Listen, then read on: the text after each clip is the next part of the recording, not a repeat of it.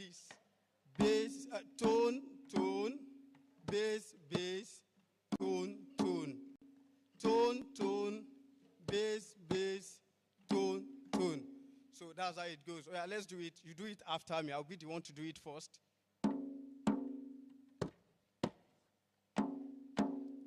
Oh, yeah, let's go. Tone, tone, bass, bass, tone, tone. So now, to create the rhythm, let me do it then. Audience, we support with the rhythm. So let's go. This is how it goes.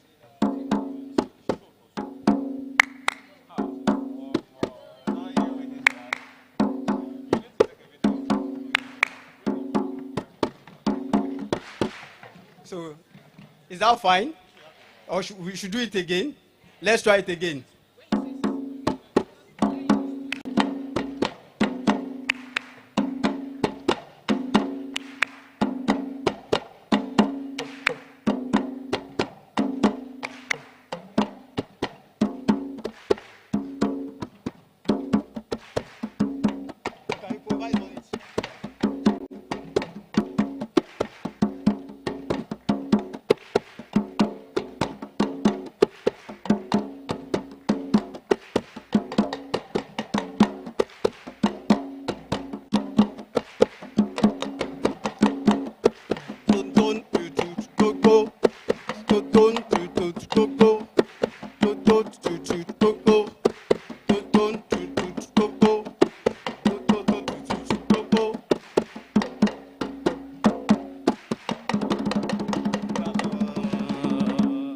That's nice. Oh, that's awesome. That's awesome. I love the energy in the house. Thank you, thank you. So now at drum citement we have chant. So it goes thus. When I say drum citement, you clap. Drum citement, beat your stress. You play the drum, but if you don't have the drum, don't worry. You can as well clap. You can still clap. You can still clap. So drum citement, beat your stress. Catch the vibe. Drum citement, beat your stress. Catch the vibe. Yeah, let's go. We can go now, right? Yeah. Drum citement, beat your stress. Catch the vibe. Drum citement, beat your stress. Catch the vibe. Drum citement, beat your stress. Catch the vibe. Drum citement, beat your stress. Catch the vibe. Thank you very much. My name is Ola Banjo from Drum Citement.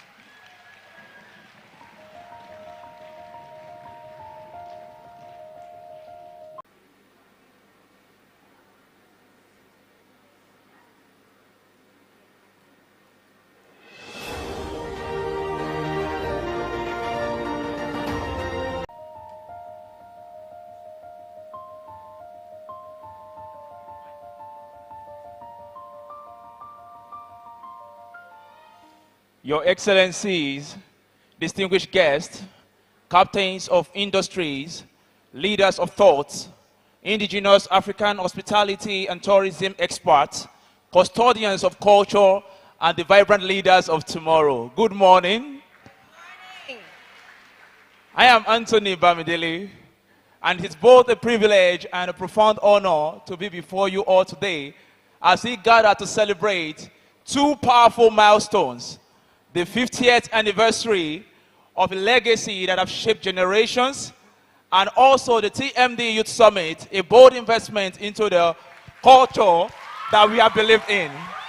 Ladies and gentlemen, once again, welcome to day 2 of Africa Legacy Summit. A round of applause for yourselves.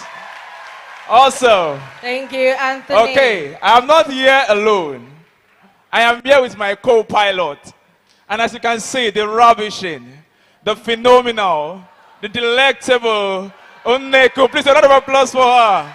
Good morning. Thank you so much, Anthony. Good morning, gentlemen and ladies. Welcome to day 2. I need to hear the energy in the room. Awesome. Fantastic. Thank you. Yesterday, we celebrated more than just a hotel. Yes. Yesterday, if you were in the room, can I see a wave of your hand? Okay, amazing. Fantastic. For those of you who are not in the room, something's coming up for you. Hold on. Hold on, hold on. But you are here, and that's what's important. What we celebrated yesterday is a definition of, or a showcase of, when people decide that their hospitality is their identity, and that their identity is world class. Today promises to be amazing. Now, before we go into the recap, yes, I have my people here today. I can see. I know I have a lot of students in the house, so I want to see your energy. Of the greatest Nigerian students, yo! Can you see that they are here? Greatest Gbagba! Greatest Gbogbo! Greatest Gbagba! Greatest Shiwon! Greatest Lewon! Greatest Guwon! Greatest Kulu Kulu! Please, a lot of applause for yourselves. You guys are amazing. Turn to your neighbor, say neighbor. Say my neighbor. My neighbor. You will not miss what is coming for you. Do not miss what is coming for you. Oh God. Face another neighbor, say my neighbor. My neighbor. If you were to be born in this world again. If you are to come to this world again. You will be born in Nigeria. We are together. Anthony, you cannot run away. Anthony. Ladies and gentlemen. Okay, don't worry. We'll be together. Anthony, off your mic. Listen, gentlemen and ladies, if you did not go to school in Nigeria, just do like this. Just touch your chest, do like this. Don't worry. But if you went to school in Nigeria, I'm sure you understand. Yeah. All right, thank you so much. The energy has been great so far this morning. Did you enjoy drum excitement? You don't know what's coming. Now, to advance the course of the day, we will show you a strategic recap of what happened yesterday. And right after that, we will have the pleasure of a renowned journalist and a very fine gentleman in the person of Dr. Ruben Abati, who will come here to offer a proper welcome to our dignitaries. Gentlemen and ladies, I give you the strategic recap of yesterday.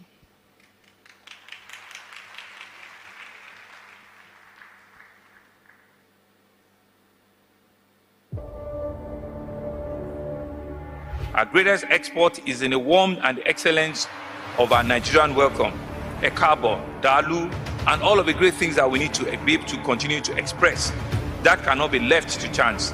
It's something that has to be in our DNA. I want to thank the entire Ecotel family. Thank you for choosing Lagos again and again. On behalf of the great people of Lagos, the young minds that are here, the students and all the practitioners that are here, thank you for the great work you're doing. It's now my pleasure that the African Legacy Summit 2026, with the team Reimagining the Future of Culture and African Hospitality, duly formally opened. I want to thank you all very much for listening. Please, let's enjoy the rest of the event. Thank you very much. Live, breathe, educate, and most importantly, economically empower people. Culture is to be lived. It is not academic. It is to be lived and actioned. And those who are conscious of Africa in the diaspora, what is it that we must do going forward to ensure that tourism occupies the place that it ought to occupy in the scheme of things?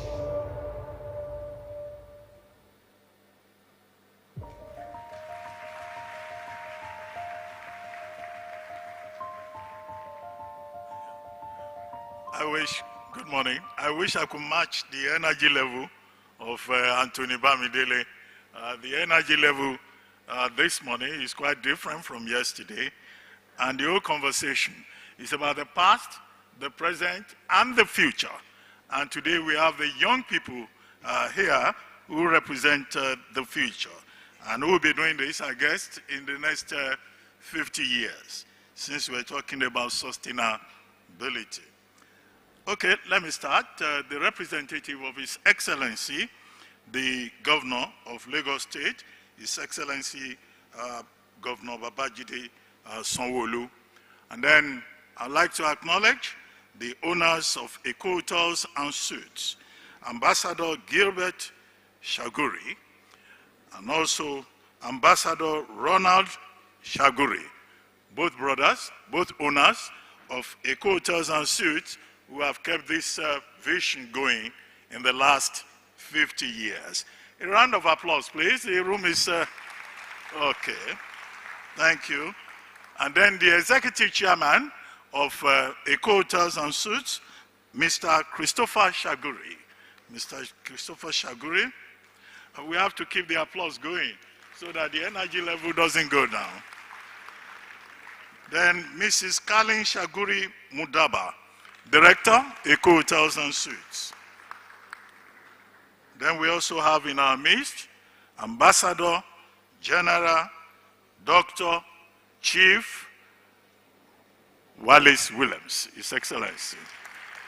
Now, one word about Ambassador Wallace Williams. Something changed overnight. You know, I was telling you yesterday about the Egba Kingdom, led by our paramount ruler, the Alake of Egba land, Oba Gbadebo III, who I said yesterday is the father-in-law of Director of Sales and Marketing, Dr. Gbadebo.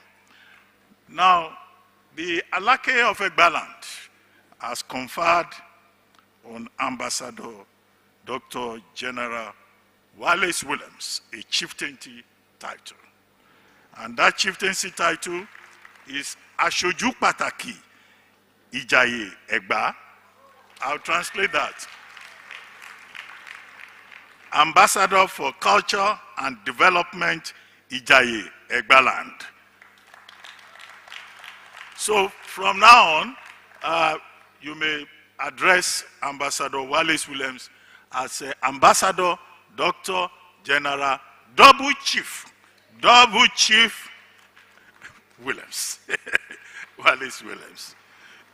Your Excellency, in Nigeria, when you have more than one chieftaincy title, you are not addressed simply as a chief. You are called Double Chief.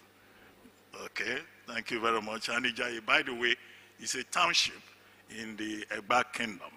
And the leader of that section of the town is the Ààrẹ Ọ̀nà Kakanfò of Ìjàyè. That's the war general of Egba land. And that's Dr. Lai Labode, who attained the age of 50 years also, incidentally, yesterday. Next, let me introduce also our keynote speaker yesterday, who also now has been given a chieftaincy title in Nigeria by the Alake of Egba land. And that's Professor PLO Lumumba, Professor Chief PLO Lumumba. And his own title is Aṣojú Pàtàkì Ìjàyè Ẹ̀gbá sí ilẹ̀ Africa. And that means Ambassador for Culture and Development of Ìjàyè Ẹ̀gbá land to Africa. So Professor Lumumba is an ambassador also of Egba land. Congratulations, Professor Lumumba. Okay, next, Her Excellency Juliet Bino Sutherland. She's representing the Prime Minister of Barbados. She is the ambassador plenipotentiary and extraordinary to Ghana with concurrent accreditation to Nigeria and Liberia. Your Excellency, thank you for joining us again today. Then we also have in our midst Lady Stella Fubara. She is the CEO, Fura Collective, and she was on the panel yesterday. Also here this morning, and thank you for showing up again, sir, is Dr. Mark Dako. He is the Global President of the African International Chamber of Commerce and Industry. Dr. Dako. And then, of course, I go back to the Eco Hotels and Suites family. The Managing Director, we all listened to him yesterday, welcoming us, and he's also here this morning, Mr. Gassan Fado. Sitting next to him is the general manager of Eco Hotels and Suites, and he has been here for decades, leading processes and operations. He's Mr. Danny Kuporoglu. And then, of course, Chief Samuel Alabi, with whom we're going to have a session later in the day. Chief Samuel Alabi is a company secretary and legal advisor. Chief Alabi, thank you very much. Then we have also here this morning, Dr. Ola Awakan, Director General, Nigerian Tourism Development Authority, the regulatory body for tourism in Nigeria, Dr. Ola Awakan. Then we have the President of the Federation of Tourism Associations of Nigeria, Dr. Aliyu Badaki. Thank you for coming, sir. And then also here this morning is Honorable Toke Benson. Honorable Toke Benson is the Commissioner for Arts, Culture, and Tourism in Lagos State. I thought I saw him earlier, Prince Aremo Adeshegun Uniru, former Commissioner for Waterfront Infrastructure Development in Lagos State. And then this morning, we still have with us Chief Nike Akande for the benefit of the students here. She was a Minister of Commerce and Industry in this country twice. The first woman to occupy that position. And she is the Yalode Yalaje of Ibadan land. She's 81, but you know, when you see her, she looks like she's just 50. Thank you very much, man. Okay, Her Royal Highness Irelu Abiola Dosumu, well, okay, she's not yet in the hall. I haven't seen her yet, but she's part of this event. And then with that list, we'll still do more introductions. And then we also like to welcome members of the press who have been very active since yesterday recording proceedings. And then great privilege discussing the future to have students among us because you represent the future. How did Anthony, how did he do it? Greatest Nigerian students! What is the other one? Back, boom, boom. Thank you very much, and you are welcome.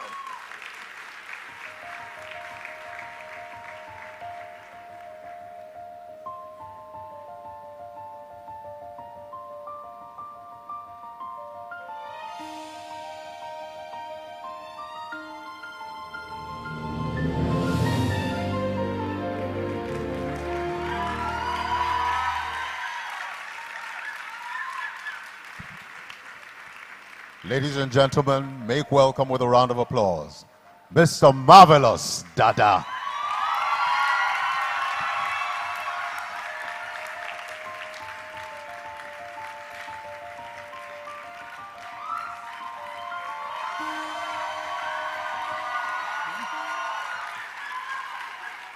Amazing, amazing. Wow, amazing, amazing. Standing on all existing protocol, I'm here to present my welcome address. Wow, this is nice. Let me do it again. A decade ago, I gained admission to study hospitality and tourism.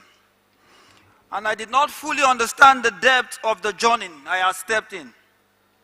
In those early years, I was uncertain about the field and its possibilities.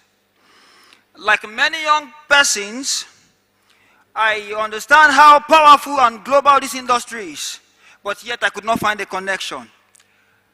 But exposure changed everything. It opened my eyes to purpose, to possibilities, and to potential. But more importantly, it revealed something deeper, that environment truly shapes destiny. I know many persons here that for the first time, you will begin to look into the industry to find solutions that you can align with.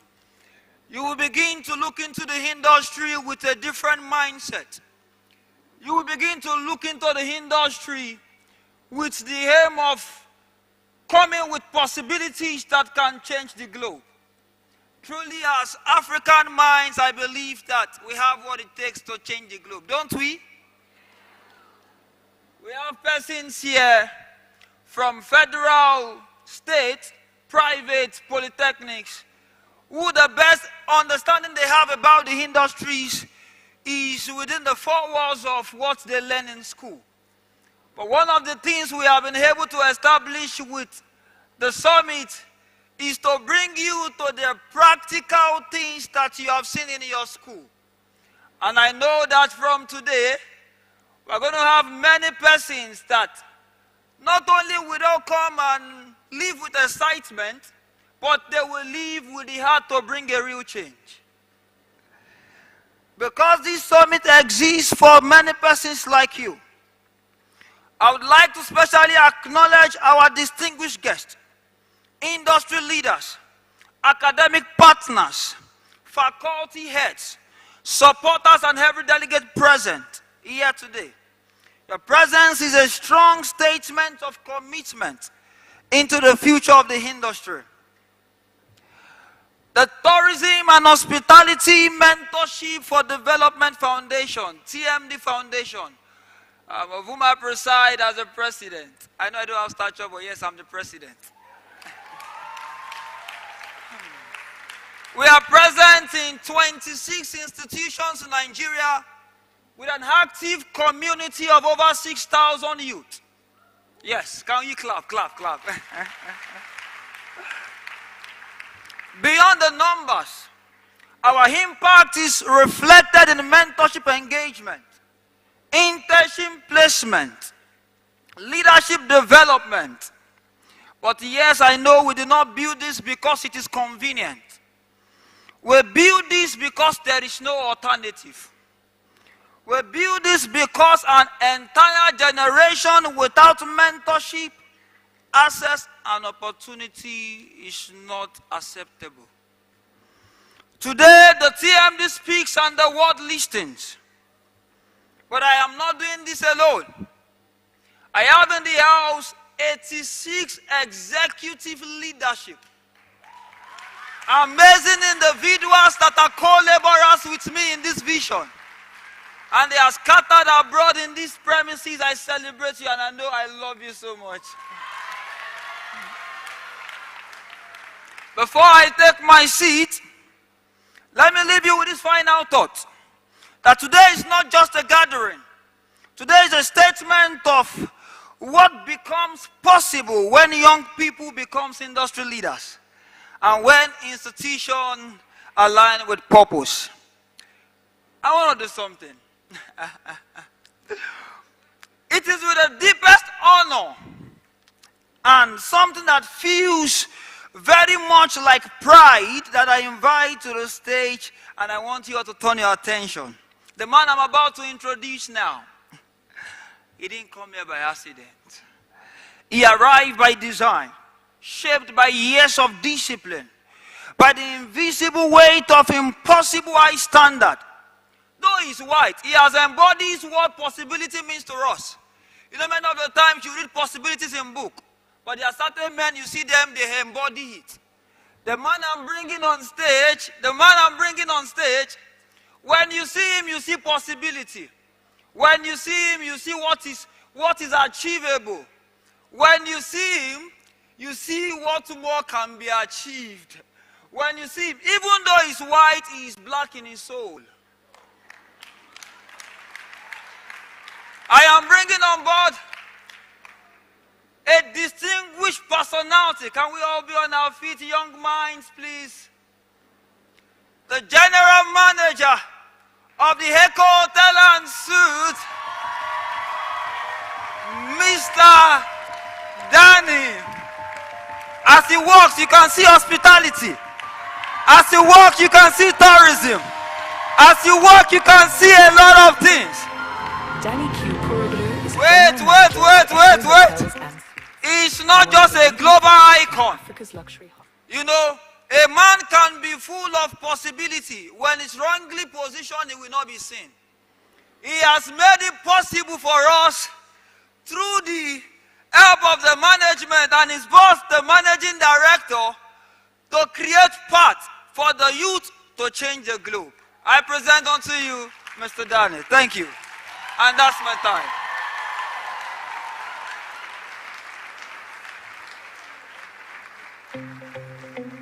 Thank you very much, ladies and gentlemen. Is a Thank general you. manager of Echo Hotels I'm so glad and to be Suites, here.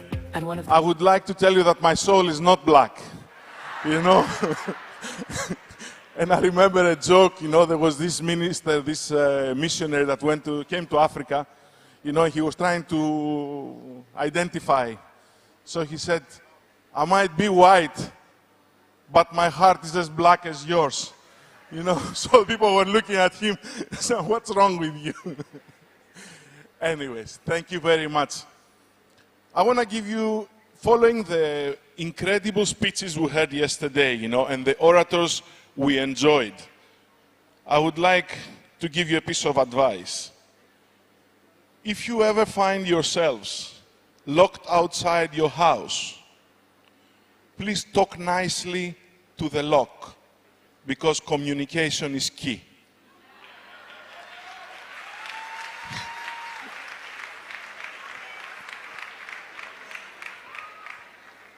So, before I go to my speech, I would like to ask you one more favor, please. I want you to take your phones, yeah? And I want you to put your light on and lift it up like this. Uh-huh. Yes.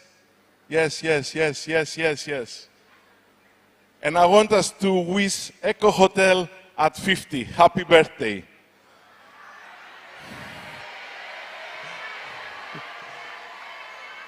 Thank you so much. Thank you. Keep doing it. Keep doing it. Keep doing it. Keep doing it. Thank you. Happy birthday, Echo Hotel. Happy 50th. Thank you. Thank you. Thank you so much. Thank you. Okay, I will try to give you my speech without looking at my notes. But you know, I'm not that good. Trust me, I'm not that good. Yesterday, I was so inspired by Professor Lumumba. It was unbelievable.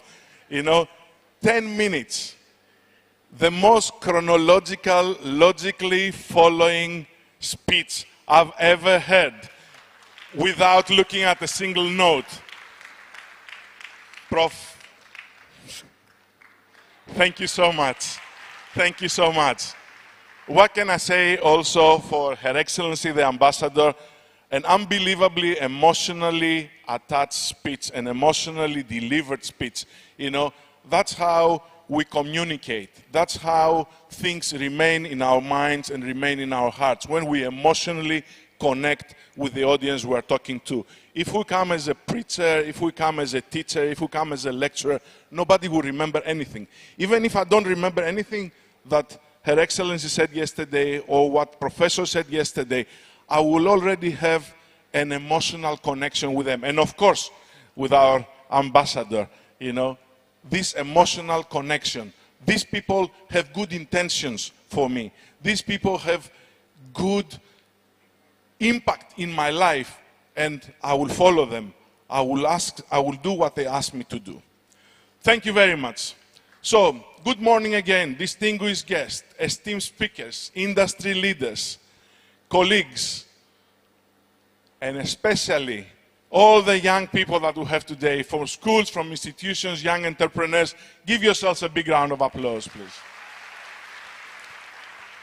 You are here because you want to build a dream through hospitality. So welcome to day 2 of Africa Legacy Summit at Echo Hotel and Suites, as we celebrate 50 years of history, resilience, reinvention, and growth. And standing here is emotional for me, to be honest with you. Because when I look around this room, I do not see just delegates. I do not see the people that didn't have anything else to do this Saturday morning, okay? But I see people, I see possibility. I see future general managers in you. I see future entrepreneurs. I see future hotel owners, future leaders who may one day build the next great African hospitality branch. And I must tell you honestly that I didn't start the journey thinking that one day or imagining one day I would be standing here in front of you as the general manager of one of Africa's most iconic hotels. I was born in Greece, a small country with huge hospitality spirit. I grew up around hospitality even without recognizing it and realizing it. In Greece, hospitality is not an industry first, it's a culture. It is how people welcome you into their homes. It's how they feed you before asking questions. It is pride in making people feel seen, safe, and cared for. I want to give you a little bit of mythology, to be honest with you. In ancient Greece, hospitality was a goddess, and she was the daughter of Zeus. And at that time, we had what we call anthropomorphism. So many times the gods were coming down from Mount Olympus where they lived, and they were mingling among people. This idea of anthropomorphism is not something that is different from what later in our history became in Christianity when we had Jesus coming to earth and live among us. So what happened is that people did not know who the stranger that was knocking on their door was. So they had in their heart that the person that is knocking on your door and is looking for your hospitality might have been a god. Yeah? So it was always in their heart to open their door, give hospitality, offer their house to them, because they did not know if this person might have been a god. My last born son is called Orion. Orion, of course you know Orion from astronomy. Orion in ancient mythology again was a gift of God to an old king, where Zeus and Poseidon went one day, knocked on his door, and he offered them hospitality. And because they were so happy with the hospitality they received, they asked him what he wanted, and he told them that he did not have a child. So when the gods left the following day, outside his door he found a baby, and the name of the baby was Orion. So hospitality in my culture is something that goes beyond an industry, beyond something that we do to earn money. Okay? It is something that is inside us, and we express it through hospitality and through giving our guests our best. So many years ago, I arrived in Nigeria. At first, Nigeria felt loud, intense, unpredictable, and overwhelming. And I can tell you this, 25 years later, sometimes still feel the same. But when something happened, what happened? Nigeria stopped feeling like a place I worked in and started to feel like home.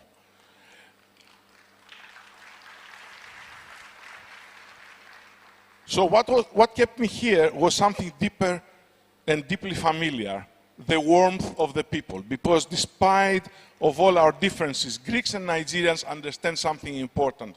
People may forget the building, they may forget the food, but they will never forget how you made them feel. And that is hospitality.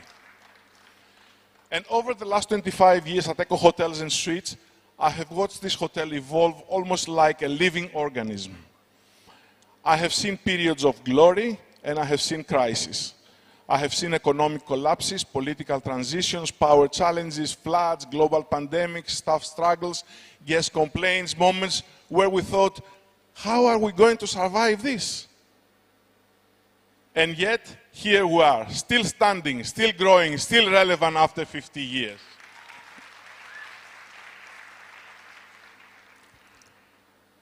Do you know how difficult that is? In hospitality, surviving 1 decade is difficult, but 5 decades, that's legacy. And legacy is not built by perfection. Let me repeat that, because young people sometimes, especially this, the Gen Z idea, you know, they think that success is something that will never fail. And success is something that will happen today. I'm going to have 350 million followers, and I'm going to be successful.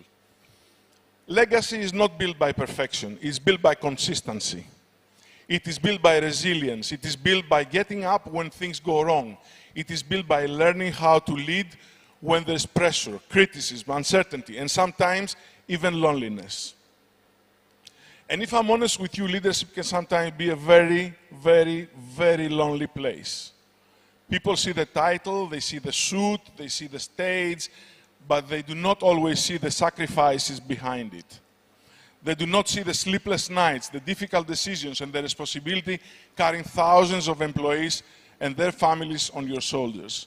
The moments when everybody expects answers from you, even when you yourself still look for the answers. And this is important for the young people here to understand. Hospitality is not just glamour. Actually, far from it. Hospitality does not have a lot of glamour on the day-to-day affair of it. Maybe you can see beautiful restaurants, luxury suites, celebrity guests, but behind every successful hotel are systems. There's discipline, standards, structure, and people that work relentlessly 24/7, 365 days a year to make things happen. One of my favorite quotes is coming from a book that is called Atomic Habits, and I'm sure you have heard of this book. And the author there of the book says, "We do not rise to the level of our goals. We fall to the level of our systems." So you can have whatever goals you want, you can have as many manifestations as you want, you can pray in the morning, in the afternoon, in the night, you can do whatever you want. If the systems are not there, not much will happen. That quote, to be honest with you, changed significantly the way I think about leadership, because talent alone is not enough. Passion alone is not enough. Motivation alone is not enough. What changes organizations and countries, and I'm mentioning again, and countries, are systems. When we look, and I go off script at the moment, when we see successful countries, you will always see successful systems that have been put in place. And no matter the political cycle, no matter who is in charge, who is in power, who is not in power, who are their allies, who are not their allies, the system continues to operate and work. Strong systems create consistency. Strong systems create trust. Yesterday we spoke about trust, and I asked Prof, what builds trust? Strong systems build trust, because it is not the personality that will influence the trust. It will be the system that is there, and the personality will come to augment and advance the trust. Strong systems survive even when the individuals leave. So if I am the person that keeps Eco Hotel, let's assume, in place and the operations and things like that, if I leave, what happens? Does everything collapse? God forbid. The systems that we have built are there to continue the operation and the people that will take over from us. And Africa must understand this deeply if we want to compete globally in tourism and hospitality. Because, let me tell you something very clearly. The truth is, Africa already has the beauty, the culture, the talent, and we know all that. What we have struggled with is converting that potential consistently into world-class experiences. And I say this because I believe this continent is sitting on one of the greatest untapped tourism opportunities in the world. I'm not saying that to ginger you, or Africa in general is the El Dorado, is the last frontier. And if we don't understand that, I don't know. When I look at Nigeria, I see the same raw potential, and I see growing up around tourism in Greece. It will be a pity, and it will be a failure. As I say, when you are 18, somebody can call you a talented person. When you are 80, you cannot be a talented person anymore. Either you have realized your potential, or you did not. So we cannot be talking about Nigeria and constantly talking about the potential, and the potential, and the potential, and the potential. It's like the 80-year-old talented person that eventually will take the talent to the grave. Pardon me for saying that, but it is very important to change and make potential into reality. Clap, please.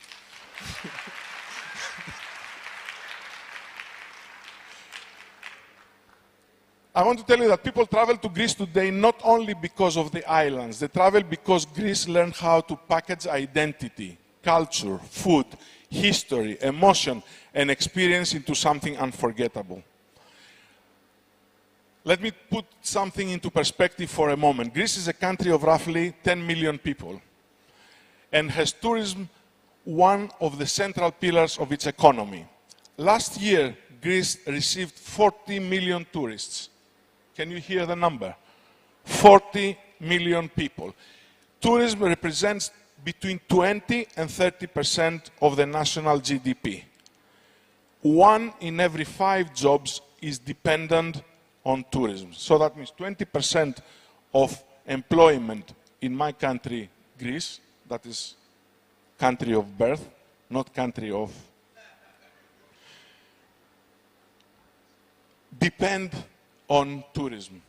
Meanwhile, Nigeria, with more than 220 million people, extraordinary culture, world-famous music, Nollywood, cuisine, coastlines, business, creativity and entrepreneurial energy is still only scratching the surface of its tourism potential. And that is really the point, not comparison. I'm not trying to draw comparisons, you know, but I want to show you the possibility.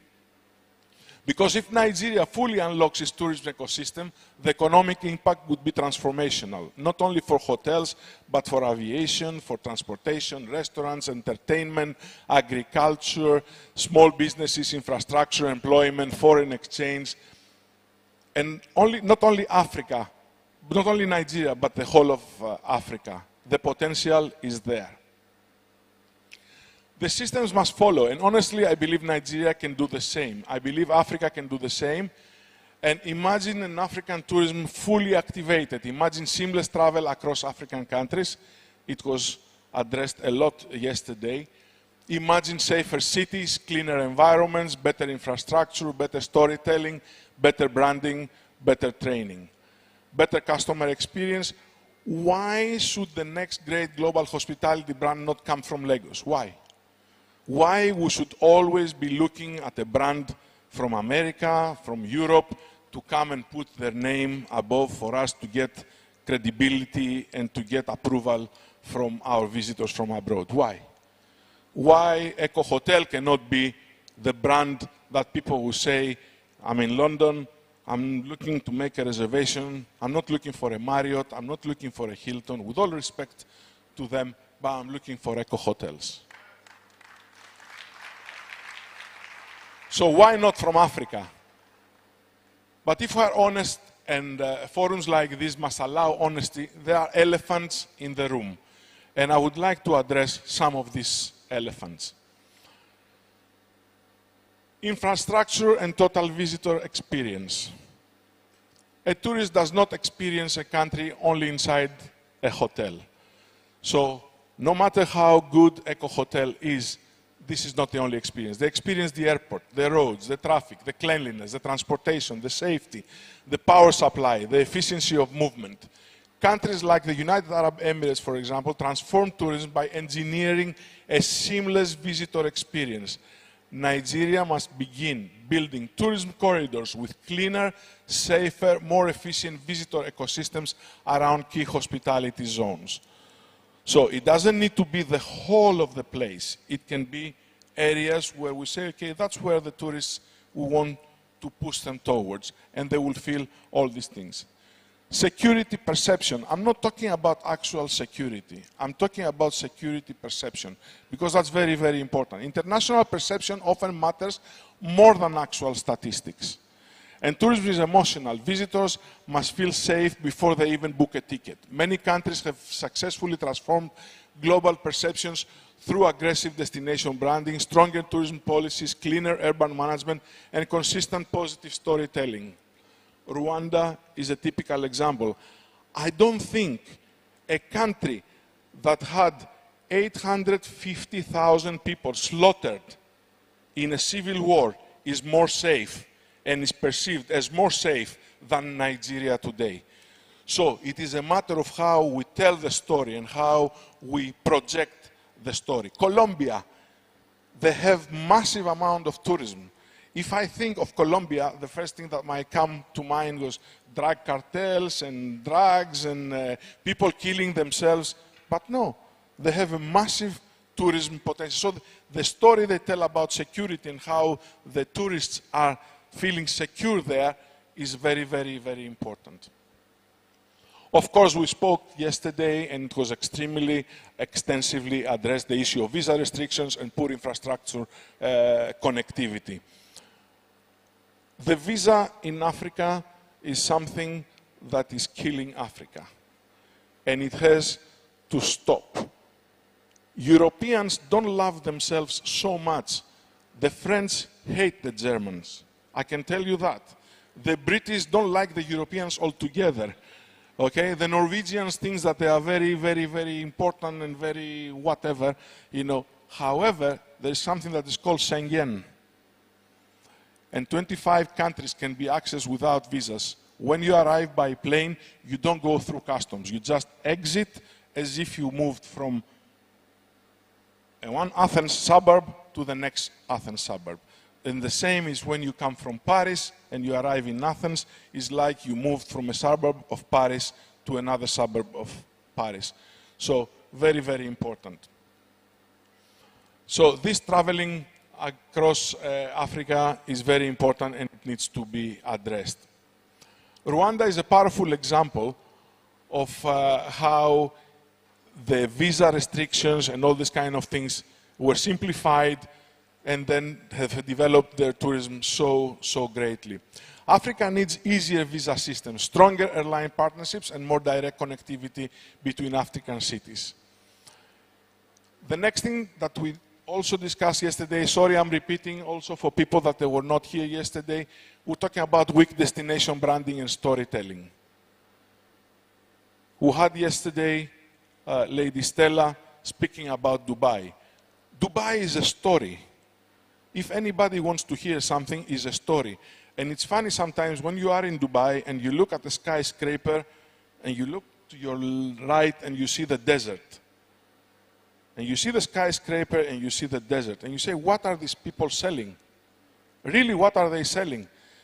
You know, as far as I'm concerned, they packaged a tourist destination. You know, the packaged inspiration. I want to go to Dubai. To do what? Really, to do what? They are there to take your money. That's all they are there to do. And they have created every opportunity for you to put your hand in your pocket, bring out your money, and give it to them. Why can we not do the same? So Nigeria is globally famous, but not globally packaged as a tourist destination. In Greece, we are selling emotion, lifestyle, history, and hospitality. Thailand sells warmth. Dubai sells ambition. Nigeria must consistently market its music, food, fashion, creativity, festivals, business, tourism, and culture with one coordinated global tourism identity.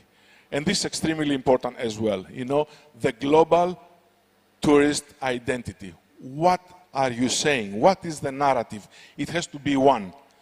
It cannot be this year, that next year. It could not be the same here in one exhibition. We go to ITB Berlin, we tell a story, then we go to WTM, we tell another story. You know, it is so important to have a coordinated global tourism identity. The next one that comes also behind the global tourism identity is the limited preservation and monetization of heritage assets. Africa is sitting on extraordinary cultural and natural assets that remain underdeveloped, underprotected, and underpromoted. Historic sites, coastal zones, festivals, museums, ecotourism destinations, and heritage experiences should be major economic drivers. Countries like Morocco and Egypt transformed heritage into global tourism engines by preserving identity while monetizing what they have. It is not accidental that Cairo opened a museum that cost them over $1 billion. $1 $1 billion, one museum. You know, why? Because they know that this museum is going to bring multiple of billions of dollars back. So, let me move on and say, okay, yes, it is so important for us to see people like Egypt, you know, how they transformed heritage into global tourism engines by preserving identity while packaging it professionally for international audience. And then we want to see the inconsistent public policy execution. I'm not a critic of the government or anything like that, but I say that one of the frustrations across the sector is that many excellent tourism initiatives are announced, but fewer are fully implemented. Investors and international partners need consistency, continuity, and long-term performance and confidence. Tourism development requires disciplined execution over many years regarding of political cycles. So whatever the government is, if we start something here, then for the next 20 years, no matter who is there, this roadmap and this blueprint needs to be followed. I will go to the next thing, and I will say skills, service culture, and professionalism. Hospitality is ultimately about people. Countries like Singapore invested heavily in hospitality training and service excellence until it became part of the national identity. Africa must elevate hospitality education, mentorship, leadership development, and service culture if we want to compete globally. Because tourism growth is not accidental.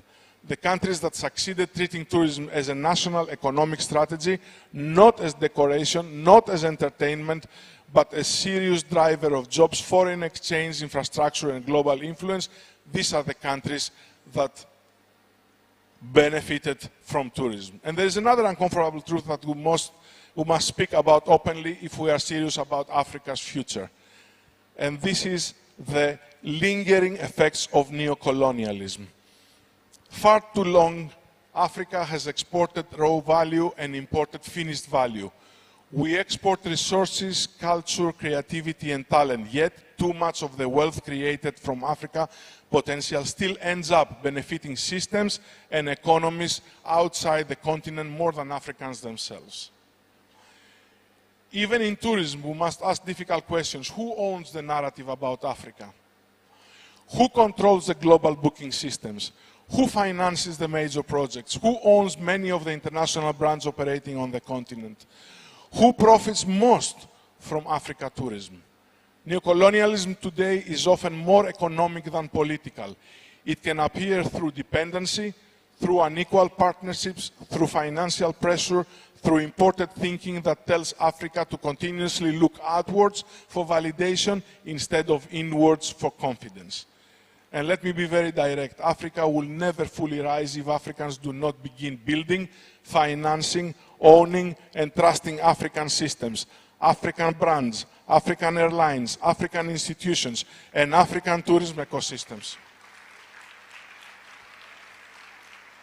That does not mean isolation from the world. Partnership is important. International collaboration is important, but partnership must increasingly become balanced partnership, not dependency. Countries that transformed themselves understood this. The United Arab Emirates invested aggressively in national infrastructure and national brands. Singapore focused relentlessly on developing its own systems and talents. Rwanda intentionally shaped its own identity and governance models instead of waiting for outsiders to define it. Africa's next chapter will require confidence. Confidence to tell our own stories, confidence to invest in our own people, confidence to create standards that compete globally. Confidence to stop seeing Africa only through the lens of problems and begin seeing it through the lens of possibility and ownership. Africa is no longer asking for a seat at the table. Africa is building its own table. Because ultimately, no continent develops sustainably when too much of its value creation is directed from outside the continent. Potential is common, systems are rare. And that really is why this summit matters. And that is why I want to especially recognize the incredible work being done by the Tourism and Hospitality Mentorship for Development Initiative. And of course, I have to return the compliment to the President, Mr. Marvelous Dada, for the wonderful work that he does. Congratulations. Because what they are building is not just mentorship, they are building bridges. Bridges between education and industry, buildings between dreams and opportunities, between potential and execution. And that is exactly what Africa needs more of. At Eco Hotels and Suites, supporting initiatives like that is intentional. Because as we celebrate 50 years, we are asking ourselves an important question: what happens after us? Who carries the torch forward? Who protects the standards? Who improves the systems? Who modernizes the industry without losing our humanity? Because technology is changing hospitality rapidly. Artificial intelligence is coming, automation is coming, digital transformation is already here. But there is one thing that technology will never replace, and that is the human connection. A machine cannot genuinely care for a guest, a machine cannot create warmth, a machine cannot build emotional memory. At the end of the day, people will always remain the heart of hospitality. And to the young people listening to me today, I want to leave you with a few things I have learned over 25 years. Number one, do not chase titles too early. Chase competence. Become so good, so dependable, so valuable that opportunities begin chasing you. Second, your attitude will take you further than your talent. I have seen extremely talented people destroy their futures because of ego, laziness, or lack of discipline. And I have seen ordinary people become extraordinary because they were humble, consistent, and hungry to learn. Number three, learn to endure difficulty. This generation sometimes wants immediate success, but real growth takes time. You must survive uncomfortable seasons. You must learn patience. I think it was yesterday that Lady Stella mentioned that as well. It's not the immediate gratification. What is called delayed gratification is very, very important. And equip yourselves. Make yourselves so strong and so knowledgeable, so capable that you will not find a glass ceiling on top of your head that you will not be able to penetrate because of lack of knowledge and understanding. And finally, I would say, never stop evolving. The moment you think you know everything in hospitality or in anything in life, you are obsolete. And stay curious, travel, observe, listen, read, learn from everybody. We have an unbelievable tool in our hands at the moment, which is the internet. We have AI, we can learn anything. We can find any information we want. Use it, use it, use it. And that's the beauty of this industry, that we're always learning. And perhaps that is why I still love it after all this time, because hospitality, at its very best, is not really about buildings, it's about people.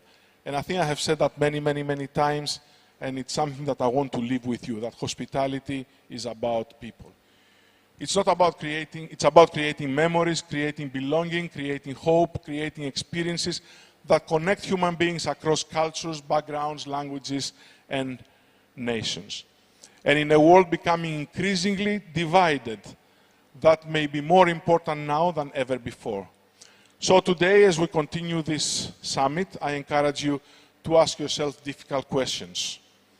Challenge ideas, build relationships, think boldly, but more importantly, think about the legacy you want to leave behind. Because legacy is not something we inherit automatically. Legacy is something we choose to build every single day. And despite all the challenges we have discussed today, I still believe deeply in Africa. I believe the world is waiting for Africa, not for the Africa of stereotypes, but for the Africa of innovation, of culture, of resilience, of creativity, of warmth, and of leadership. And when that Africa fully rises, tourism will not simply follow, tourism will power this transformation. Thank you very much, and welcome once again to our summit. Thank you so much.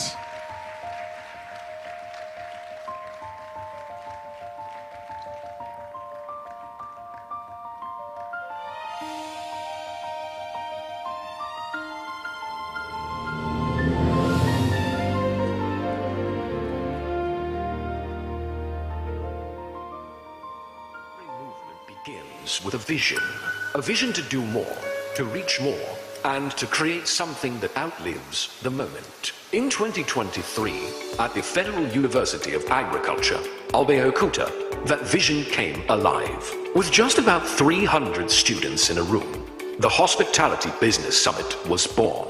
It wasn't perfect, it wasn't grand, but it was intentional. A space where young people could learn, connect, and begin to see possibilities beyond the classroom. Then came 2024.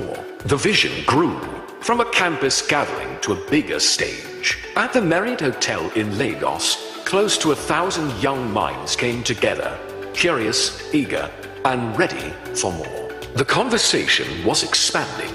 The impact was becoming visible. And by 2025, what started small had become something undeniable. At Echo Hotels and Suites, over 2,000 students gathered in one space. The energy was different. The room was fuller. The vision was louder. But beyond the numbers, something more important was happening. Lives were being transformed. Through institutional visits, we reached students across different campuses, bringing the industry closer to them. Through virtual mentorship sessions, we connected them with industry leaders, opening their minds to global possibilities. Through leadership trainings and retreats, we built not just attendees, but leaders. Opportunities became real. Students secured internship placements. Young professionals found direction.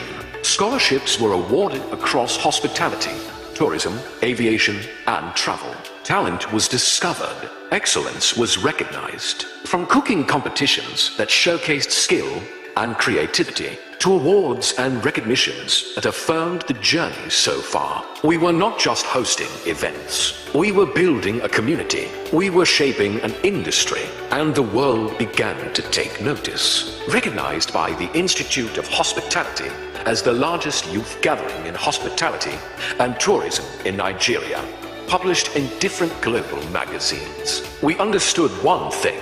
This was bigger than us. And now, 2026, we evolve from Hospitality Business Summit to TMD Youth Summit to the African Legacy Summit. A new name that reflects a deeper purpose, a broader vision, a continental movement. This is where Africa's future in hospitality, tourism, and travel is being reimagined. Where young people are not just participants, but pioneers. May 15th and 16th at Echo Hotels and Suites, Lagos. Another chapter begins. This is not just our story. This is a story of growth, a story of impact, a story of transformation.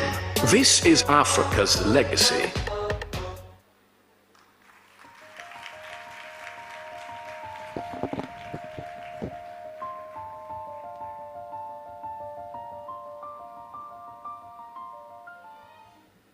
Congratulations, TMD Foundation.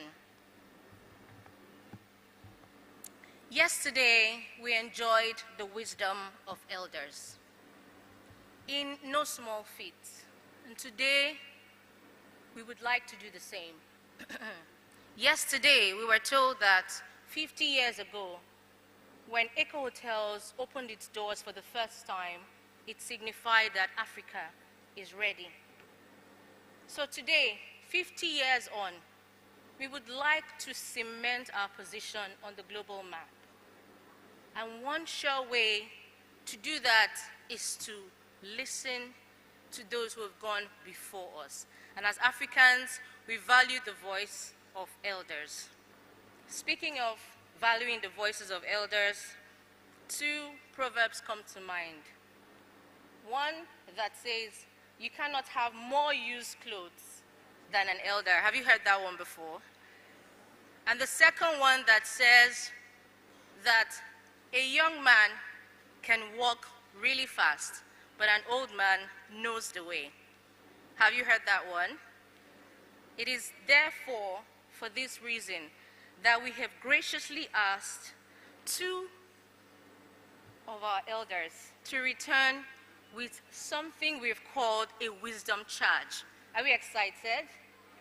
Are we excited? Awesome. One thing I do not think will change for us as Africans is the value of respect.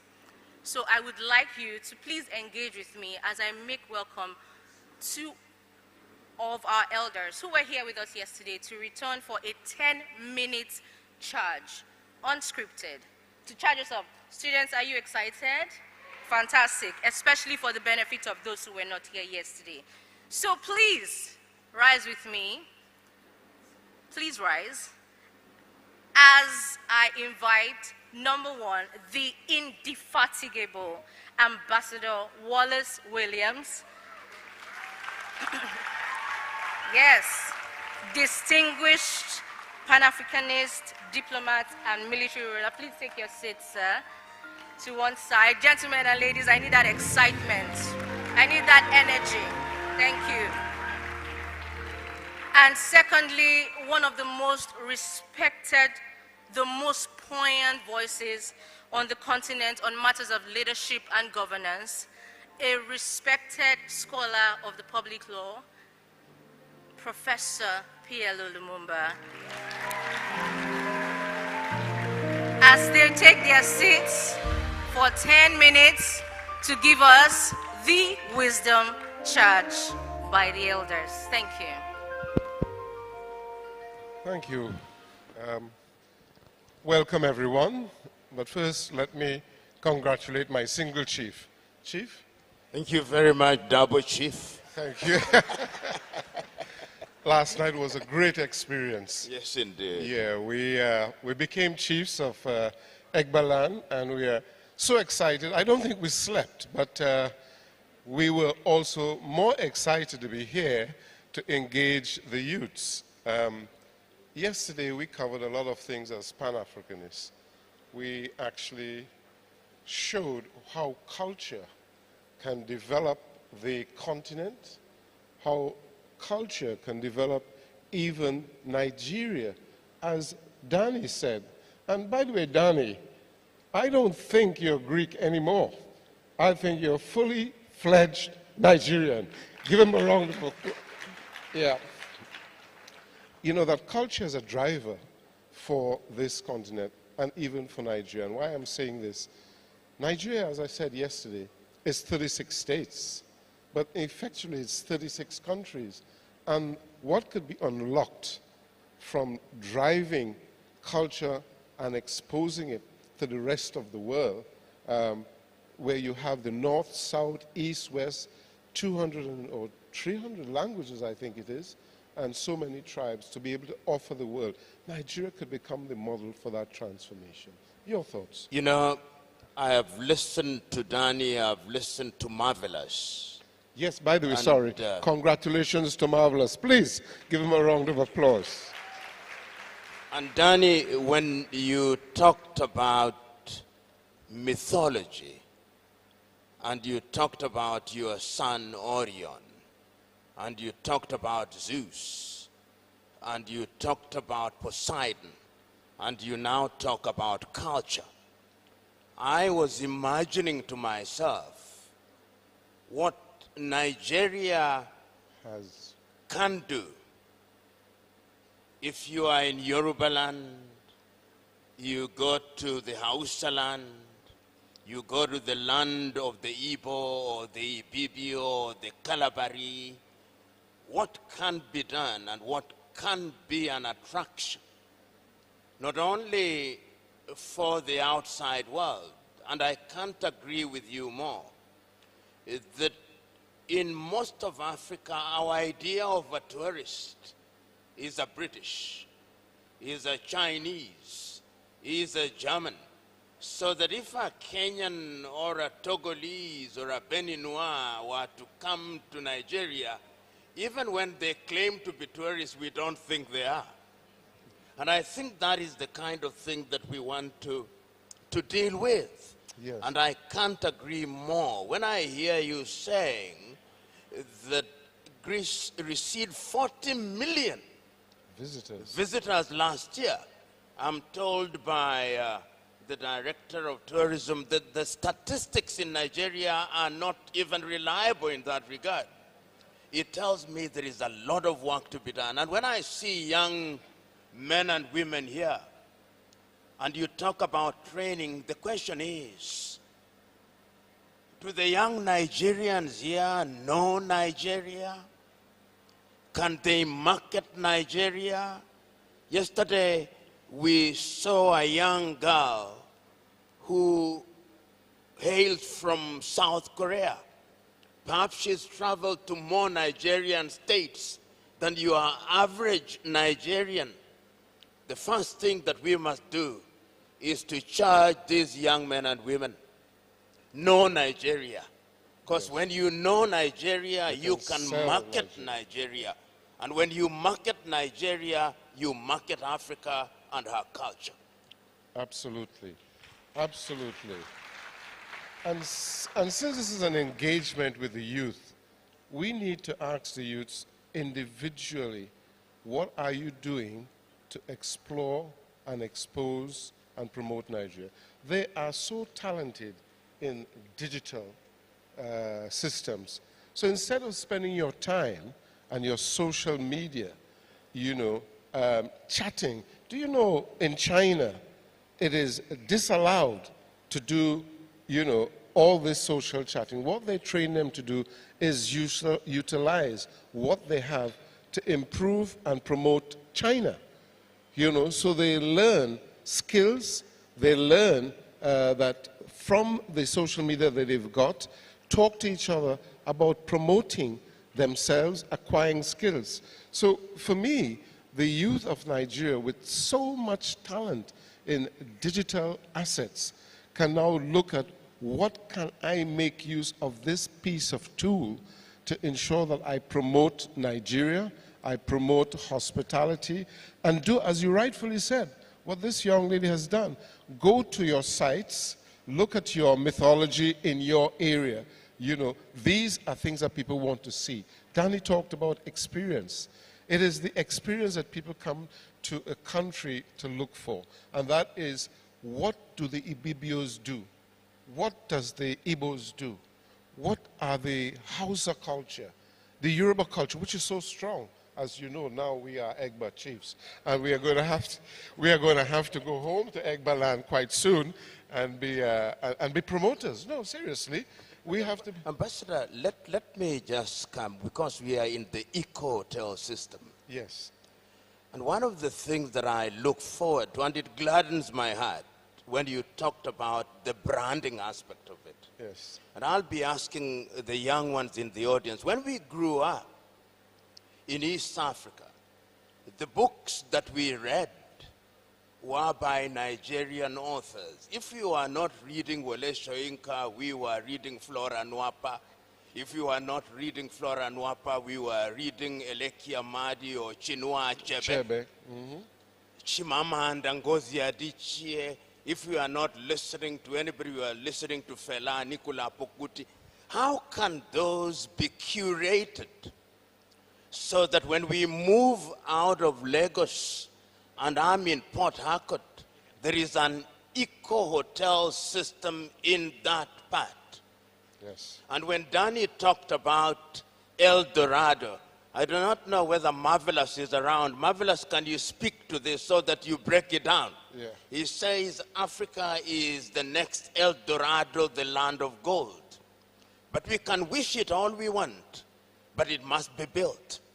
In fact, as we walked as you walk here, there's a statement, Africa will not rise, Africa will be built, which means that we must roll up our sleeves and create Africa. Yes. So you young men and women who are here, you who will be around holding all factors constant, when you see Nigeria and you see Africa, do you look forward to the day when, if you are in Ouagadougou, in Burkina Faso, there is an eco hotel, homes and suites, that when you are... We are rebranding. We are rebranding for the next 50 years. For the next 50 years. So, yesterday. I mean, the possibilities, and I think somebody talked about, is it Stella, is it... somebody talked about the Africa Continental Free Trade Area. Yes. And Danny has just talked about the ease with which you can travel from Bratislava in Slovakia to Lisbon in Portugal. Can we do that? You government officials, can the administration of the government of Nigeria, so that the next big announcement by President Tinubu as he seeks his second term, the next big announcement is that Nigeria is visa-free. Yes. You imagine what could happen. Absolutely. You imagine what could happen. In 1 year only, these young men and women will be able to travel across the continent of Africa. And that is what we are yearning for. Yes. So, Prof, I think you have hit a very good point there, because you and I are working towards borderless Africa and visa-free Africa. We are putting pressure on governments to ease the travel so that intra-Africa trade and the young people can travel and experience, because it's all about experience. Because when you go to these other countries, you'll be able to see what systems they put in place. Look at, you said, and everyone talked about Rwanda. We've been to Rwanda several times. You will not believe that they slaughtered 850 people between themselves. You cannot tell yourselves now in Rwanda that you are a Tutsi or a Hutu. You are Rwandese. And coming up will be the same thing. So Nigeria has to do almost the very same thing. We are all Nigerians. Doesn't matter where we come from. You've got to get rid of your elders, and sorry, it's not us, but your elders who believe in, I must look after my clan, it is my brother, however you got there, that's it. No. Try and ensure that you intermarry, that you interrelate, and that you are a Nigerian first. Then take that to the rest of Africa, take that to the rest of the world. Preserve your culture, yes, because that is what you will attract people to come and see in your environment. But start thinking outside the box. I am a Nigerian. We have so many things within Nigeria. And you promote each other's culture.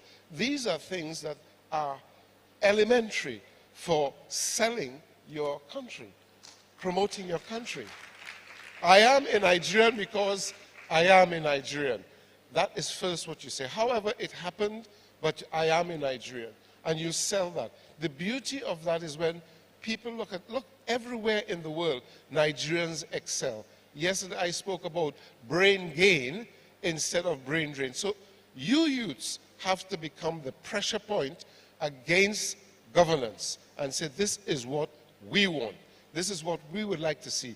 Own it, sell it, market it, demand it. It is most important because it is your future. If you don't get up like Marvelous Dada and make demands of the country and the government to tell them to be engaged, and I like what Danny was saying, the government has a responsibility. The Ministry of Tourism, the Ministry of Commerce, the Ministry of Trade must partner with the brand that we have here and sell it. We talked yesterday about taking that brand to the Caribbean, and we rebranded yesterday and called it Echo Hotels Home and Suites. Why did we say that? Because we feel at home.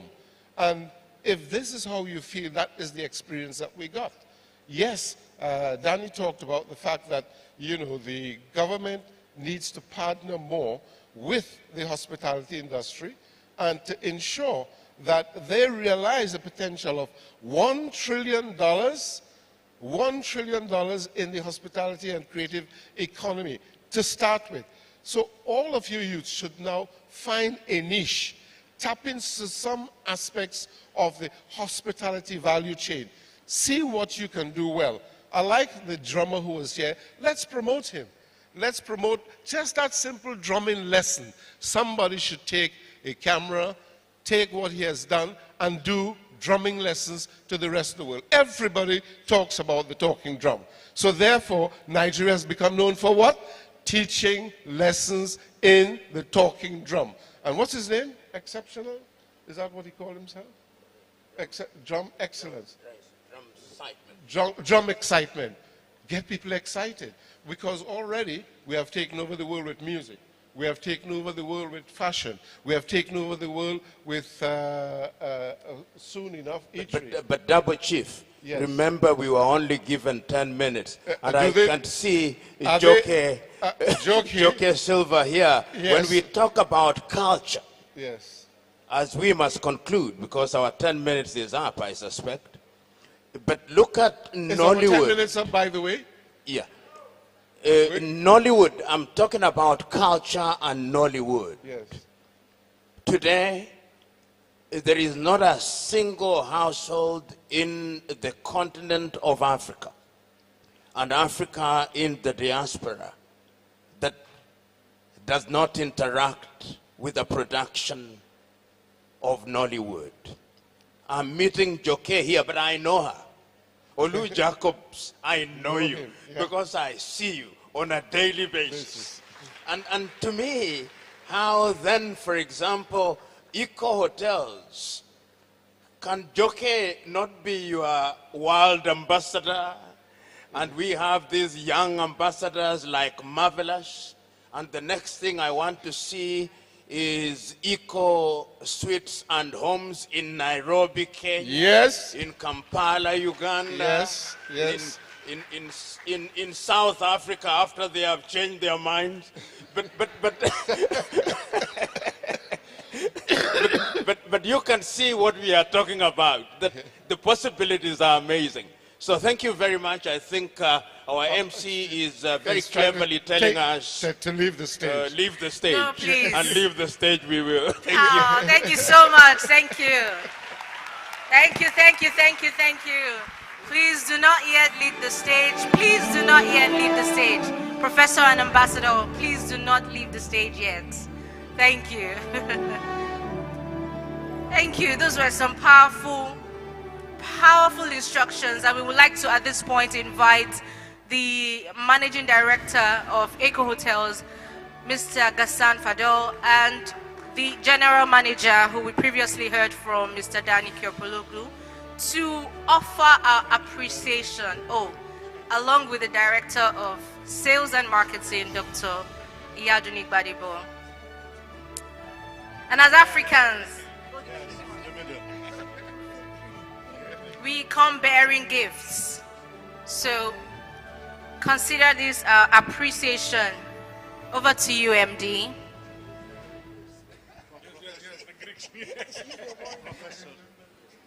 Professor, this is the least that we can do. This is just to appreciate you, to tell you thank you. You are an inspiration to us.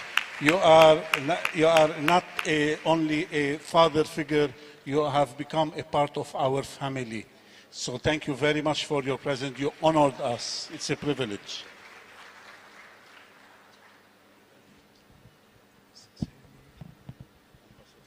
Ambassador, without you, this would not happen. That is for sure. And we thank you so very much for opening your heart and opening your mind to something that you had no idea what you were coming to, who you were coming to meet, you know, and we appreciate you and we thank you so very much. This is nothing, just to say thank you and for you to remember us wherever you go. God bless you. God bless you. And if I can take a moment of your attention, please. There is a message from the First Lady, please. If I can take a moment from you, please. There is a message from First Lady that is going to be on the screen. Thank you. Thank you very much.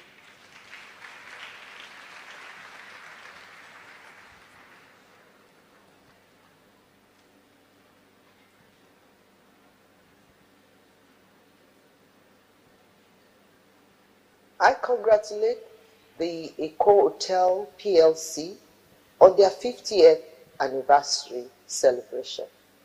50 years in any organization is not a small feat. From the days of the Eco Hotel Inn to Eco Le Méridien and now Eco Hotel PLC. 50 years. that is a golden anniversary celebration. For any organization to have evolved from the use of just a huge marquee in the old banquet hall, which was really outside of the premises, and where I believe houses the new International Conference Center.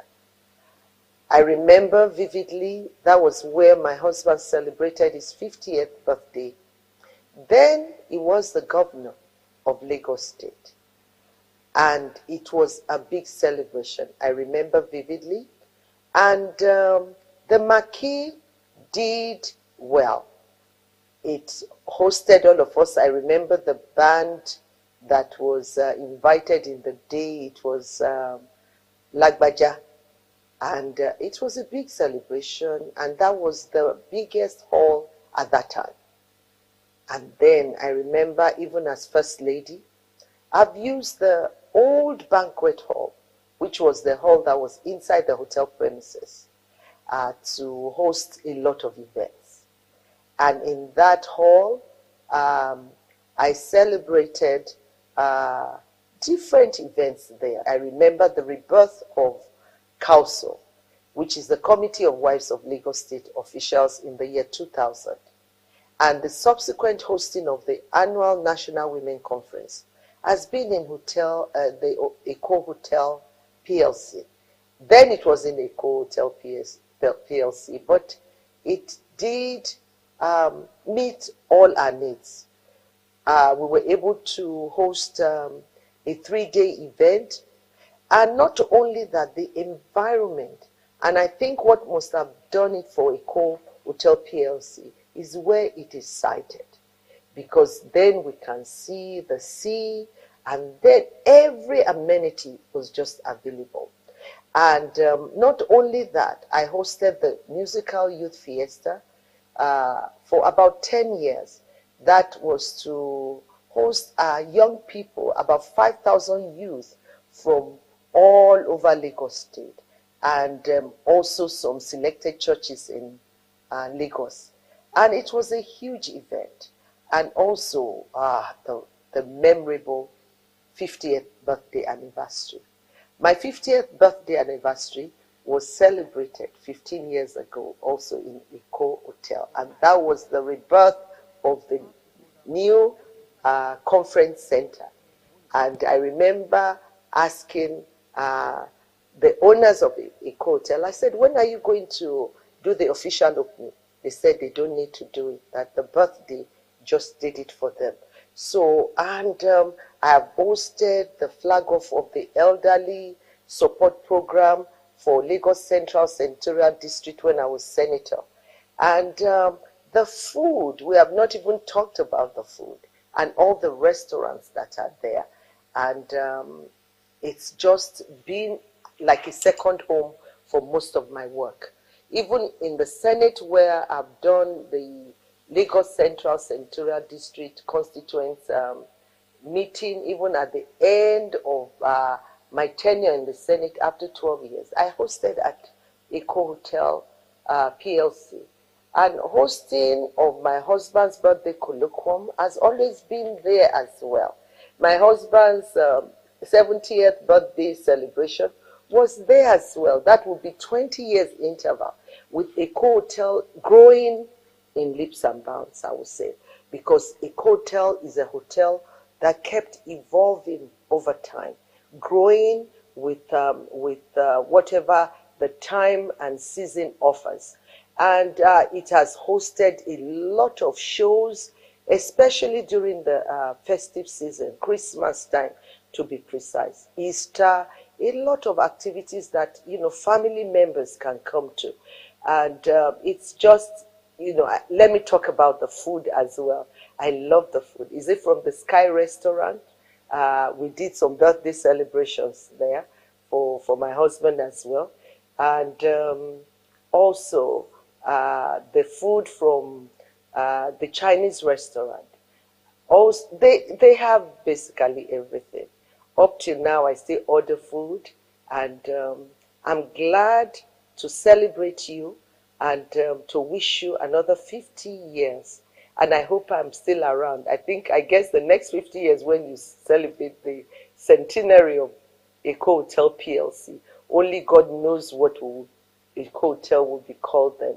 But I believe that Eco Hotel will see better days, and I believe that the best is yet to come for them.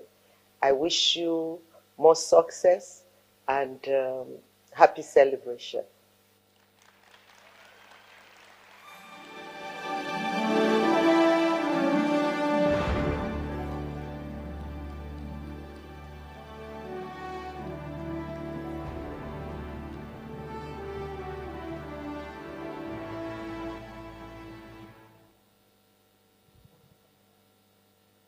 Ladies and gentlemen, as we move into the first panel session, would like to invite the moderator, Mr. Jeremiah Oluo.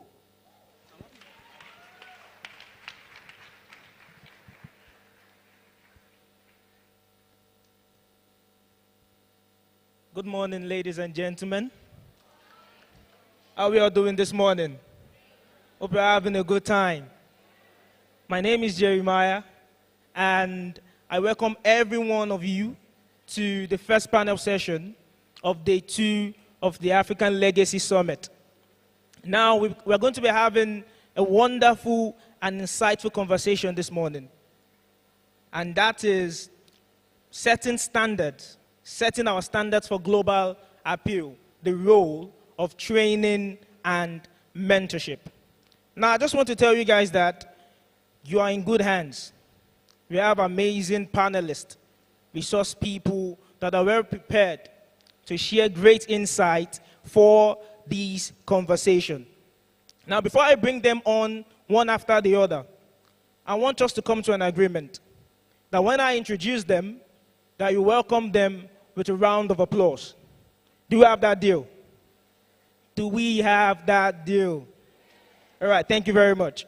Now, please, with a clapping ovation, welcome the first panelist in the person of Mrs. Clara Chinwe Okoro.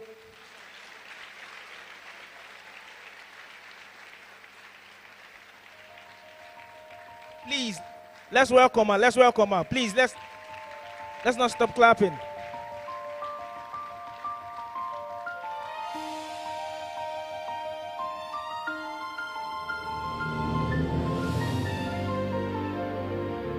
Now, quickly, I would like to call on the second panelist in the person of Dr. Ola Awakon. Please, let's welcome him. A round of applause, a round of applause.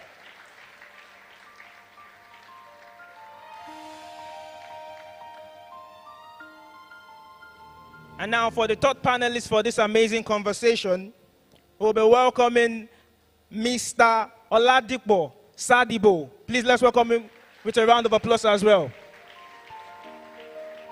Please, a resounding round of applause. And the last of the first panel session, but not the least, is the person of Mrs. Damilola Adepoju. Please, let's clap for her. Let's welcome her.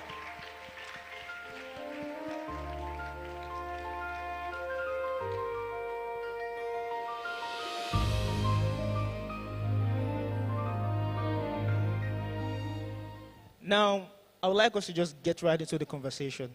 Let's go into the deep stuff.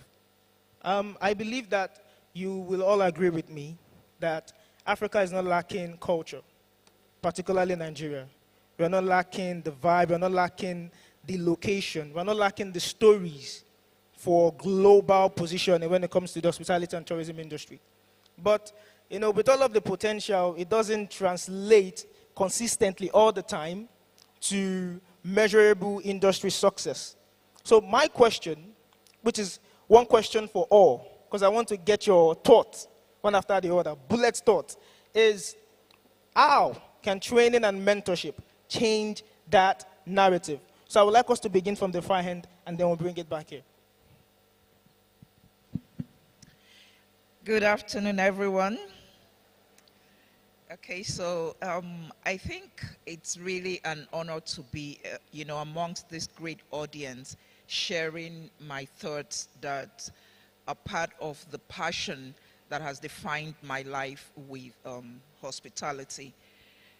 How did I begin to, evolve into who I am today in this industry? I used to be a broadcaster. I had a TV show that ran for almost 17 years. And within that space, I did a lot of travel globally. And then one year, I had done France in a stretch. And I said to myself, what was it about Europe that made you want to come back every year? And it occurred to me that it was the details in discipline. So every year I came right about the same time. The train left at the same time in the morning to take me to the airport. The cost wasn't the problem because it stayed consistent for those 10 years in a stretch. My Uber driver would come to pick me the same time because he had programmed my timing with him. And I began to make those observations. So it wasn't about money or lack of it. It was the mindset. And I felt if Africa could evolve in the same manner, there's nothing separating us from what I'm viewing in this. So I began to learn. You talked about training and mentorship. I began to learn these ways. And so in 2014, I was in Gambia for a summit. I preferred to stay in studios and take walks to see my environment. And it was a light bulb moment. I've never seen the kind of beauty around me. But in my mind, this was a waste. Nobody was seeing it outside the world. The way KLM would market France to you or Air France, and it became a destination in my mind, was an ultimate. And then that was the birth of my company, My Beautiful Africa. I felt this continent was too beautiful to, remain stagnant just within its people who didn't even understand the value. And I said, okay, I'm going to do my trainings. I'm going to unlearn to relearn the things I've been told about the continent. And I'm going to use technology to position our continent to the world. And that was the birth of what we call the Tourism and Technology Summit Africa series. We will utilize technology to digitally deliver Africa to the world. And that's what I want the young people to take away today. Technology is the niche that can move us from where we are to where we want to be.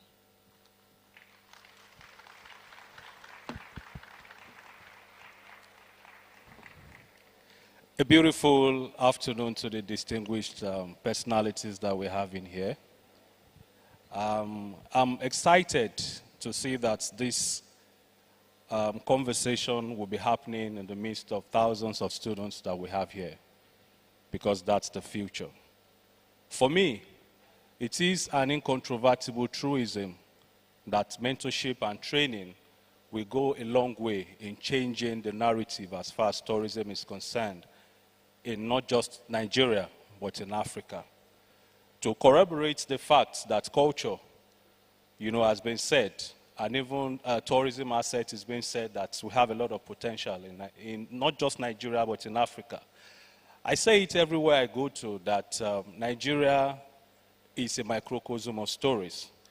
And when I say Nigeria is a microcosm of stories, I pick it from the aspect of what do we have to tell in every aspect of our cultural assets, in every aspect of our heritage, in every aspect of our tradition and culture, there are stories. And if you look inward into Nigeria before I go to the larger scope, which is Africa, if you go to Ile-Ife alone in Osun State, you will see that in Ile-Ife, for 365 days, they celebrate festivals. And that is just in Ile-Ife alone. Just a day is left alone without celebration. If you're telling the stories of those festivals celebrated in 365 days, then you see the stories that are coming out of Ile-Ife. We've not talked about Osun State. We've not talked about Southwest. We've not talked about other parts of Nigeria. Then if you now go out of Nigeria to Africa, then we say Africa is a macrocosm of stories. And if we're putting together these stories with concerted effort and intentionality, then we know that we have what it takes to rule not just the continent of Africa, but to rule the world. But all of this has to do with our intentionality to use tourism to drive this narrative. And how do we do it if we are not investing in mentorship and training of our youth? For me, I grew up in a slum of Lagos that is called Ajegunle. And growing up in Ajegunle, there's something that I got myself infused into. I am fully into the arts culture as far as Nigeria is concerned. And one thing that's been consistent in my journey so far, before I got to where I am today, I am a storyteller myself. I'm a poet, I'm an actor, I'm a dancer, I'm a choreographer, I'm a journalist, and all of this I cover. So for me to explain who I am to people, I tell people that I am a Jonathespian because I cover all of this scope. It's my word. And another word that I coined that has made me to move forward, that I want to push forward to the youth in here, to the students here, is what I call passion consistency. Passion consistency is gotten from two root words, which I coined, passion and consistency. If you put this together and you work towards your passion and you drive it consistently, I tell you that even if you think you're not getting anything in return today, there's somebody that is watching you tomorrow that will give you that opportunity for you to shine, not just within Africa, but in the global society. So for me, occupying the position of the Director General of the Apex Tourism Regulatory Agency of Nigeria, which is the Nigerian Tourism Development Authority, it's an opportunity for me to use tourism to transform the narrative, not just in Nigeria, but in Africa. Because recently, I just got appointed as the board chairman of Africa Travel Commission, which means that I will be relating with the DGs of tourism across African continent. And one of the major things that we're doing from the agency, from the authority, is to use storytelling to transform this narrative. We are creating, which will be launched by the grace of God by the end of this year by Mr. President, the first of its kind tourism dedicated streaming platform, so that the stories that we say Nigeria carry, the stories that we say Africa carry, can be told to the international society, and we can have the tourism sector, this tourism industry to transform the economy of not just Nigeria, but in Africa. We are doing a whole lot, and I tell the students here that please be available for mentorship. Please be available for training, because when opportunity comes and you don't have the required knowledge or training to carry on, then you may just be lost in the river. Thank you.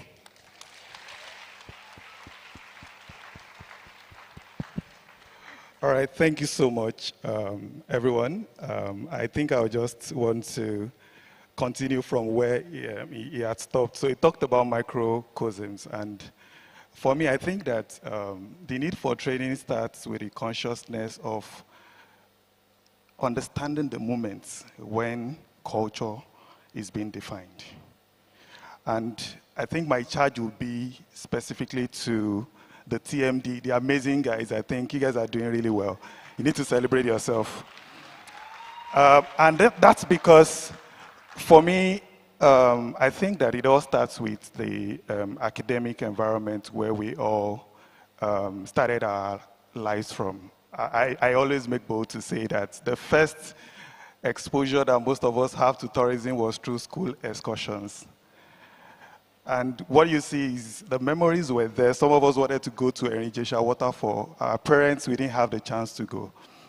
And when we got to the particular stage in life where we wanted to relive those memories, those were the things that came right to mind. And they are driven by some basic human truths that we need to really be able to turn into drivers of economic growth. Number one is the fear of missing out. In Nigeria, it is very big, right? The very fact that we had to beg our parents to support or fund those excursion trips, and we missed out, right? Those are sort of things that actually form or help us to, make those decisions to want to explore certain destinations. So ultimately, it starts with rituals. That's the way I see it, that it's not just about the destination, it's about those rituals that we're forming every day, right? And that's my charge to the TMD youths, because you don't have to wait until you graduate. You have to look at the moment you are in right? And capture those cultural moments and then find a way to tell the story in a way that it turns to drivers of economic growth, right? Personally, I've had to work across different sectors, fintech to be specific, payments, and I think the major highlight for me was how I was able to see the intersection of technology as well as, intersection of technology with hospitality. Everything is smooth, everything is cool, everything is nice until money is involved, trust me. Because at that point, the only language is the language of trust, transaction integrity, and at the end of the day, you find out that culture is not just what happens when the lights are on, but the many things that happen when the lights are off, and we have to be prepared for that. So I come personally as someone who didn't start out thinking they would be working in hospitality or tourism. I started out in accounting, and one day was working for a hotel operator, and saw growth happening all around the world.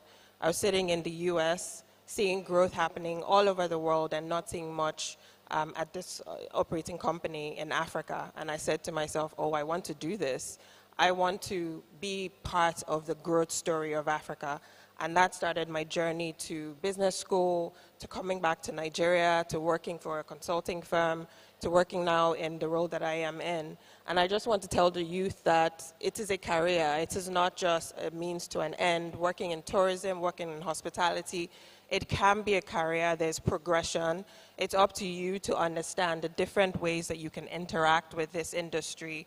It's working in the hotels, but there's also many support systems that create an ecosystem for hospitality industry to thrive, and there's many places for you to plug into. So see this as a career that you can build on and that you can use as a leverage to be a tourism ambassador for your country, for your continent.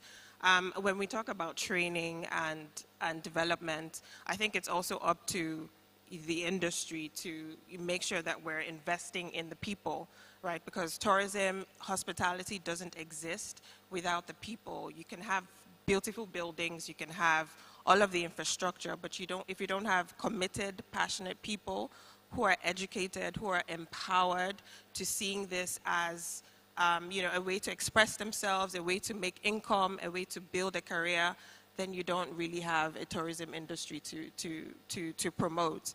And so we need to also invest in education. We need to invest in innovation, research. We need to empower our people, and we need to develop them to be leaders for tomorrow. And I'll leave it at that, because I think that's where we're challenged as the African industry. We're not doing enough of this. And that's where sometimes you see that there's a skills gap, because if you've not educated your people, if you've not trained them, if you've not developed them, then of course you're not going to find the right people to fill the positions that are available. So that's the charge that I think we need to also have, is putting the youth in mind, because that's the future. That's how we're going to grow forward. Now, before we take the second round of questions, I would like us to do something quickly, which is to conduct a live audience litmus test. And this will greatly shape the second question. Now, in this very room, we have a lot of youth, students, and young professionals. Are you guys here? Okay. Now, I want to ask this question to you guys, and then I'll bring it back to the panelists. And you can only give me 3 replies. Either high, moderate, or low. Now, I'm going to say if you are for high, then you reply with high, right? And I will say if you are for moderate, you say moderate. And then if you are low, you say, you get what I'm trying to say? Now, my question to you guys is, how accessible is training and mentorship opportunity in the hospitality and tourism industry to you, the youth? I'm coming. So now, if it is I want to hear your I. If you are for I, okay. Now, if you are for moderate, wow. And then if it is low, can I hear you? Now, that is from the audience, the future of this industry. the people you want to see here in the next 50 years. And if they feel this way, now my question back to the panelists is, we're going to go back this way, is what can be done to change this scenario, this same situation? What structure can be put in place to help better training and mentorship? Thank you very much. Formalizing what we have. Like, we have TMD. We have these, numerous institutions that are gathering youth, that are, creating opportunities, but we need to make it more formal, right? And so whether it's at, at the macro level, at individual levels, going to different hotel properties, Eco Hotel, I'm sure, is doing, something great in terms of formalizing a training and development program, but we need to be doing this across board, across the independent hotels, across the branded hotels, and they do that, right? But obviously it's developing them. And yes, it's low, right? Because it's a symptom of the state of development that we're in. We're in developing economies, unfortunately. We're still emerging, and there's going to be challenges in terms of finding, right educated people, finding formalized training programs. But we need to be building on this across the board, and formalizing it is the only way that you can have a sustainable path to internships and job opportunities for young people. Thank you very much. Mr. Ladipo, your thoughts? Okay, thanks so much. I think I want to approach this from two angles, right? One is about the knowledge. There's a knowledge side to it, and I think there's a character side to it. I think that for students in hospitality, right, I want to say that, make bold to say that you have the most transferable skill ever that you can ever be proud of as a student. Reason being that most times when we try to define what the next steps or what future looks like, we think about facilities like hotels, but the truth is that hospitality is everywhere.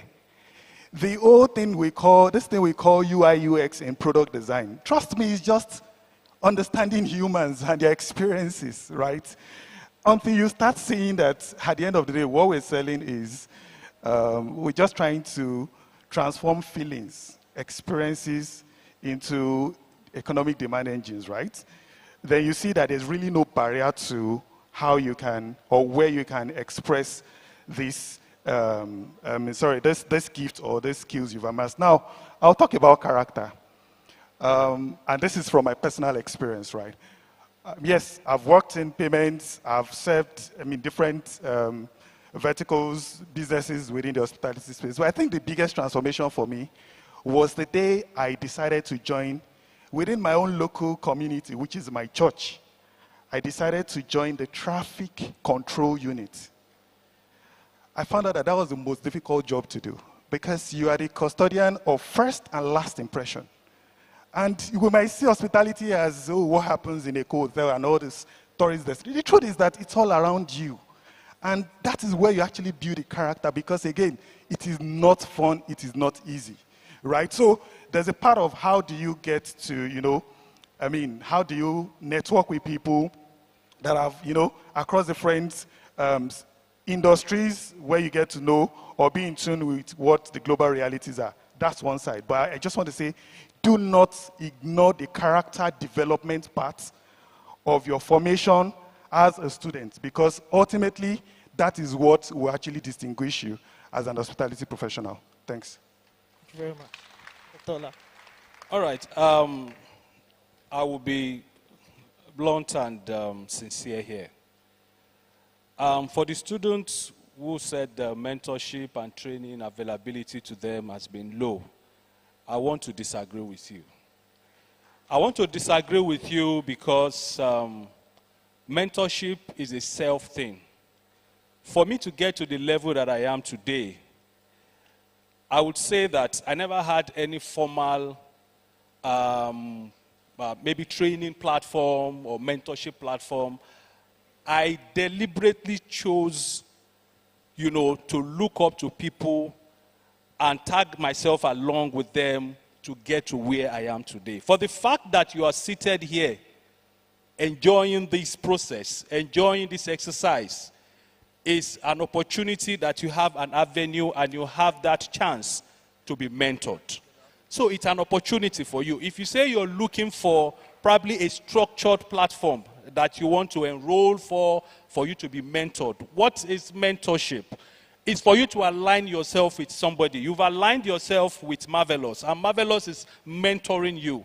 You've aligned yourself with Marvelous, and Marvelous has aligned himself with the co-hotels, and this mentorship is going on and on. It's an opportunity. It's not every one of you, you understand, that the level of passion that you put into mentorship, you know, is what you get back in return. So I want to tell you that don't look out for that maybe training platform or for something well structured before you say you get mentored. For every move you make in life, you are exposed to mentorship, and all you need to do is just to tag along. All you need to do is just to, you know, be deliberate and move with it and be decisive that you want to be mentored. And there are opportunities everywhere. For me, I said I grew up in Ajegunle, and when you grow up in Ajegunle, if you understand what Ajegunle carries, if you want to be bad, you will be extremely bad. If you want to be good, you will be extremely good. So it's a personal decision that I chose, and I aligned myself with people. You know, before I got to the university, I was already performing on the stage in National Theatre. And what was I doing? I enrolled myself into a professional theatre group. When I was in secondary school, I was the vice president of Cultural and Dramatic Society. When I was in SS2, I was dancing with GSS1, GSS2 students in school. And some of my classmates were laughing at me, see you dancing. But if you ask my primary school friends today, they will tell you that this is what Ola Awakun has been doing from primary school. If you ask my secondary school students today, they will tell you this is what Ola Awakun has been doing. If you ask my university friends, they will tell you this is what Ola Awakun has been doing. And I've been consistent with it, not even without any reward coming to me. But look at it today, look at the platform that I am. Last year or 2 years ago, I produced a stage production of The Mother of the President, Abibatu Mogaji, and that happened to be the first and only full-fledged stage production put together at the Presidential Villa Banquet Hall, and the President was seated and all other cabinet were seated to that. So for me to have done that, I have actually conquered the stage in Nigeria. And I was also being mentored by somebody, Oriofe Williams, when I was in the university, in Olabisi Onabanjo University, who did a stage production, and the then governor of Ogun State, Benga Daniel, was in London, and he was invited, and he had other events to attend. And he came all the way from London to campus to watch a stage play, Ogidiomo. So he also conquered the stage. So I said, if a mentor could do that, I planned to do more than that. And for me to have the president of Nigeria seated to watch a stage production that I produced, have I not conquered the stage? So it is about being deliberate. There are opportunities if you look out for it. There are opportunities. For me, there's something I'm doing again in tourism. I'm looking at rebranding the tour guiding system, which I think you can also tag along. For every tourist destination that you go to, the person that gives you that experience that either keeps you to come back or wants you to go and never come back is the tour guide. And I say there is no structured pattern for tour guidance in Nigeria, which what we are looking into, and we are rebranding that. You have also opportunity to tag along. If you see content creators that are doing things now, very soon we are going to align with them, and they will be recognized by the government, and there are platforms we are putting together to align. So please be deliberate. Mentorship is a deliberate thing. Just don't wait because Gen Zs of today, you want fast reward.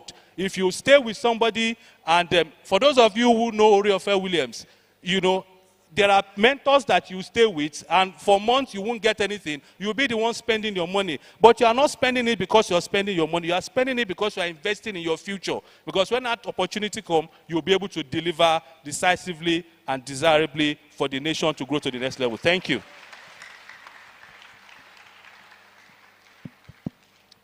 Okay, so I'm also going to circle back always to technology, which is my forte and my niche.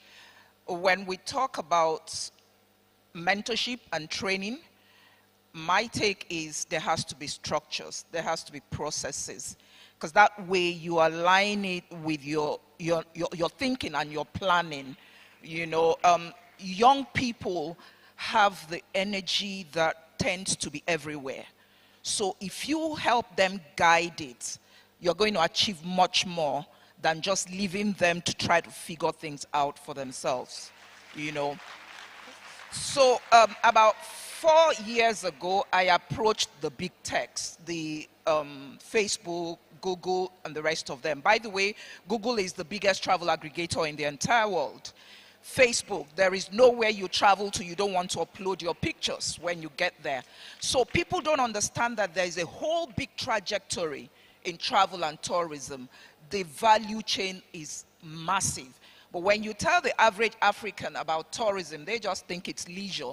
You want to enter an aircraft. They actually think you must leave your country to experience tourism.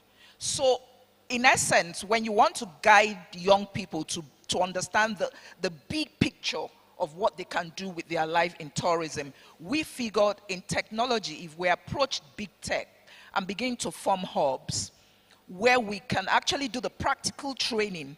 You want to use Amadeus, you want to use Saba, you want to use Trustpilot, you want to understand how to navigate the systems already driving the West in terms of, because it's actually a multi-trillion-dollar industry, but you have to understand the niches and where you can fit in. And then by the time you take the young people here and groom them on how to use these softwares, these applications, these methods, when you have employment available, you already have, you know, a bunch of trained young people to select from. It's now their drive to excel that will make them move from the knowledge they've gained to you to train themselves extra bit with their I have to say that that is wonderful, wonderful insight. But we are fast running out of time. Okay. I apologize. So essentially, like I said, technology is going to solve a lot of problems. Today, I'm going to leave you with this. Go to Google what happened in Kenya last week. It was an embarrassment for Africa. You saw presidents standing in a doorway, not being allowed into a venue because those people were not trained to handle protocol the way it should. Technology would have solved that. Ladies and gentlemen, a round of applause for the panelists once again. Now, just quickly do Q&A. Because of time, we'll be able to take just one question. Just one question. And I can see a hand there. Can we please get the mic to her, please? Just a question from her.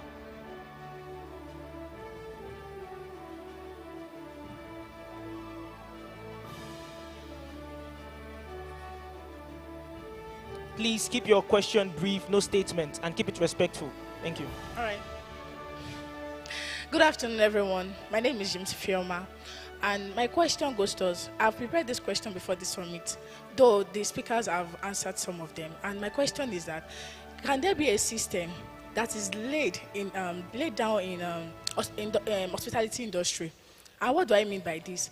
When I was doing, I'm currently on my IT, and I can see that because people are rich, they can just say, oh, I want to build hotels, I want to build this, I want to build that. And in some industry, I can't say because I'm rich, even though I don't know any knowledge about the industry, then I will just go and build law firm or hospitals. Why is it that it's hospitality industry that they can come to and just build hotel without even having any knowledge about it? Now, in this IT, there are almost like 100 rooms, and it's just 4 staff that are doing housekeeping. 4 staff. And in house reception, just 2. In fact, the reception will log in customers. They will write down everything. They are the one that will go and off-gen and on-gen. In the bar, they are full of debt. And we that we came to do IT in this place, we are not enjoying it. In fact, they are making hospitality look as if it's suffering. For me. So that would not even, like, those kind of things. And IT, I can't just say, okay, because I want to go to good places, and I'll just be running to Lagos. I have to go to other places too, to see how they do. So how can we lay a system so that not just anybody can come up and be like, oh, I want to build hotels. What are the systems that we can lay down? Thank you. Okay, I'm going to let 2 of our panelists tackle that question. And the person of Dr. Ola Awakon from the perspective of the government, and also Mrs. Damilola Adepoju from the perspective of the private sector. So, Dr. Ola, welcome, please. Okay, Thank you for that question. So I think for me, since I got into office, there is always opportunity for people to be well experienced when they come in for their internship. And I think it is critical, because when you give opportunities to the youth to understand the workings of the industry, then they will be able to deliver better. We're working closely with the private sector to see that we give back to as many youth and students that have, this zeal. Because there are many people who come up who are given opportunity to have internship, and when they go in, there's one thing to be posted for internship. There's another thing to be deliberate about using that opportunity to impact yourself. And when you leave, you'll be able to give back, to the society. So there will be opportunities, and I think we have to connect more, with the private sector to give opportunities more to students to be able to deliver. When they are being sent out on internship to maybe to hotels or to anywhere, because hospitality is not about hotels alone.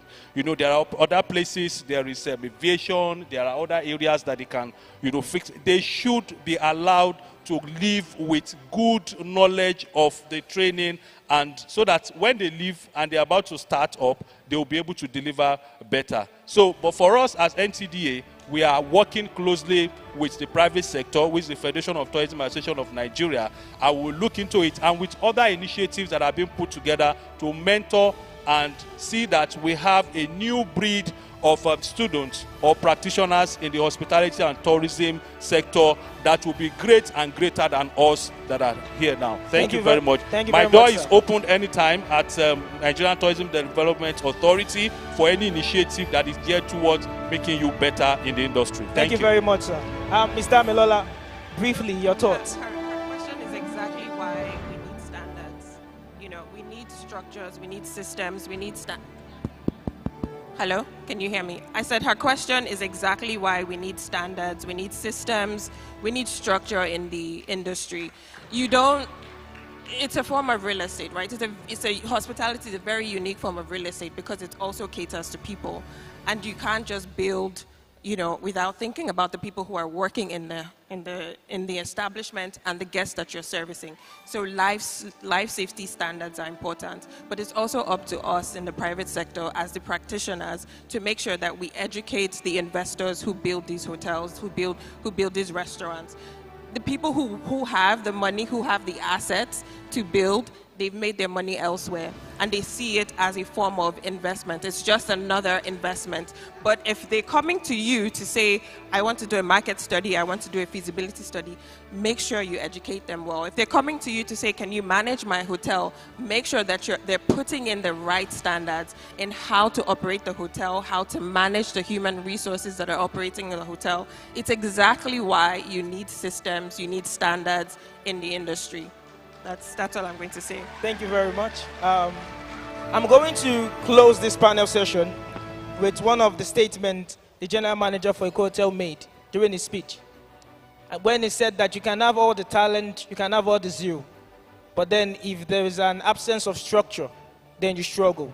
So I hope and I believe that the same thing for our panelists, that they hope that after this conversation, that it will lead to action that would move and push forward the industry of hospitality and tourism in Africa. Ladies and gentlemen, your panelists, please.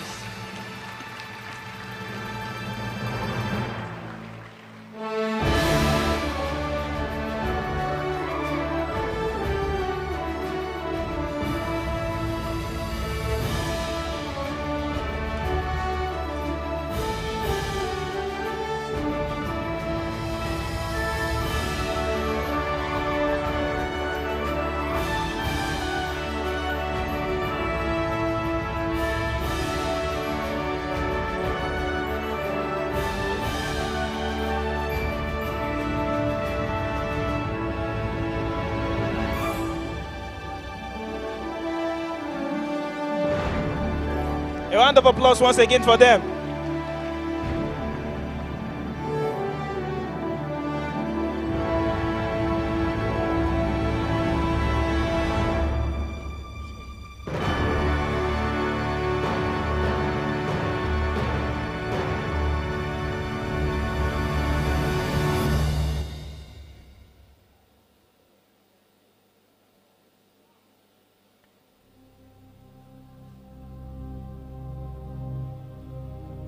Africa is a nation of the brotherhood. Before colonial and borders, our rivers ran free with wisdom, interconnected in language, community, and culture. Our brotherhood here was organic.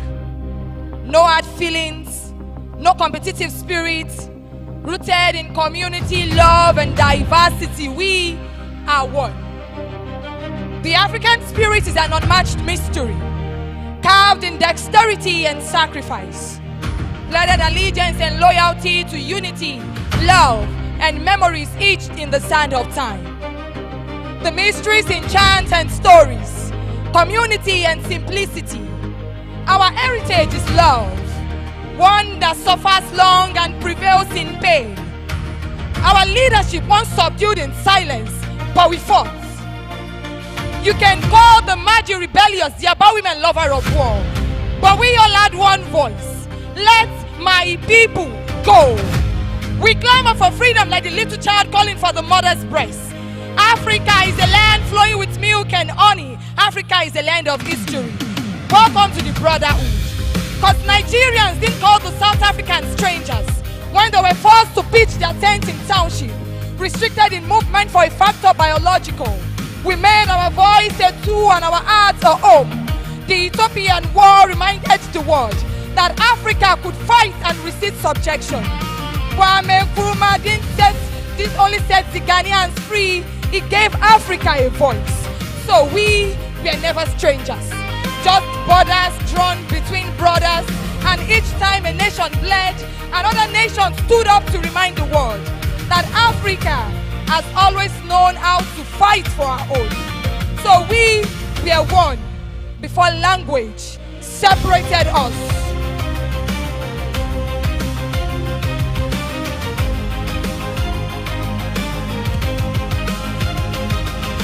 Racism discriminated us, xenophobic tension divided us, and fear lowered the roof we once called the home.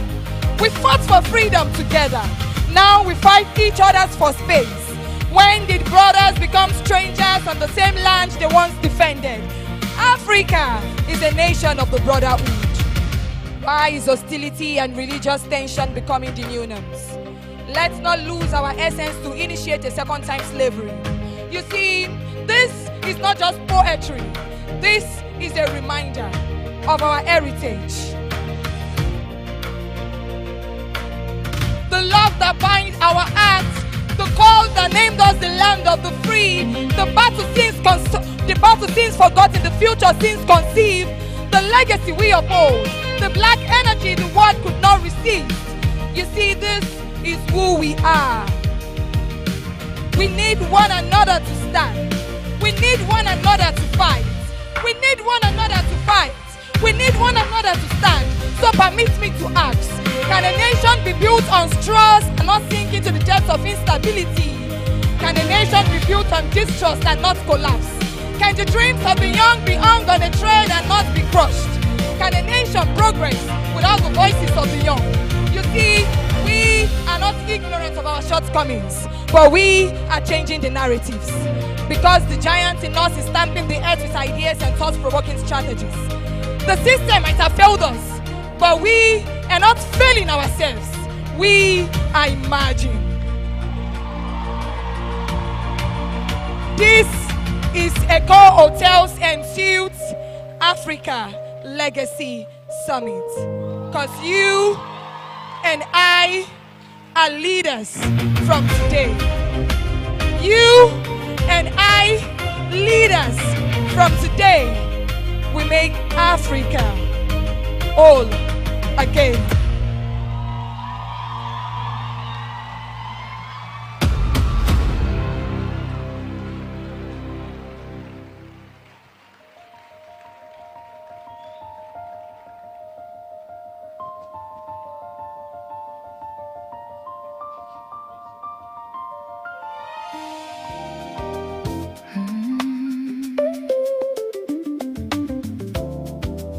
Hatim El Gharbi is a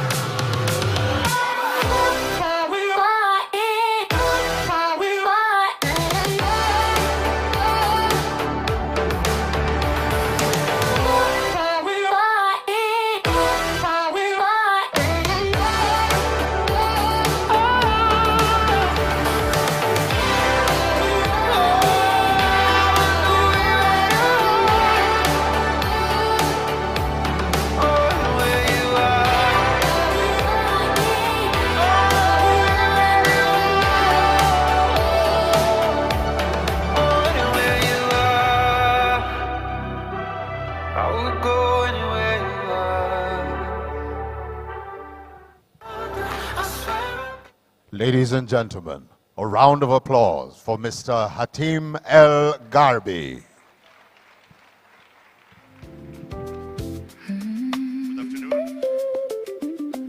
Afternoon, everybody. I am so happy to be here.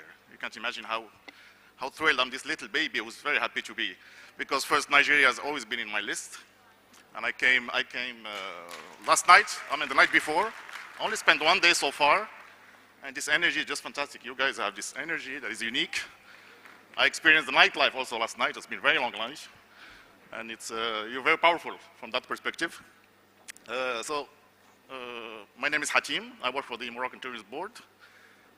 We are a public company who is in charge of promoting Morocco, bringing more tourism to Morocco, tourism and revenue, people and revenue, I mean. I would like to thank warmly Eco Hotels and Dr. Iya for inviting me here. Thank you very much, and giving me the opportunity to talk about Morocco. Normally I promote Morocco. I'm not going to do this today. I'm here to talk about Morocco's tourism journey. Can we?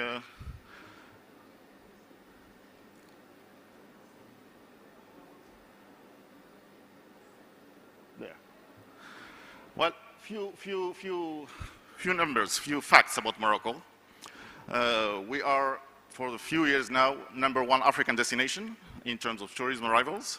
We hosted 20 million visitors last year, so we're still not on the Champions League level, the Greek, France, Spain, the big players, but we're moving forward. It's going gently, slowly. When I joined the company in 2003, we were hosting 4 million visitors. Now we're 20. In 2014, we reached 10 million, and then now we're 20, and then we're aiming at 26 million by 2030. That's the objective.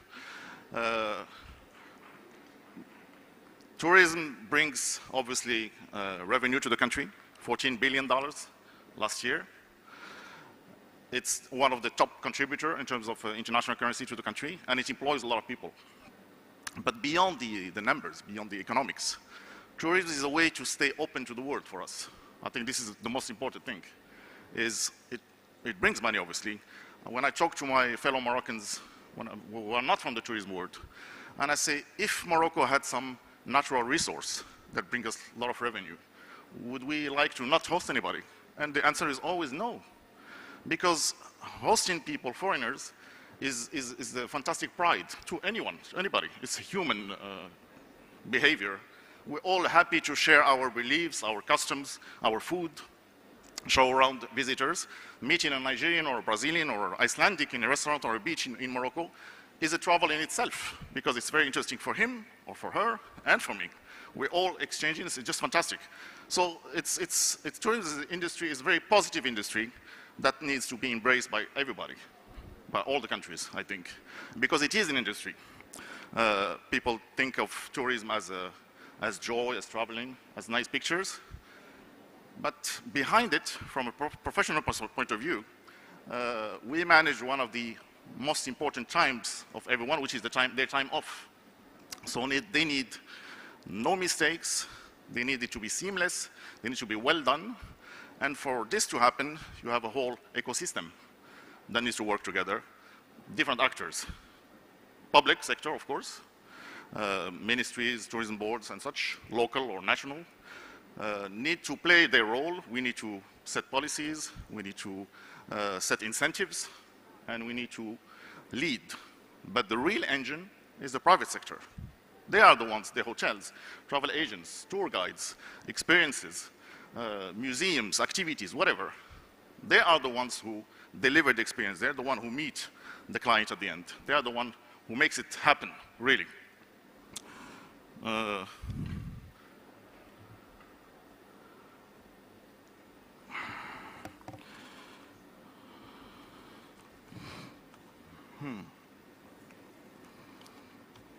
So I was saying that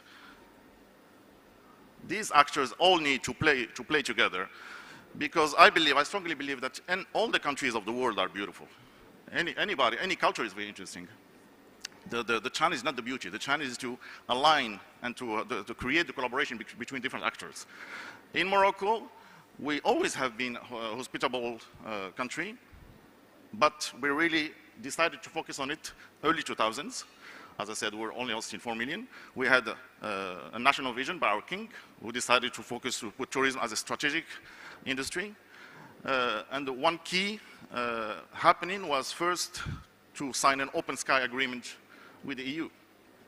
Once we did that, more and more flights started coming to Morocco, more and more visitors started coming to Morocco, and now we have about 80 airlines operating in Morocco. It's a game changer.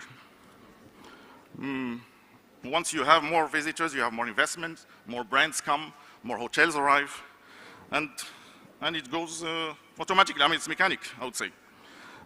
International hotels, international tour operators, travel agents in the world play a key, because they don't know you. They can do the job. They should do the job for you. They do the job for you. All you need to do is describe your experience. You have places to stay. You have things to do. Budget it. Go to them. They need places to send their clients as well. They know how to talk to their client, and you don't need to make what you think, market as you wish it to be perceived. Just give them the experience. They're going to make some margin, and they're going to do the job for you. Airlines, hotels, and all. That's how it works, I think. From a technical angle, air connectivity is definitely key. You have to be connected. How do I get there? How do I come to Nigeria? If I can't find a place, I'm going to go somewhere else. Makes sense? Easy to understand. And again, once you convince an airline to start a route here, there are different techniques, incentives to establish for this. Once you have the airline who starts operating, it's their job also to fill up the plane. So you don't have to overdo it. You just need to convince them to start coming, and then you let them do the job for you. Distribution is also fundamental, as I said. Distribution to operators, travel agencies. Accommodation. More air seats means more clients need more beds. Also mechanical. Experiences and activities are very important, because sun and beach tourism is the only tourism activity, I would say, that could be self-sufficient when they're talking about all-inclusive. But the rest, I need to find things to do. What am I going to do? I need somebody to do it for me. And activities help create the experience. International promotion, of course, this is where you need to invest. This is the money. From the state and from private sector as well, this costs money. Not only by making videos, and because the nice videos, the nice movies, you get clicks, you get views, you don't get clients at the end. So you need to market that, but also, as I said, market it with the partners. You help them, you support them to market you amongst their portfolio. If a tour operator is selling Morocco, Greece, and Italy, I need him to make more effort for Morocco than for Greece. That's the logic. I need to pay him for that. And finally, human capital. Tourism, as everybody said earlier, is a people's industry. So you need to have good trained people. You need to have a mindset of being of service. And therefore, you need to have all the balance between all this to create something, some good industry for yourself. If, again, partners, I think, is important. If tomorrow I want to attract more Nigerians, more mice, more golfers from Nigeria, I need a partner, local partner here, who knows these people, who's going to reach it to them, who's going to tell them, let's go to Morocco. I know Morocco, it's nice, Morocco. Even if you see a movie or something in Morocco, maybe it doesn't bring you there.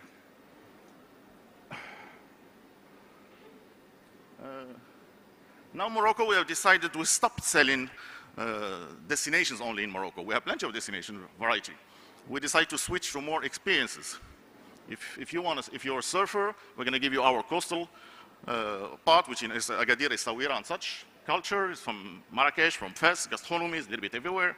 So when a customer wants to go somewhere, you give him a variety of possibilities within Morocco. First, it spreads tourism all over the country. Second, some industries bring more, some type of tourism brings more money than others. Sun and beach is very good because they have length of stay that is good, that is long. People stay longer for when they go to the beach. MICE tourism, golf tourism brings more daily revenue, daily rates.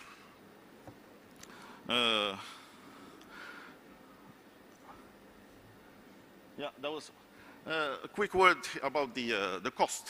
There was talk yesterday about the investment. We brought last year $14 billion for 20 million visitors, which is basically $700 per client. It costs us $10 per client. $200 million investment is the budget of the ministry as a whole. Promotion, rules, education and all, training. And I think it's very important to see that small investment, in a way, brings very good money. This is where the policy needs to be convinced with.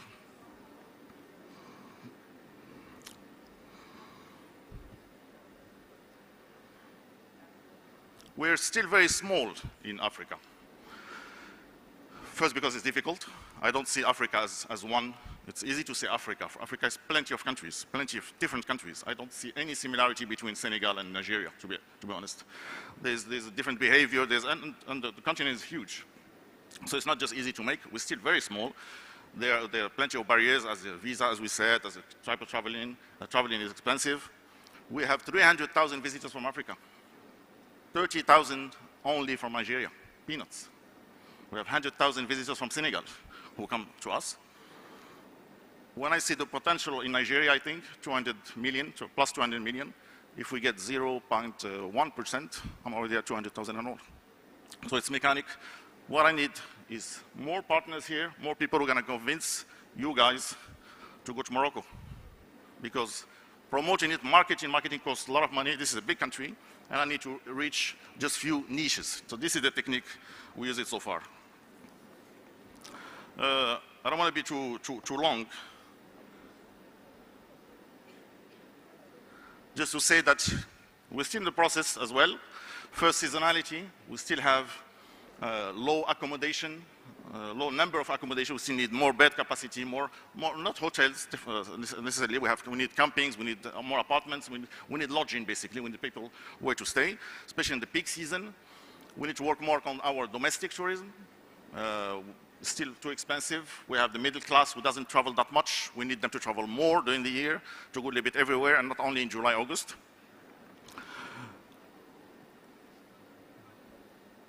Talent is very important. Human resources, I think, is very important. We have fantastic schools in Morocco, but we still need more task force. We need more graduates every year, because first we need them because the tourism is developing quicker than the industry, in the educational part, but also we're competing with other industries within Morocco.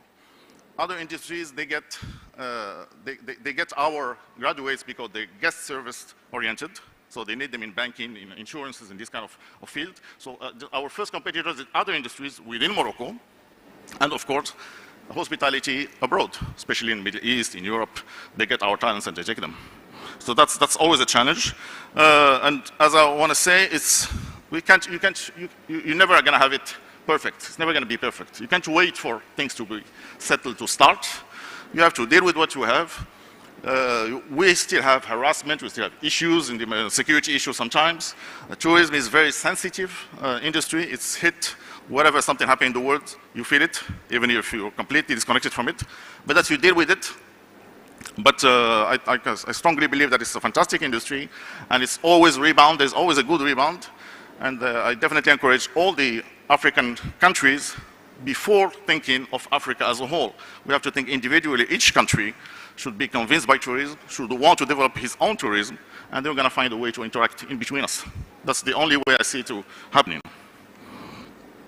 So just to finish up, I think the only countries who can succeed are the ones who can align all the elements, the execution in a good time. There's no way to do it. This is how we, Morocco, do it. We are doing it. It works so far. It's been working. We're still building it every day. And I wish good luck to all the countries for that. Thank you very much.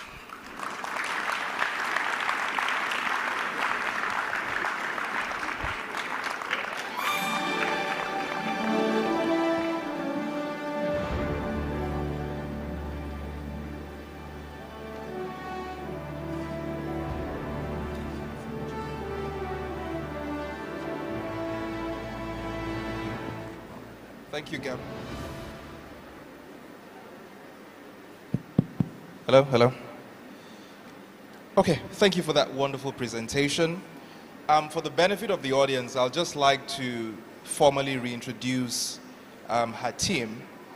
Hatim El-Gharbi is the director for Africa at the Moroccan National Tourism Office, where he leads the development of the continent as a strategic growth market for Morocco. His current mandate reflects ONMT's ambition to bring a senior, structured, and long-term approach to African markets, focusing on demand development, partnerships, and market activation. Hatim, you've been in Lagos, just to break the ice, because we just have 10 minutes and I just have to be run through this session. And by the way, Dr. Yadini should be handling this session, but her voice, so I have to step in for her very quickly. So you've been in Lagos 24 plus hours. Give me a sense of what you have experienced being in Lagos and what you think that we can do differently here in Lagos and perhaps Nigeria to attract as much global tourists as you do in your country, Morocco. Well, I'm gonna describe my feelings first. I just love it. I just love it, seriously. I haven't seen much yet. I've seen Thursday night where I arrived late. I've seen between the airport and here, so if infrastructure is here, it's good. I think it's very good. Roads are very good. I mean, everything. But I was kind of expecting this from you're a very big country, you're a very big economy. But the people are so nice. Everybody is pleasant. Everybody is fun. The way you speak is pleasant. Your accent, I think it's very, very, very nice. And as I said, I went out last night. And it was extremely, extremely interesting. I've seen different places, so I've seen people out. I have to share that before coming here, the perception in the world, everybody said, I'm going to Lagos, they said, oh, be careful. It's a reality. I don't see why. I don't have this feeling. I don't have this feeling of this danger or anything. So this is something, maybe you have to work on that. And the perception, this perception, we never go wrong. So I'm going to give you examples on how we tangle things. For example, we're an Arab country. In the years 2010, 2015, there were plenty of terrorism and bombings in Europe and all. So people stopped when something happening in Lebanon or in Palestine. They think Morocco is also unsafe. We're very far away. There's nothing to do with that. This bad media, bad press is always gonna be there. So what we do is we do more positive media, and we go on the field altogether. So you have to beat bad media. You don't argue with it. Just push more positive media, and then at the end it's gonna balance by itself. Because people, as long as there is no positive content, we don't know. Second, if you allow me, and that's also a feeling of myself as a tourist. Now I'm in Lagos. I'm still here for another 2 days. I still don't know what I'm going to do. There is no clear things to do in Lagos. There's no highlights. In Marrakesh, if you ask anybody, he's going to tell you, go to Jemaa el-Fna, go to the Bahia, do this, do that. There are a few things that any Moroccan will tell you kind of the same, the tourist stuff. I'm still looking for the tourist stuff for Lagos. I don't know it. If I'm asking you, going to give me some private advice. I might ask somebody else, he's going to give me some other things. Because it depends on how each one is perceiving it. I think we need to standardize things and make it as an industry. And this only can do it, I strongly believe in the DMCs, because they design the product. They know what to create according to the profile who's going to visit them.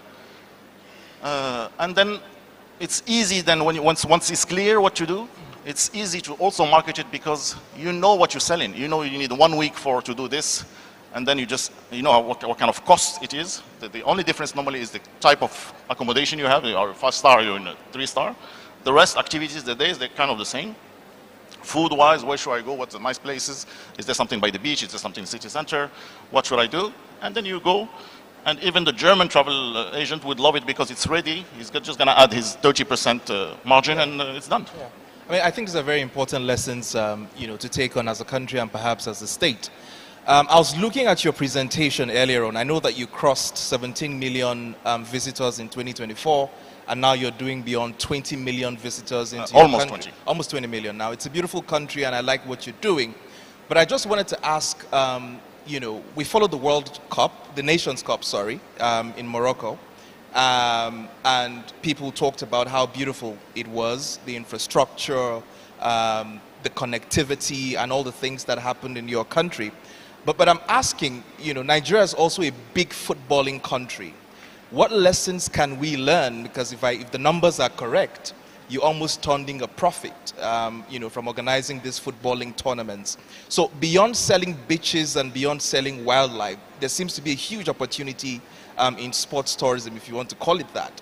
How can a big footballing country like Nigeria also benefit from that strategic opportunity that sports also present, you know, to host major tournaments and turn it into a huge tourism destination? Well, I don't see it really as a sport tourism only. It's more, I would say, as event. You have to create events in all kind of fields. We decided to focus on football because as you said, it's a very powerful sport.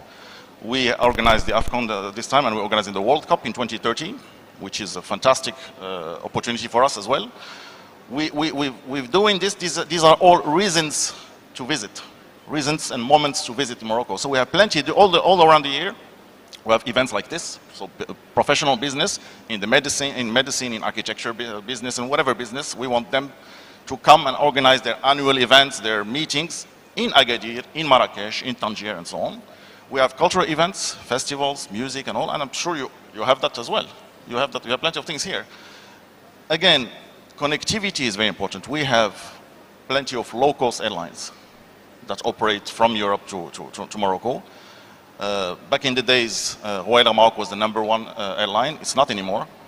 Now we even opened our national sky, domestic skies, to companies like Ryanair or EasyJet. So we can travel, Moroccans can travel within Morocco with a low-cost airline that is not even Moroccan. So it creates trouble with our carrier, of course, but we use Royal Maroc now more for the long distance, for the US, for China, for Brazil, things that for Africa, of course, we have this fantastic tool that is Royal Maroc. This connects us to many countries in Africa. And this is why it's a big opportunity for us to attract more and more visitors from Africa, because we have connectivity. It's expensive, of course. Yesterday I was talking about the time slots, of course. But the philosophy I have in the tourism board, at least, is I have to deal with the existing product. We don't build anything. We don't build any hotel. We don't do anything. We don't touch the product. We just liaise the ecosystems, outgoing and incoming for us. We just liaise with, put the platform, we go to the fairs, we host almost 2,000 travel agencies per year for fun trips. They come and discover. You design a stay of 5 days in Marrakesh, you bring travel agents that you want to sell it, to see it, and then you make the movie. That is the promise of the thing. So you have the whole chain that is set, and that's the only way to do it. Fantastic. So the final question I'd like to ask you before I bring in the audience, I'm sure that perhaps there are a question or two to ask. Okay, just one question. So the final question to ask you basically is, there's a lot of hostility that is brewing in certain African countries now. You see what's going on in South Africa towards other African countries, and you know there's some sort of prejudice that also happens when people from other African countries get to the airports of other African countries. How do we deal with these prejudices that is driving a level of hostility that is discouraging intra-African travel, which obviously would have a negative impact on tourism across the continent? I would say this is beyond tourism. This is behavior, or just like I was talking about wars and anything, the things that you can't stop. You have to deal with it. Bad experiences happen, of course. The way I see it is, again, I don't need to be perfect. My police border could be very badly behaving, so the experience with the person could be bad. That person might not come back. But the world is big enough to have more and more. I'm not trying to reach the customer loyalty first. I need to get customers. And then this bad experience might, in 20 years, he might come back to discover a new Morocco. So we shouldn't let ourselves be blocked by difficulties, by barriers. Just like in any business. You start first and then you learn by working. Fantastic. So I'll just take one question and we can wrap up the panel. Just by show of hands, is there anyone with a question before we close this panel? Okay. Can someone take the mic to her?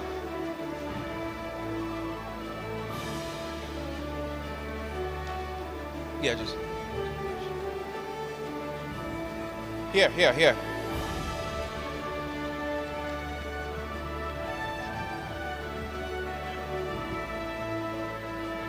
Thank you very much, my brother. Now, this is this doubles up, as a question and also as a comment. I wanted to actually leave it to the students. Sorry, but since could you no speak one, a bit louder? I don't think we can hear you. sorry. This doubles up, as a question and a comment. I'd initially wanted the students to speak, but since no one. You mentioned that you're looking for Nigerians to come to Morocco and you're marketing, and that's a job. That's brilliant. Now, as the chief executive of the West Africa Tourism Organization, we don't want just Nigerians to go to Morocco. We believe in intra-African travel, and I think it has to be a cooperation. So Nigeria also needs and wants Moroccans to actually visit, Moroccan tourists to visit. So it's going to have to be a partnership thing, and this is what we're working on. So not just Nigerians or other African countries going to Morocco, but vice versa as well. So Thanks. Of course you do. Of course you do. Just like I do. I have the same logic with any country in the world. Even the Germans or the Icelandics or whatever. When I talk to tour operators and I want their clients to come, they also want Moroccans to go to them as well. It's not my job to do that. It's their job to do that. But it's easier because the players, the actors are the same. So my DMC, who's gonna host your tour operator, the Nigerian one, is also have his own clients as well. So it's once you create the liaison in between, we're using the same airline to check this one or the other one, and we're using the same channels to distribute. Of course, I would love. I'm gonna give you a sample, an example. I'm wearing this beautiful outfit because I love it. And when I shared the picture with the friends in Morocco, I have at least 6 or 7 people who are ordering, bring me one, bring me one. I'm not gonna bring to anyone because I'm gonna say I'm not here to buy them things. They should, and I strongly believe the place is fantastic. Go get one yourself. That's my answer basically.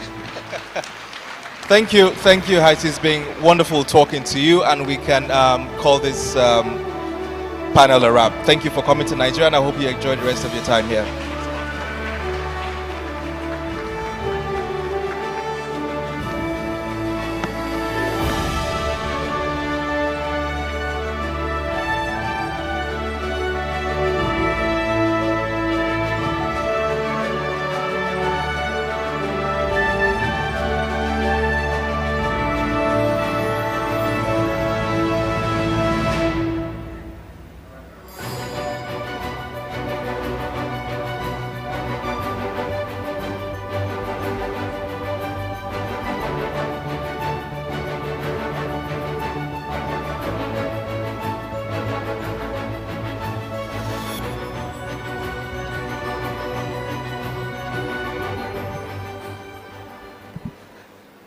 Ladies and gentlemen, at this moment, would like to recognize the presence of His Excellency Walde Natangwe Ndevashia, the High Commissioner of the Republic of Namibia to Nigeria and permanent representative to ECOWAS.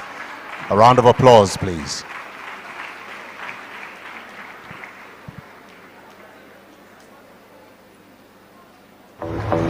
In our world, they say, drink water and mind your business.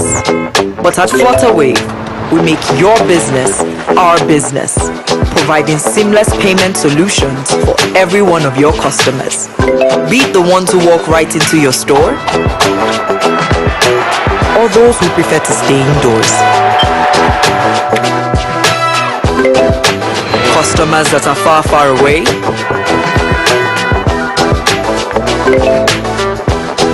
those who are simply next door,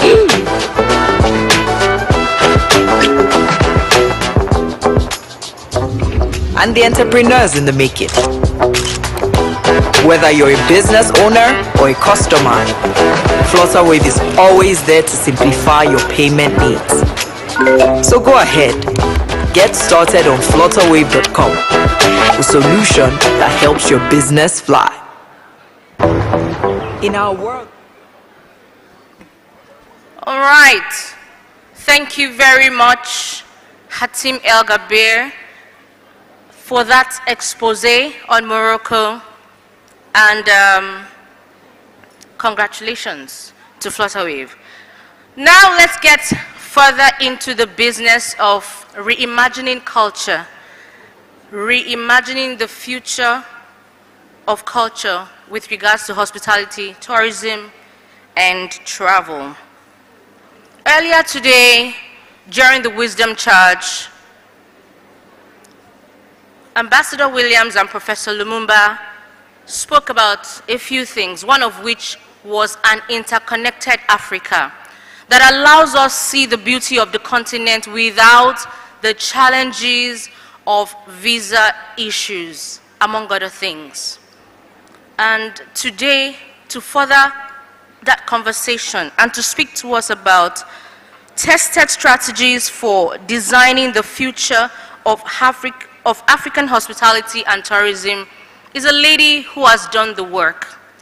She's a destination strategist and she's a CEO of Fura Collective. Gentlemen and ladies, her bio will play next, and then Lady Stella Fubara will come up the stage to give us her short keynote on said topic. Her bio, please.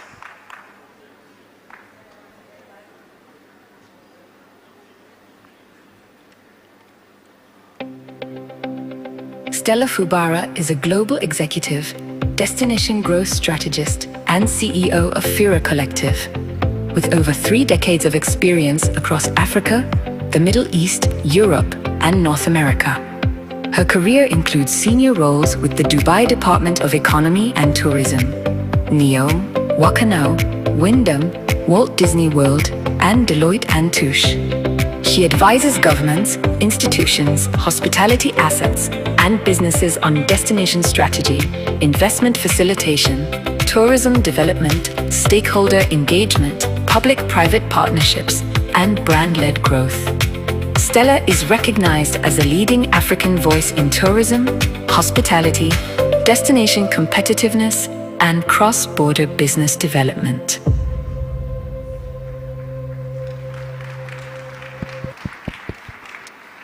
Good afternoon, Your Excellencies, distinguished guests, and distinguished and esteemed youth. I will give the Gen Zs all the opportunity for today. And I'm not actually going to do a keynote speech as it was prepared, because listening to you over the past 2 days and knowing that today is your day, I'm not going to talk at you, I'm going to talk with you. It seems the Gen Zs really like to be heard. But the challenge is, what you're saying does not make sense. So we're going to talk about that today in reality. I listened to your questions and everything as it relates to the future of tourism and hospitality, not just in Nigeria, not just in Africa, but what role you have to play and how you are not really equipped to play your roles. I'm going to draw on a lot that was said by Danny, by Damilola. I picked up quite a few things. And I believe it was, there was a lady, something, CEO Beautiful something. I'm sorry, I've lost the, yes. So I picked up a few things that are also, you know, also in my speech. So let's talk about tourism and hospitality and what you think it means. Danny stood up here and said, there's a glamorous side to it, but there's a lot of hard work and a lot of operation. And as I told you yesterday, what you know in the classroom, what you know in your degrees, it only tells us that you are trainable. It doesn't tell us you have any experience in the industry. I'm going to be a little bit harsh, but I want you to take it with love. You Gen Zs, you like to be cuddled quite a bit, but you have to hear what I have to say. I don't know how else to say it, but be blunt. Someone asked a question here on the of the panelists to say, people are building hotels or building hospitals and they've never been a doctor or never run a hotel. That's the right way to do it. Investors do not have to be players in the industry in order for them to invest in the infrastructure. Come on, do you have to be a pilot before you buy a plane? You don't. So switch that mindset. You want to go after investors who might not know anything about the industry, but they see your passion and your education and your experience, and they invest in you. Otherwise, none of us will invest in the Gen Zs. Because let's be real, you're not old enough to have experience yet. So what are we investing in? Tourism and hospitality is exactly the same thing. Tourism is probably, I didn't start out in tourism. Like Dam Lama, I was an accountant. I worked for Deloitte and Touche. I just happened to be seconded to Walt Disney World. And playing in that ecosystem really excited me because tourism captures every infrastructure in the world.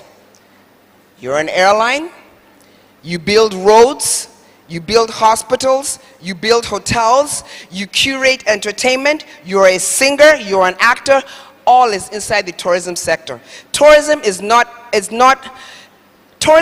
every part of the economy, and that's what Dubai got right. That's what Saudi Arabia got right. They realized that in order to grow their economy, there are 9 million people in the entire United Arab Emirates, but they get 20 million visitors in one airport alone. They knew that in order to build their country, to build their city, they needed people to come in. And when you need people to come in, you have to give them a reason. You have to create a destination out of a location. I spoke earlier in an interview about Eco Hotel. Eco Hotel has turned their hotel into a destination. You need to change the name, Eco Destination. Seriously, I bring people from Dubai to Eco Hotel. Why do they like staying here? Eco Hotel might not have the same kind of hotel rooms as they do overseas. Maybe not the same cuisine. But what you can find in Eco Hotel as a destination is, what do you want to do? Do you want to sleep? Do you want to eat? Do you want to have a business meeting? Do you want to be by the pool and entertainment, jazz night, reggae night, get your hair done? One of the best gyms in Lagos is here at Eco Hotel. They've created a destination. That's what you do in tourism. So, realizing that there's Nigeria and there's Africa, and that every destination has its unique selling points, USPs. What's your unique selling point in Nigeria? So you go to Paris and you've got the Eiffel Tower. What do you see in London? Big Ben. What do you see in Dubai? What do you see in New York? Now, what do you see in Nigeria? Eco Hotel. No, but on a more serious note, what do you see in Nigeria? Who said Buckingham Palace? I will say National Theatre in the past. No, guys, no. Reality is perception. The National Theatre has been relaunched. If I do a Google, I will bet you my 1 year salary that you will get less than 1% of the Nigerians acknowledging that the National Theatre has restarted, me included. Let's not play games. I'm here for reality. National Theatre has been relaunched. Nobody knows what's going on there. Nobody. So let's not, we have to be real. You don't build something. If a tree falls in a forest and you don't create a narrative about that fall, nobody will know the tree fell. So the National Theatre has been recreated. Can I go to France and see a write-up on the National Theatre? No. Nobody knows it exists. So in creating a destination, you create the product, you create the narrative, and you speak the narrative in the voice of the person to whom you want to listen. If I want to talk about the National Theatre anywhere else in the world, it is not the way you want to hear it. In France, I will talk to them the way they want to hear it. in Germany, and in their language, by the way. This is what we did in Dubai. Dubai realized that Nigeria was one of the most populated countries in the world, and they wanted to go after the visitors here. What did we do? We came to Nigeria, we hooked up with as many celebrities as we could that had some originality to them, and we said, we want you to come and experience Dubai at our expense, and then we want you to tell the story about Dubai in the way your followers like to hear it. Now, we are building a destination in Nigeria. We're building hospitality, we're building tourism. How many entities here, OK Hotel included, has invited foreigners to come and experience Nigeria and go back to their countries and tell it in their voices? Yesterday we met the South Korean girl. She is talking about Africa and Nigeria in particular. She has 4 million and something followers across all platforms. That should tell you that the people we want to come and visit here will listen to a third party before they listen to us. If you tell me that your car is good, I'm not going to believe you until he drives your car and he tells me, because he has nothing to gain from it, so I'll believe him. So as we build Nigeria, as we build our hospitality, we need to find the right people to tell our story in the right markets. You don't do it randomly. You have to do some serious analytics.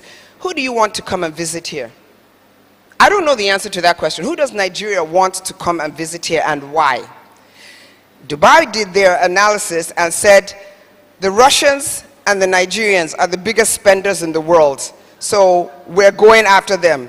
They brought me into Dubai for the sole purpose of driving the entire African visitors into Dubai, because they realized that, and the focus was on Nigeria, that this is where the money is. So for Nigeria, as we push our hospitality and our tourism, who are we going after? You can't go after random now. Usain Bolt doesn't get on the track to train, not having a target to train towards. You must have a target. Otherwise, you are building hospitality products for nobody. What do you want your hotel to look like? Who are you building your hotel? What language will be communicated in your hotel? Those are strategies that you need to know before you build it.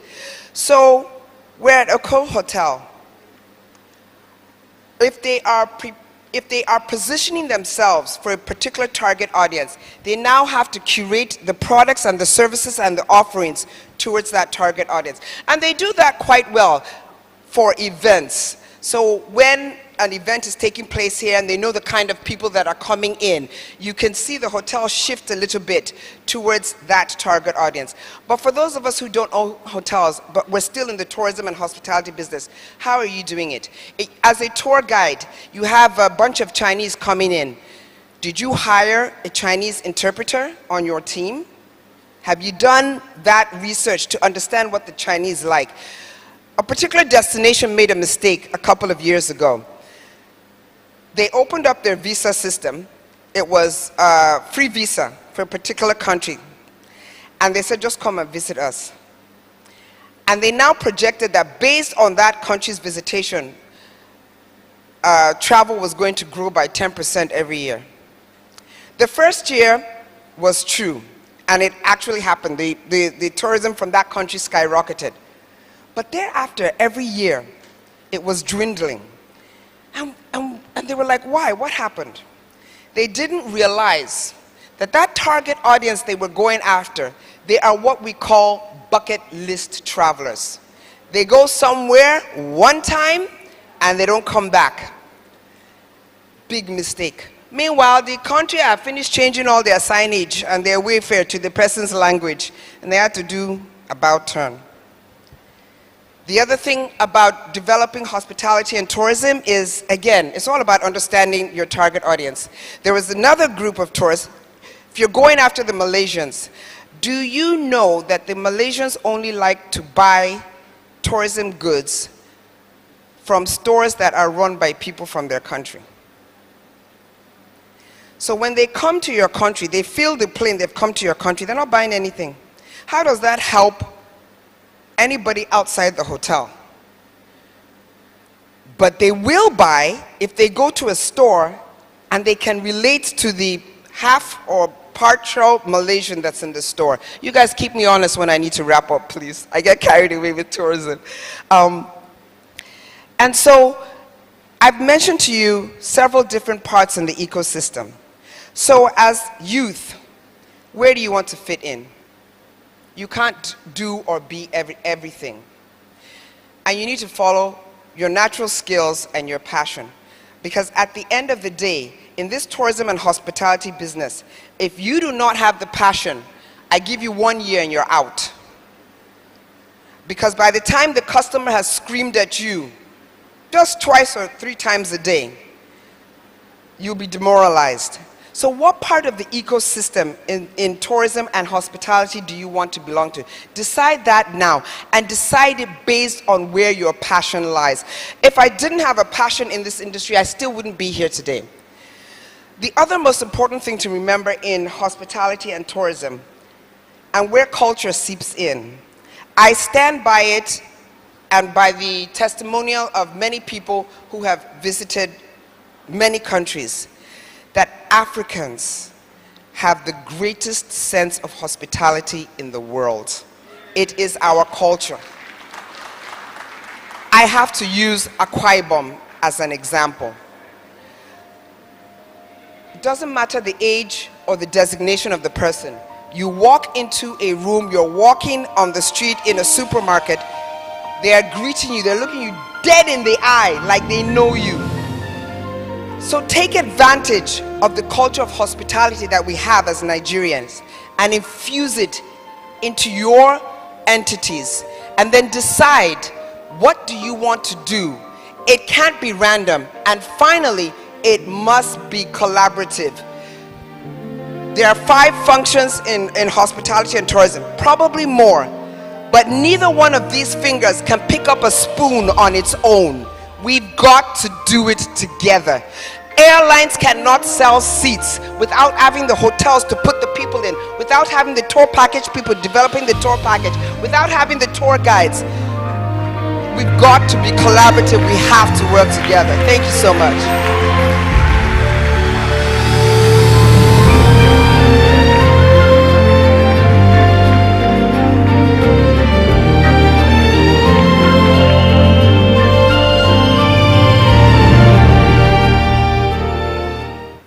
Wasn't that something? Please, for Lady Stella Fubara, a huge round of applause. We have to do it together. And Interconnected Africa starts with us actually connecting the dots. Thank you. Thank you. Another applause for her, please.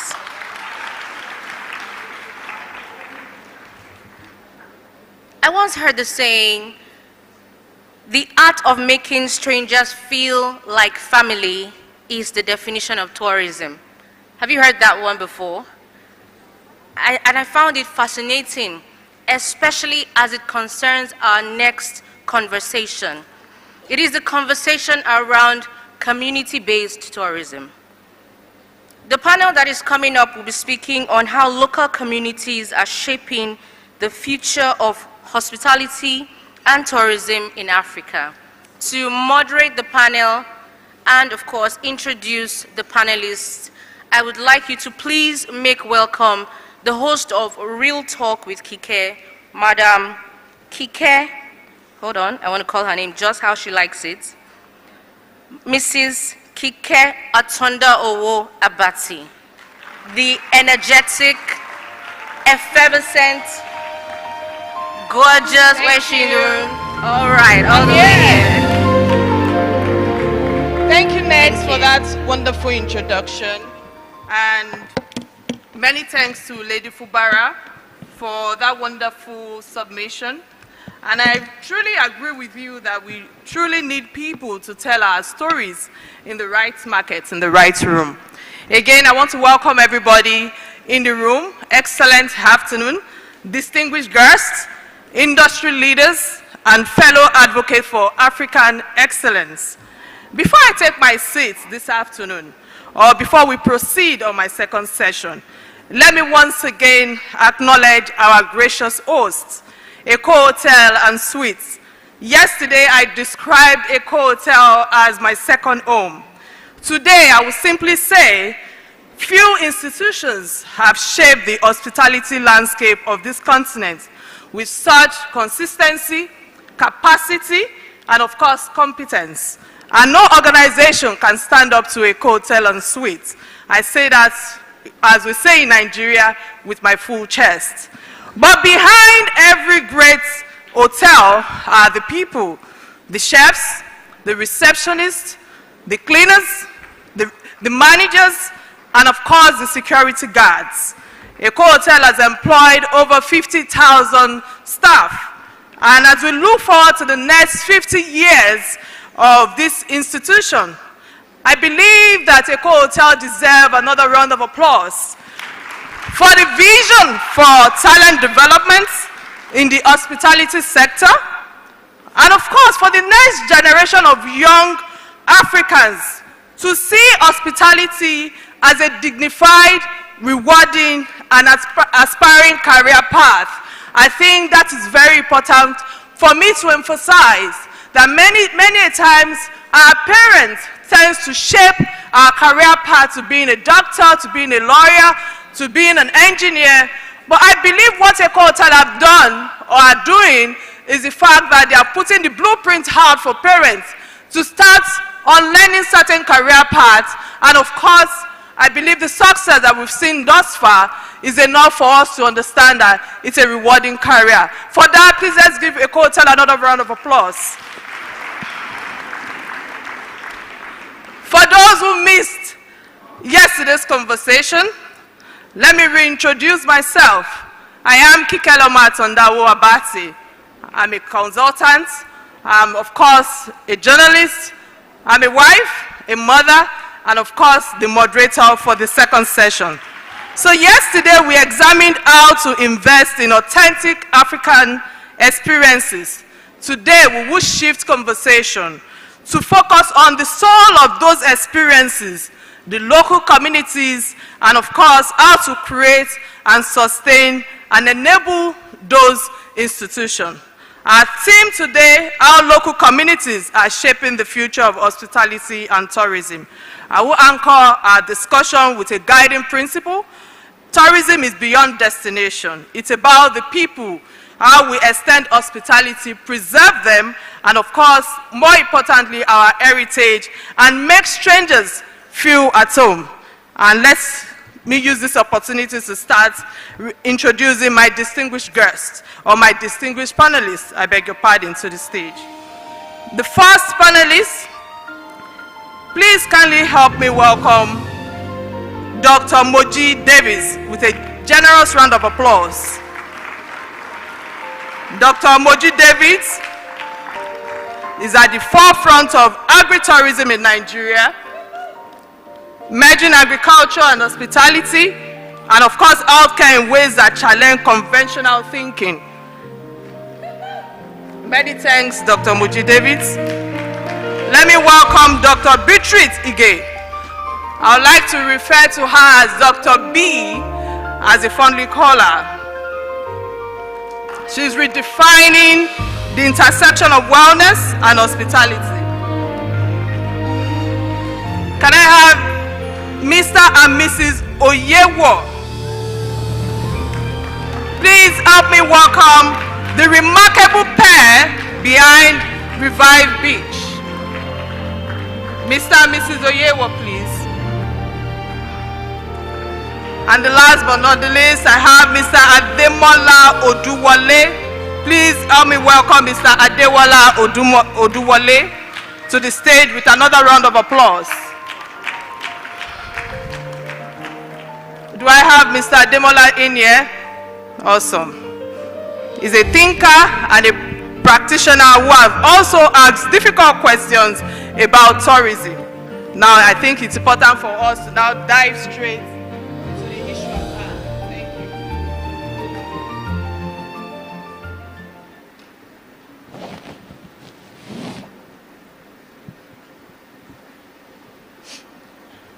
Many thanks for being here today, and I must say, thank you so much for lending your voice on issues that affect us all. We've heard many speakers today, throw a lot of light and insight on things that we need to start changing, embracing our own stories, and of course, reshaping the future of the tourism in Nigeria. But I would like to start with Dr. Moji Davis.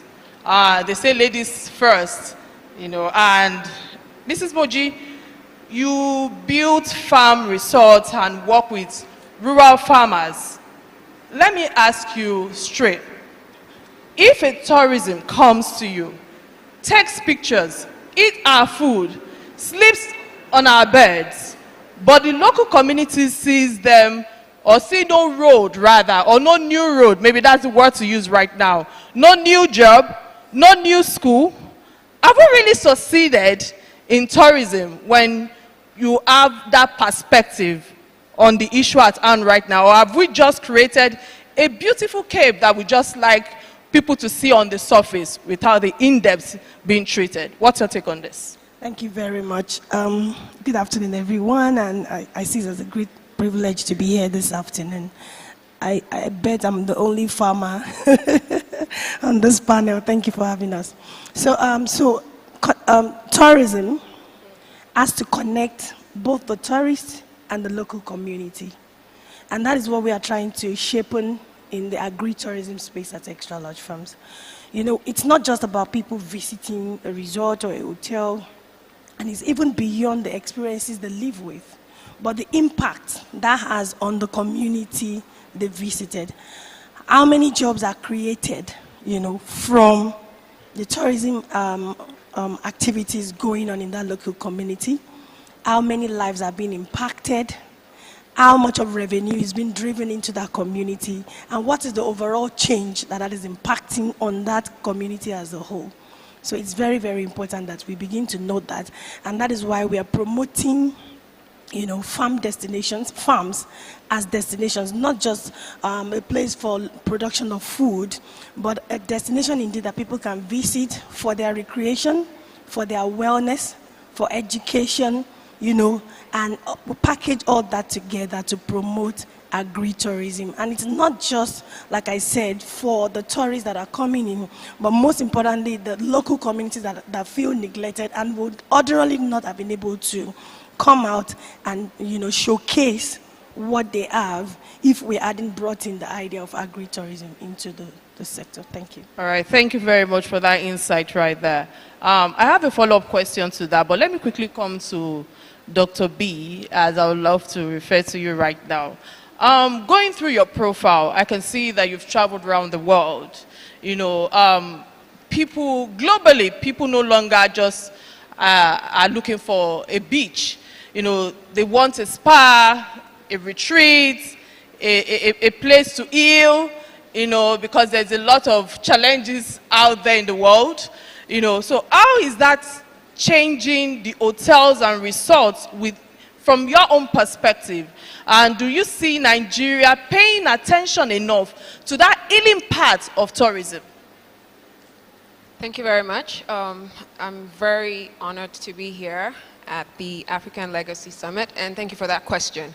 And what you just described is what we're calling wellness tourism. And wellness tourism is transforming global hospitality by shifting travels that were seen as luxury and leisure into an experience centered on health, longevity, beauty, mental wellness, and holistic transformations.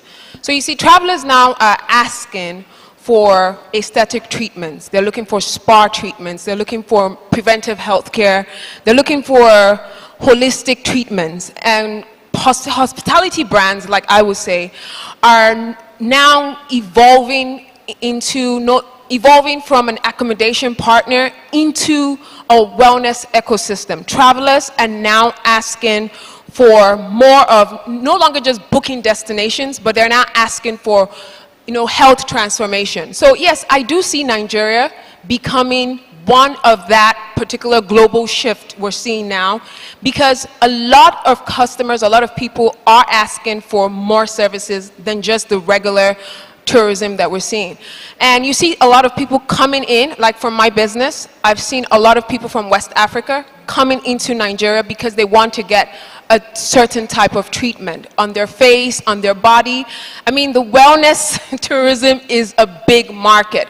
And we've seen countries like Thailand, Turkey, UAE, Switzerland, South Korea, who have done this global shift. You can see they've also integrated medical excellence, tourist luxury, and I mean, it's just fantastic, I can tell you that.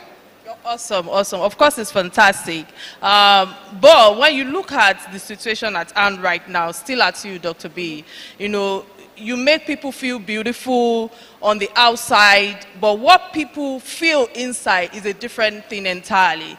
Hence the reason why I emphasize on the word healing, because I believe that many times we pay attention to the outer side of us. In a country where people are still currently traumatized, stressed, they are in traffic, anxiety, name it. The list is endless. I just want us to keep it real as much as we can. You know, do you see wellness as a tourism, as a way to heal the soul, not just the skin, not just the outer part of looking beautiful? Quickly, what's your submission on this? I do see it as a way to heal from the inside. First of all, you must look at it as a holistic approach. Even when I see patients, I'm not just looking at their outward appearance, I'm also looking at their inward appearance. It's not everybody that you want to inject or do a certain type of treatment for. It's sometimes they just need mental wellness. And if you have all of these things going on in Nigeria, you know, the country has a lot of things. I do tell people it's still the 1% of the 1% that is still able to, you know, get into some of these facilities that we're talking about. Yes, it is possible, especially if there's good government intervention in whatever we're doing. I remember from the last panel, I think it's, her name is Damilola, she said, we need to start creating sort of like, what do you call it? We need to start creating standards to some of these things. So if we want to bring in a true holistic approach to these things, we have to bring in the government. We can't do it by ourselves. And thank God that some of the government officials are here today so that they can hear from people that are in the private sector. We need more government intervention. All right, many thanks for that submission. I was going to touch on the private sector, but thank you for, you know, ending your submission on that. So let me come to you, Mr. Jide and Mrs. Daring. When going through your profile, you looked at a stretch beach in Lagos, which some people see as dirty. I apologize, I try to keep it real. They see it as rowdy and forgotten. You know, I must ask you, we can build something beautiful here. That was the moment, the spark, and that you believed in. But with all of that you have done thus far, have you seen any change in how we do things and how we see things when it comes to tourism? Quickly, well, first to Mr. Jide.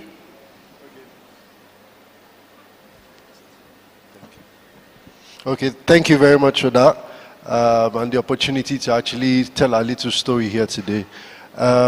Revive Beach, which is what you're talking about,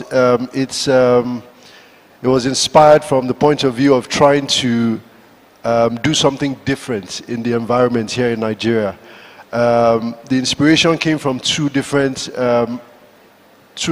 ideas. Firstly, we love to host, and Darian and I, we've set up Revive as an African expression to be able to express hosting guests at Revive. Secondly, what we've done differently with the community there is that we've been able to build in our own way, which is setting up a company to actually build the entire Revive with a prefab structure, and that inculcated the community in the whole construction process as well. We've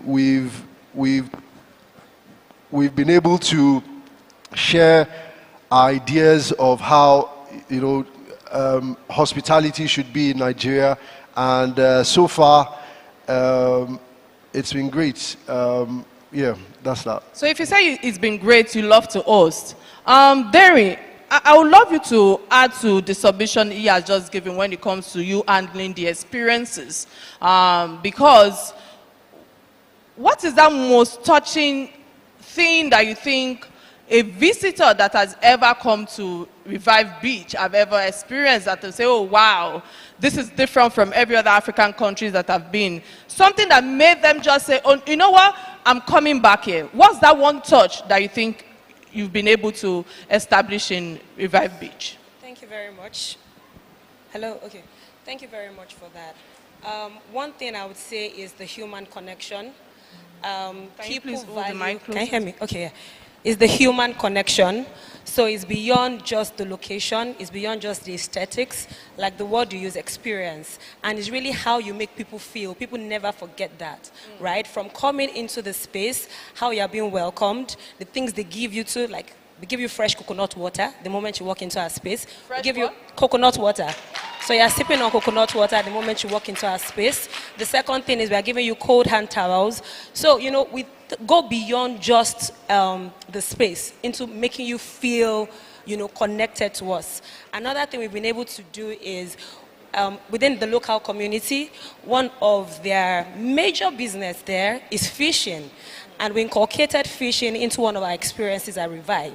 So our guests come in there and they can fish with the locals. I didn't grow up fishing. I never fished until I got to that part of town. So it's one of the experiences that we do offer there. So that's what we've been able to do so That's far. awesome. That's awesome. Thank you so much. I'm trying to manage time right now. Mr. Demola, my question to you right now is, sustainability has become a buzzword, especially in Nigeria. Everyone uses it a lot, sustainability. I think I've heard the word sustainability on this podium more than 50 times since yesterday. But in the African context, where many people are just trying to survive, you know, what does it really mean to you, that word sustainability? Does it mean fewer tourists, or more rules, or more infrastructure, you know, something more creative? What's your take on this in the sense of finding a balance with the word sustainability? Okay, I don't think it's enough time. When you're saying manage time, it's not enough time. So very quickly, I want to talk about two things. I'm going to be blunt and I'm going to be nice. Let's go to sustainability. There's economic sustainability or environmental sustainability. Which are you concerned about? Making money or saving the turtles? You can't have both. You I think both are important, really. I'm sorry? Both are important. Okay, but you got to tackle one first. Please, let me talk about this thing. Let's deal with the wholesale situation before the retail situation. I always say this to people. I love what Danny said. You can have an 18-year-old with talent, but an 85-year-old with talent, there's nothing left. I think I'm going to say this is where we got to be blunt. Anyone who's over 35 or 40 now, I think we have failed Nigeria. I'm being honest, we have failed Nigeria. The hope now is on those who are 35 and under, which is these people right here. So for all the young people in the audience, please clap your hands as loud as you can, because you truly are the future of this country. Honestly. And here's what I mean. A lot of us are gifted and talented. I heard the young lady speak up here. She fixes things in Dubai and a bunch of other countries. By the grace of God, I'm one of those who, I don't know, we didn't choose to, but we built the tourism in Fiji. I designed the tourism industry in Fiji, Tanzania, Mauritius. This Rwanda they talk about is so nice. Rwanda has problems, they won't tell you. Lady called Kandi Basomingara, head of Rwanda tourism, came to me and said, listen, we have an issue. We're bringing people, but we can't keep them because of a service level. So we spend a decade building other people's countries, but who's building Nigeria? That's the issue that I have. So let's come now to the wholesale side with the owners of this hotel. This is a phenomenal hotel brand. A guy named Otto Stelik started Portier Hotel in 1984. 4 properties. They sold it years later for almost $200 million. Here's my take with this Riddick Hotel, and this is for Danny as well. We have to aggressively leverage the hotel brand. So, which means we have to go out, if it means acquire property and put it there. Why is Coca-Cola number 1? Not because it tastes good, because it's everywhere. That's why Coca-Cola is number 1. The way to make a quota, number one, is to get out very quickly out of a comfort zone and begin to establish aggressively in other countries. We can acquire, we can do franchising. I can help you out there. But we have to get out of a comfort zone. Why? Because we who are over 35 will fill this country. Now, to go back to what you said about sustainability, listen, it's about local community ecosystem. Everybody must have a little value stream. Go by this thing. I heard about a dance called, I think it's called, is the Bata dance, where people do this kind of little movement. The drum has someone that makes it. The gear has someone that makes it. The shoes has someone that makes it. There's someone that captures it. That's our ecosystem there. So what I mean, there's not enough time to discuss this thing. Wholesale is, we need to fix Nigeria first. Nigeria does not have a brand. Nigeria has a reputation. Until we change Nigeria from a reputation to a brand, we will keep on failing. So in my opinion, and as I always said, the job of the tourism minister is to rebrand Nigeria. The moment you do that, everything else falls in place. And that's when we have to do the wholesale first before the retail. So the blunt side is we have filled the younger people of the future, but the nice side is there's a lot we can do. For those of us who are gifted, who fix other countries, we need to come back and we're going to fill this big real estate called Nigeria. Thank you so much. Thank you so much, Mr. Ademola, for that insight right there. So I'm coming back to you, Dr. Moji. You know, bringing it back to rural areas, because rural areas are often, you know, seen as backwards by city folks, you know, but you see gold there. You know, what is that one shift, that mindset shift, that policy or investment, you know, that could turn a sleepy farming village into a thriving tourist destination? I know I'm trying to imagine what will make you, you know, take such a decision.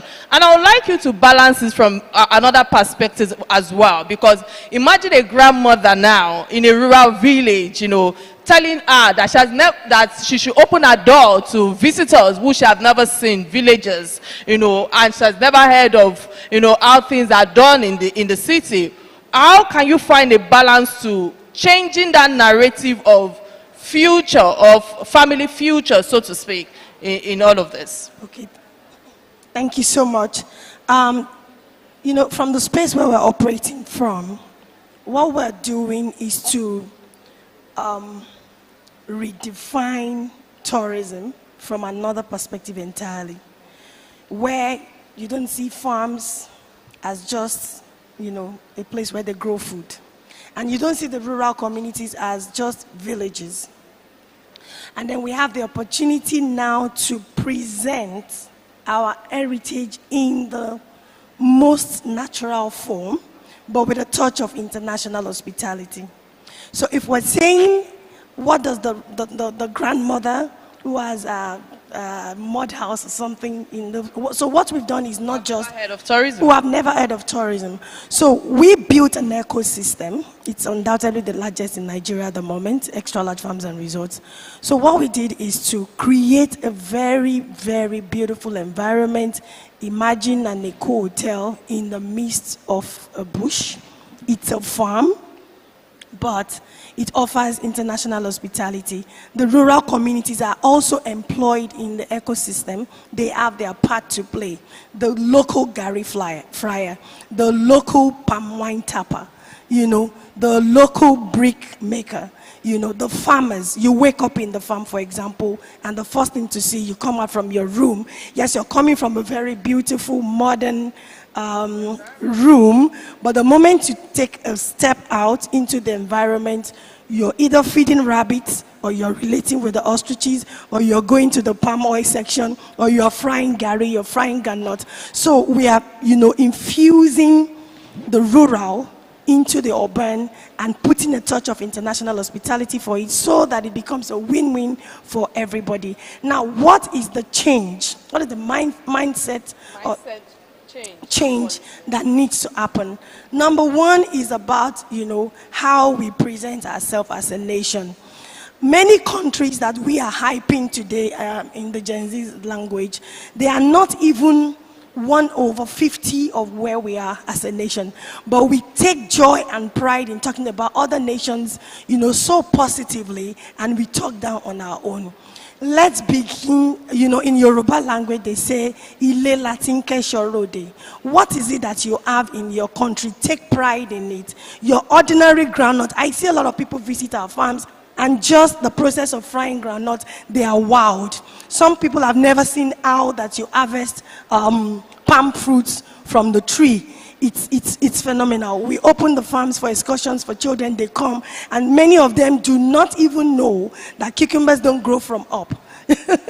You know, all those basic things, we begin to wrap experiences around it, let people experience it, and most importantly, let it empower, you know, the rural communities as well. So from the government aspect, I think the major thing that the government can do is to give us this basic infrastructure. All right, many thanks for... Give us an enabling environment for us to perform better. Thank you, thank you, thank you. So, listening to you right now, my next question to you, Dr. B, is, you know, just thinking about what she just said. I'm of the opinion that we have herbs, we have healers, we have warm hands. You know, hearing Dr. Moji talk about even when visitors come into the hotel room, they start doing certain things with our environment and all of that, infusing all of that to our environment and what we have already going on. But when a rich diaspora, you know, a real diaspora Nigerian now that needs surgery, they fly to India, they fly to Turkey, you know, why not here, Nigeria? What's missing in our country? Is it trust? Is it the facilities? Is it the marketing? Or is it something deeper when it comes to infrastructure?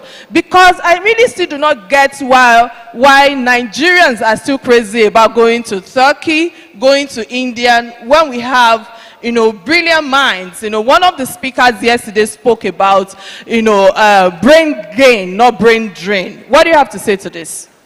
Thank you very much. First of all, it's just a mindset shift. I would like to really say that a lot of people are actually beginning to realize that Nigeria has this talent, especially in the healthcare. You're seeing people from Europe now coming into Nigeria for major plastic surgery. Most of the plastic surgery hospitals are fully booked till even December, if you don't believe me. Yes. So actually, we don't even have enough facilities. That's even one of the problems. We don't have enough facilities to cater to the numbers of Nigerians and also the diasporans coming into Nigeria. You can also see the mindset shift for, like he said, Nigerians, we need to start telling our story, a better story to the outside world. The stories we're hearing about the healthcare facilities are poor. They say we don't have good healthcare facilities, we don't have doctors, all our doctors have left Nigeria. I mean, if we keep sharing that narrative, then nobody is going to come to Nigeria. So it's a mindset shift. I'm a doctor, I want to be in Nigeria. And I know so many doctors who want to be in Nigeria, they want to practice in Nigeria, they want to make a living in Nigeria. It is left for our government to make us stay here by giving us more tools, more infrastructures, and helping us to grow our career. So yes, the diasporans, you're right, they go to different countries, but I will tell you something. When it comes to body plastic surgery, I'm telling you, they're started shifting back to Nigeria because we are giving them what they want. We are seeing the black skin, we understand the black people, we know what structure they want on their face, on their body, and we can give it to them. It's not a Caucasian man or a white man that can do that. It's us, black people. We can do it. All right, thank you so much for that insight right there. So quickly, let me come to you, Mr. GD. Government often build big, slow, expensive projects, you know, that takes years of constructions, and yet sometimes, you know, before some people passes, they would even not see the building. Let's keep it real, you know. But you build, revive beach faster, and you know, smarter. If I must say, if you could sit down with the governor of Lagos State or the commissioner for tourism and arts and culture, what is that one lesson or that blueprint that you think that you can share with them that can be of added value to the tourism industry in Nigeria? Thank you. So basically, in Nigeria, we are usually of the opinion that the only way to build is to use the traditional way of concrete and blocks. What we've done is we've created an alternative way to build, which I was trying to explain, the prefab way of building. Now, once you say prefab, everybody thinks it's low-grade shipping containers type of building. What we've done is an automated system, almost like an IKEA way of putting a house together. It's called steel framing.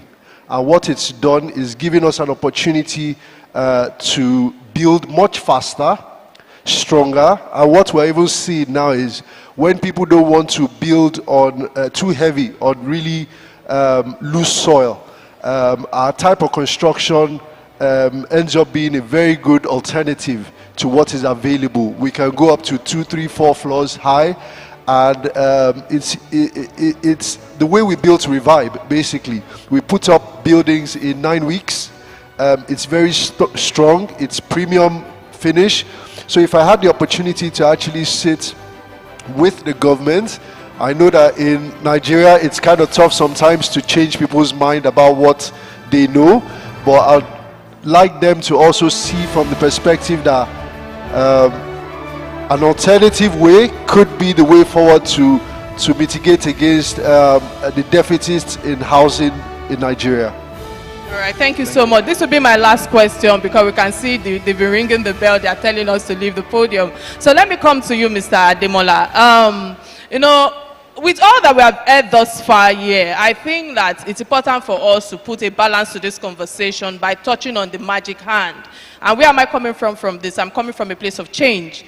Let's talk about that one thing you think that Nigeria in particular needs in terms of change, that one policy, that one mindset, you know, one piece of infrastructure. You know, many of the speakers today have touched on that. So find a balance to this with your submission regarding African tourism, again with the words sustainability and inclusiveness, if that's the word to use right now, with your submission. Quickly. So let's go back to brand and reputation. The first thing, we have to build a brand, move from reputation to a brand. The second thing, I can hear about the infrastructure. I said this before once in a session. If you go to an empty warehouse and you lock up the warehouse, but before you lock it up, you take a jar of honey and you pour the honey on the floor and you leave the warehouse for 3 months. Listen, people, if you come back to the warehouse, what are you going to find on the floor? Anyone? Ants. Thank you, young people. Ants. Who invited the ants? Tell me. What infrastructure was there? That's what tourism is. You don't have to invite people. If you have enough honey, storytelling, aesthetics, people will come find you. Now, in terms of infrastructure, there was no infrastructure for the ants. A country like Mauritius, they had the oldest airport. They waited for enough people to come before they built the airport. In this country, we do that all the way around. We go and build things, but there's no one to come. And we call every single airport international airport. Not one flight has landed yet. So we really have to change our mindset about how we say this, and that's where branding comes in. You have to find a way to begin to tell a positive story that people believe, and that's how you build your brand. All right, thank you so much for that quick submission. Right now, let me come to this audience. You know, I don't want to take more than 2 questions because of time. So if you can indicate with your hands up, or if you have questions for my panelists, please. And please don't run commentary. Just go straight to the question you want to ask. Thank you. Anyone, please?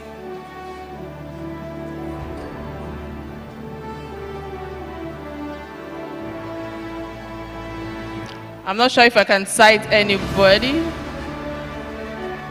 Yeah, okay. One is where? All right, please, can you take the mic to her? Thank you. All right, thank you very much. It's been a great privilege to be Please speak louder. Okay. Thank you very much. It's been a privilege to be seated in a room like this. So I would like to ask, seeing that the youth are the leaders of tomorrow, and we are also encouraging all of us to build ourselves, grow, and take over in the next 50 years. I want to ask, how can we position ourselves to get these mentorships, training, to be able to lead in that capacity when the time comes? All right, Mr. Ademola, I think you should answer that question. Very quickly is you have to equip yourself. Either read many good books or read a good book many times. You have to equip yourself. There's no shortcut to success. You have to learn, you have to position yourself, you have to equip yourself. So that's the first thing you have to do. And then, oh, thank you. And the next thing is ask questions. They said earlier today, there's AI. Back in our days, we didn't even have cell phones. Everything was connected. You have a lot of things at your fingertips. Don't wait. Don't even wait for permission. Just do. Just go out and do it. You can apologize later, because if you get it right, they'll praise you. So just go ahead and do it. Go ahead and do it. Thank you. All right, thank you. My last question will be with, please, Hello? can you bring the mic? Hello? Okay, you have the mic already. Hello, yes. All right, thank you. Good afternoon. My name is Loretta Togono Bikestet, simply Miss B. I want to beg this audience and the panel. I don't want to rush what I want to say, but I want to be very brief, because we have said a lot of things in the past 1 or 2 days, and the panelists, everybody has said so much. I want to say I'm very excited to see a lot of women on this panel. I'm a young woman advocate, and I love to train young females. I've been doing it for the past 25 years. And I want to ask the panelists and everybody, there's so many things to ask, but I just want to rush this. What can you do? Because we are talking about community.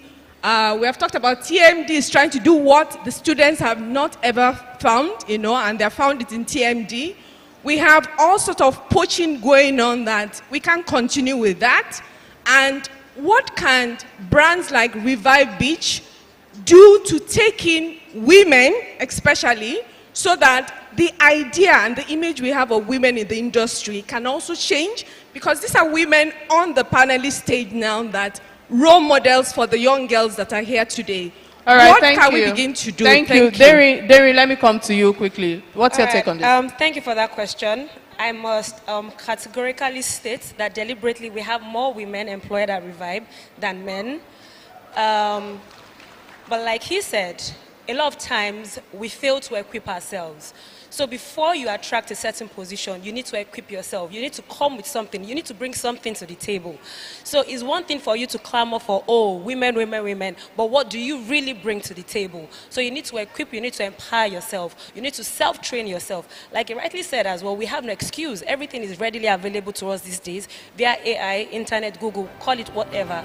But come on, if you are ready to work with Revive, Internet Revive, you can catch me later. Thank you. All right, many thanks to my distinguished guests for all your submissions thus far. I pray that we'll bring that change to all the conversation that we're having right now, and we'll get a better and greater Nigeria in the coming future. Thank you so much. Again, congratulations to Ecotel and Sui for the 50th anniversary of celebrating excellence, and of course, looking for a better future for the youth of the next generation. Thank you.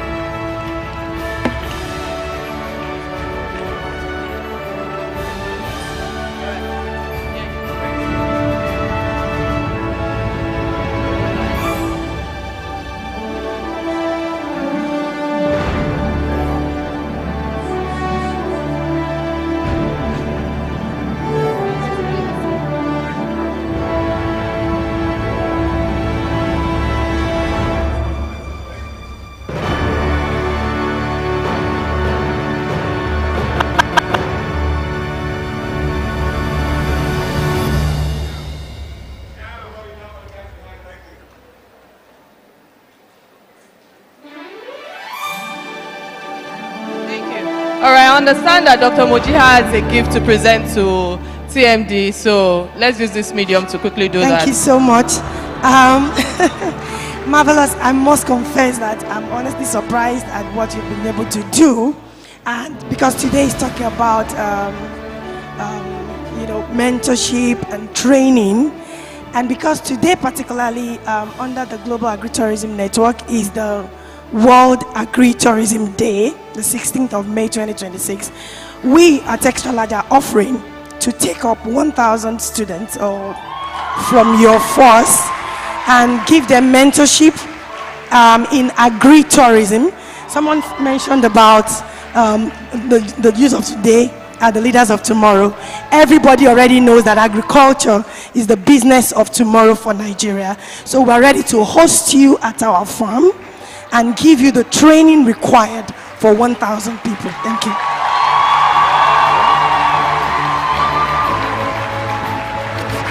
This is DJ Q.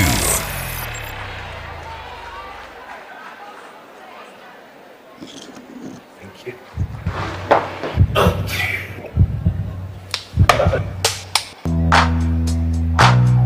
I knew when the hotel was born. During Festac, I was a young boy, a young volunteer, so I had the privilege of being around a few of the activities.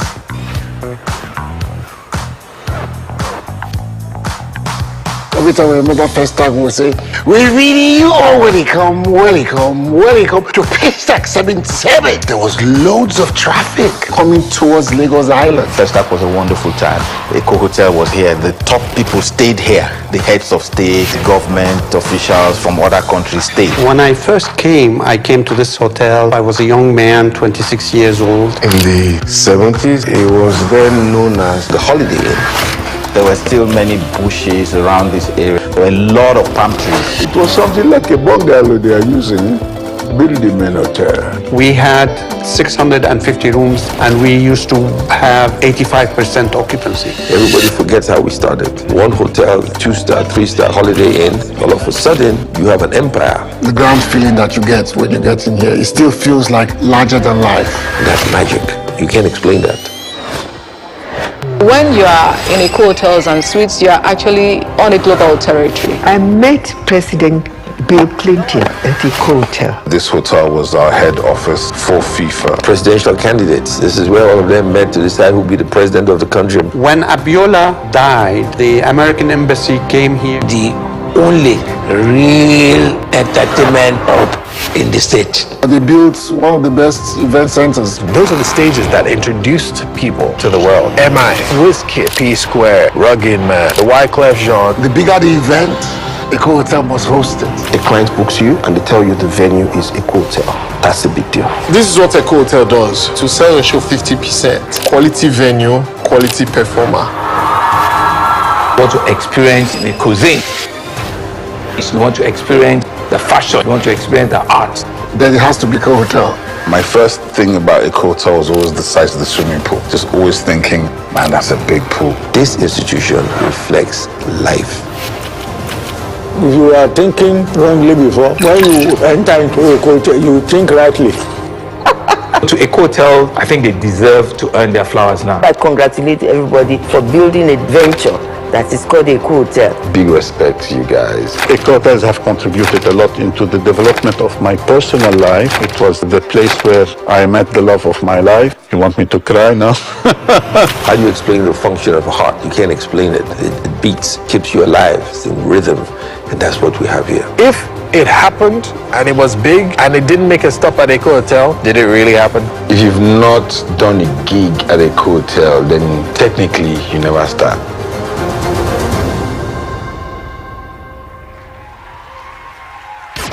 This is DJ Q. Jealous. This Baba ne jealous. DJ Q. Baba ne jealous. Bona la baba ne jealous. Baba ne jealous. Bona la baba ne jealous. Baba ne jealous. Bona la baba ne jealous. Tyler, it's in my boss. It's about my tape. Who's on my step? Bona la baba ne jealous. It's in my boss. It's about my tape. Who's on my step? Bona la baba ne jealous. It's in my boss. It's in my boss. It's about my tape. It's about my tape. Who's on my step? Bona la baba ne jealous. It's about my jealous. It's in my boss. It's in my boss. It's about my tape. It's about my tape. Who's on my step? Bona la baba ne jealous.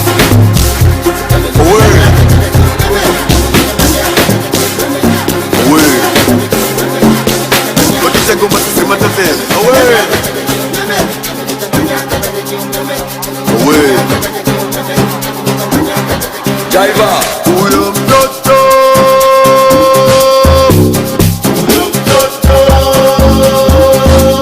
Masela huyo mtoto huyo.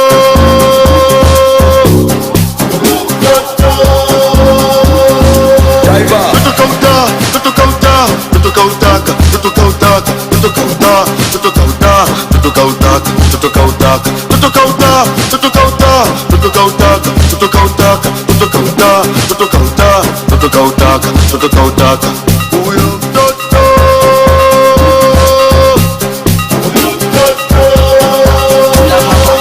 Masela huyo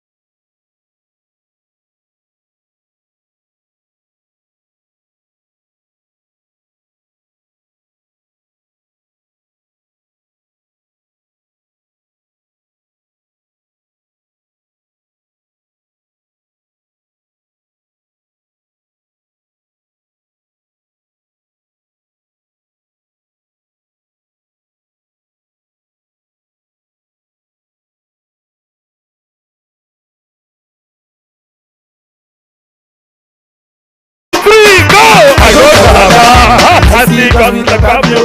Let's go. He dash me money. Hey, I go Bola for Lagos. I call the rest. Hey, so I am a Coco Club. What do you say? Say money babies. I say she's me for. What do you say? If not, hey, see, I mean the sing song. I'm about to King Kong. Let's go. Oh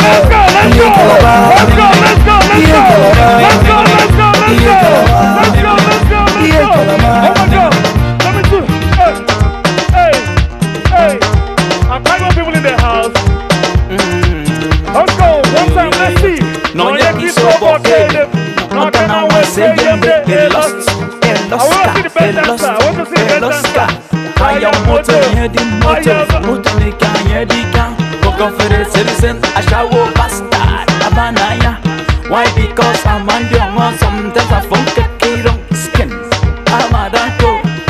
Let's go. Basita baya, Yarinya basita baya, Oh my God, see, I'm in the Bible.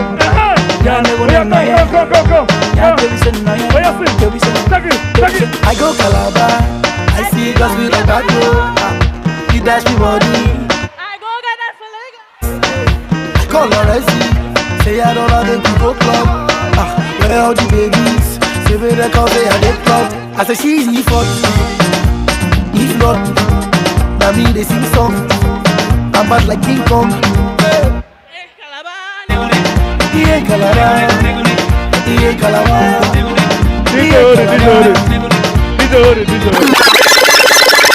Do you know she's from Akwa Ibom? 500,000 for you. Please, where's my queen? Please. Go and meet the face of our queen. We'll give you, make a transfer for you now. She was singing my song word for word. Are you ready to second? Open your legs. One hand on your waist. One hand on your chest. Oh yeah, what? Oh yeah, what? Oh yeah, what? Oh yeah, what? MC Galaxy.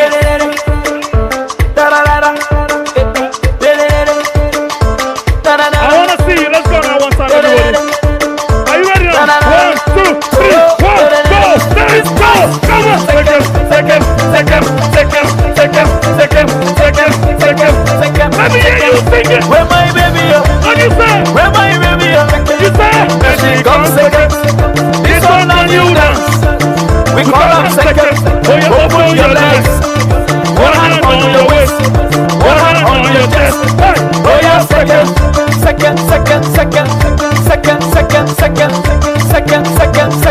It's a New York. Maria Ashe. I want to see the best dancer. The best dancer. You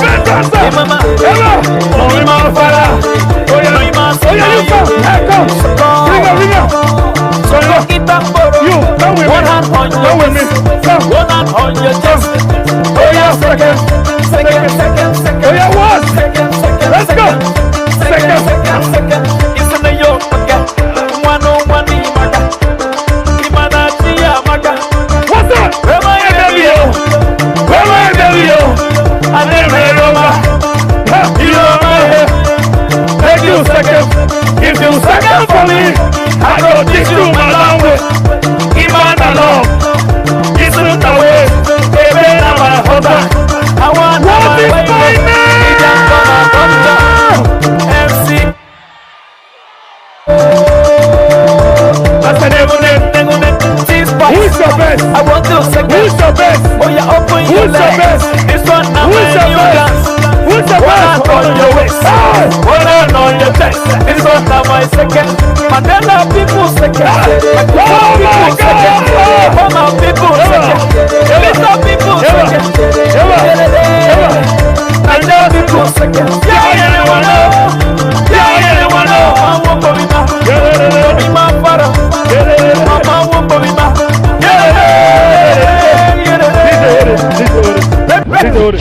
Please, the event is not over. We are just taking a break. Who is your winner? This one. This one. This one. Is he the winner? 300,000. Thank you. Thank you. Thank you.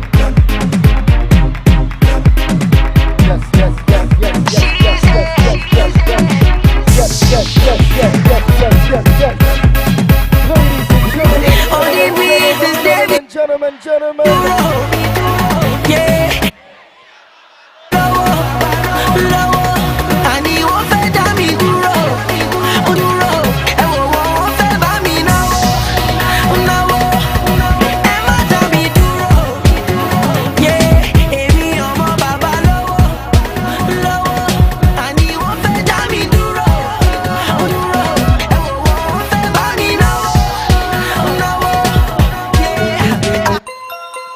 When you hear the kick, when you hear the kick,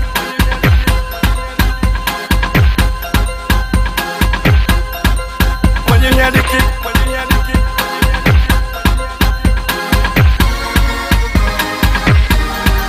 Here comes Big Dan Jazzy, original producer. Excuse me, I'm a LA. Keep rocking like that, too. Here comes the WC, original Black Diamond. Excuse me, I'm a LA. Keep rocking like that, oh. Yeah, she said make a wife but I get too many girls I know feel life and I did die for anything where she wants I go buy for first time we a sight just feel like say make a bite no not to spite I go take my time to decipher Hey Jago, hey Jago, hey Jago, hey Jago. They press money before. That's right. Me self go press for sure. What he plays on me? What take a tea plays on me? I love plays on me. I'm not me no plays on me. Hustle me jago, high fashion jago. Figo making she was so. Hey jago, a million jago. Shooting in your pass, jago making she was so.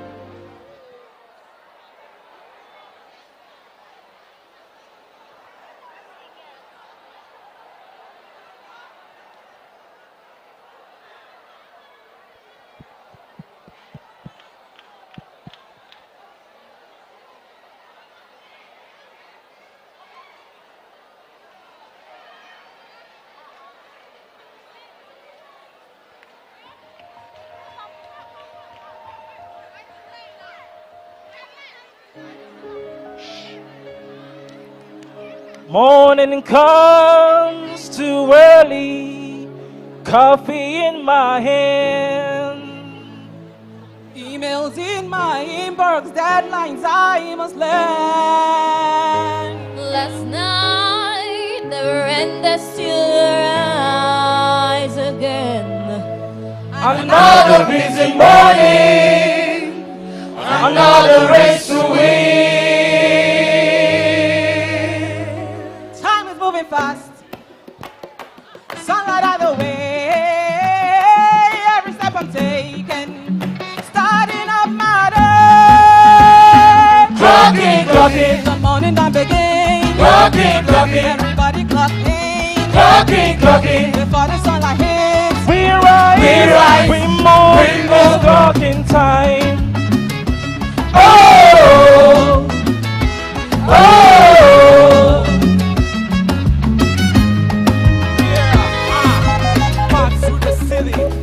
On the wall, sweet and sakus, the fear moving but the taku. Answer every call, my tones I recall. The power fest today, everybody go shout, yeah! Out to make it flow to shout. Every room must go. Yes, you'll never see my face, but I make the comfort flow. Yesterday was crazy, see us again. Everybody morning, we begin again. Clocking,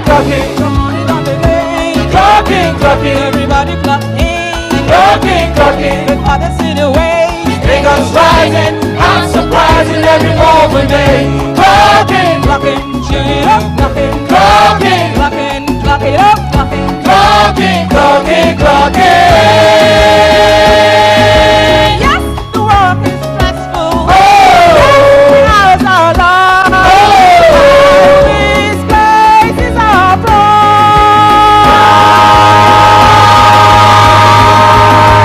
Clocking, clocking, clocking, clocking, clocking, clocking, clocking, clocking, clocking, clocking, clocking, clocking.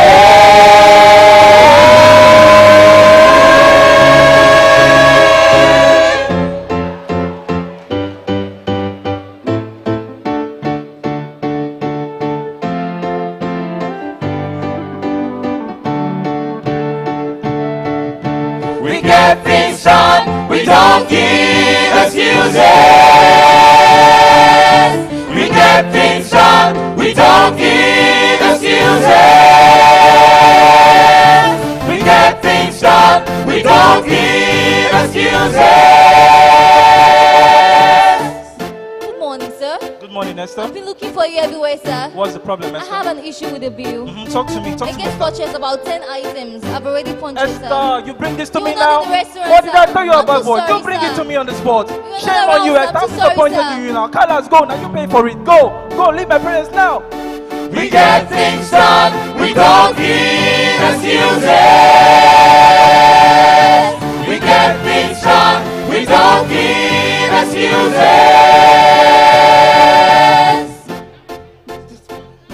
This clipping. I don't need Philippine. Don't you understand? Can't you hear me? You just shoot yourself on your leg now. You fool me once, I'm shy. You fool me twice, shame on me. You see me shouting on you, yelling at you, you know I still like you. I still love you. The moment I stop talking to you, you know I am done with you. I'm done with you, please go. Leave my office now. We get things done. We don't give excuses. We get things done. We don't give excuses. Good afternoon, guys. Good afternoon. I am not happy with the way we have been sending emails.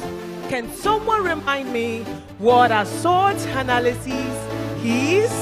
Strengths, weaknesses, opportunities, strengths, strengths, weaknesses, opportunities, strengths. And when next you're sending your emails, don't forget to cross your T's and dot your I's. We get things done, we don't give excuses. We get things done, we don't give excuses. Alex O'Hare, tell your people, nobody is running from today's morning meeting. I want to talk about my theater shows and what everybody is doing to sell these shows. You know I put on international standard shows. So Oi, get one of those sheets and put everybody's name in. I want to see what everyone is doing. And Annabelle, you're supposed to be sitting here checking these emails. And where is that LA? Get your skinny ass here. I need to see GM. We get things done, we don't give excuses. Oi! Shut up! I want all the chairs at the mezzanine of Jasmine all moved to Iris corridor. Do you understand? Isaiah! When you walk in, go to a border foyer, you will see a noble line against the wall. Take it to second floor. Do you understand? Fine. We get things done, we don't give excuses. We get things done, we don't give excuses.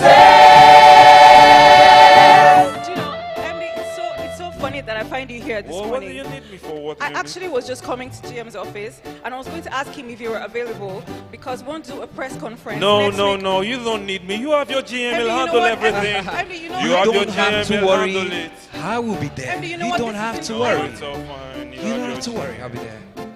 Okay? Yeah, you will I'll handle be there. everything. You You will always handle do this. everything. You will handle everything. We get things done, we get things done. Oh yeah!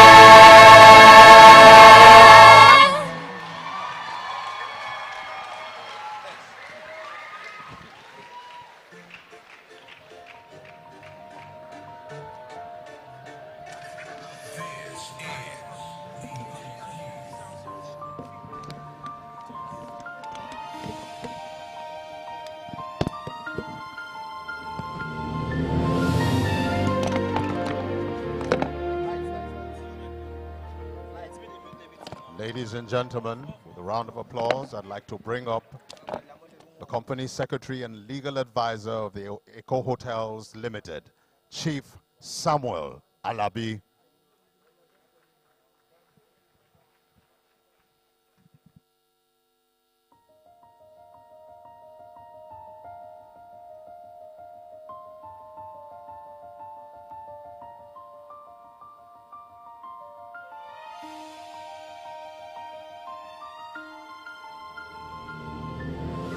Ladies and gentlemen,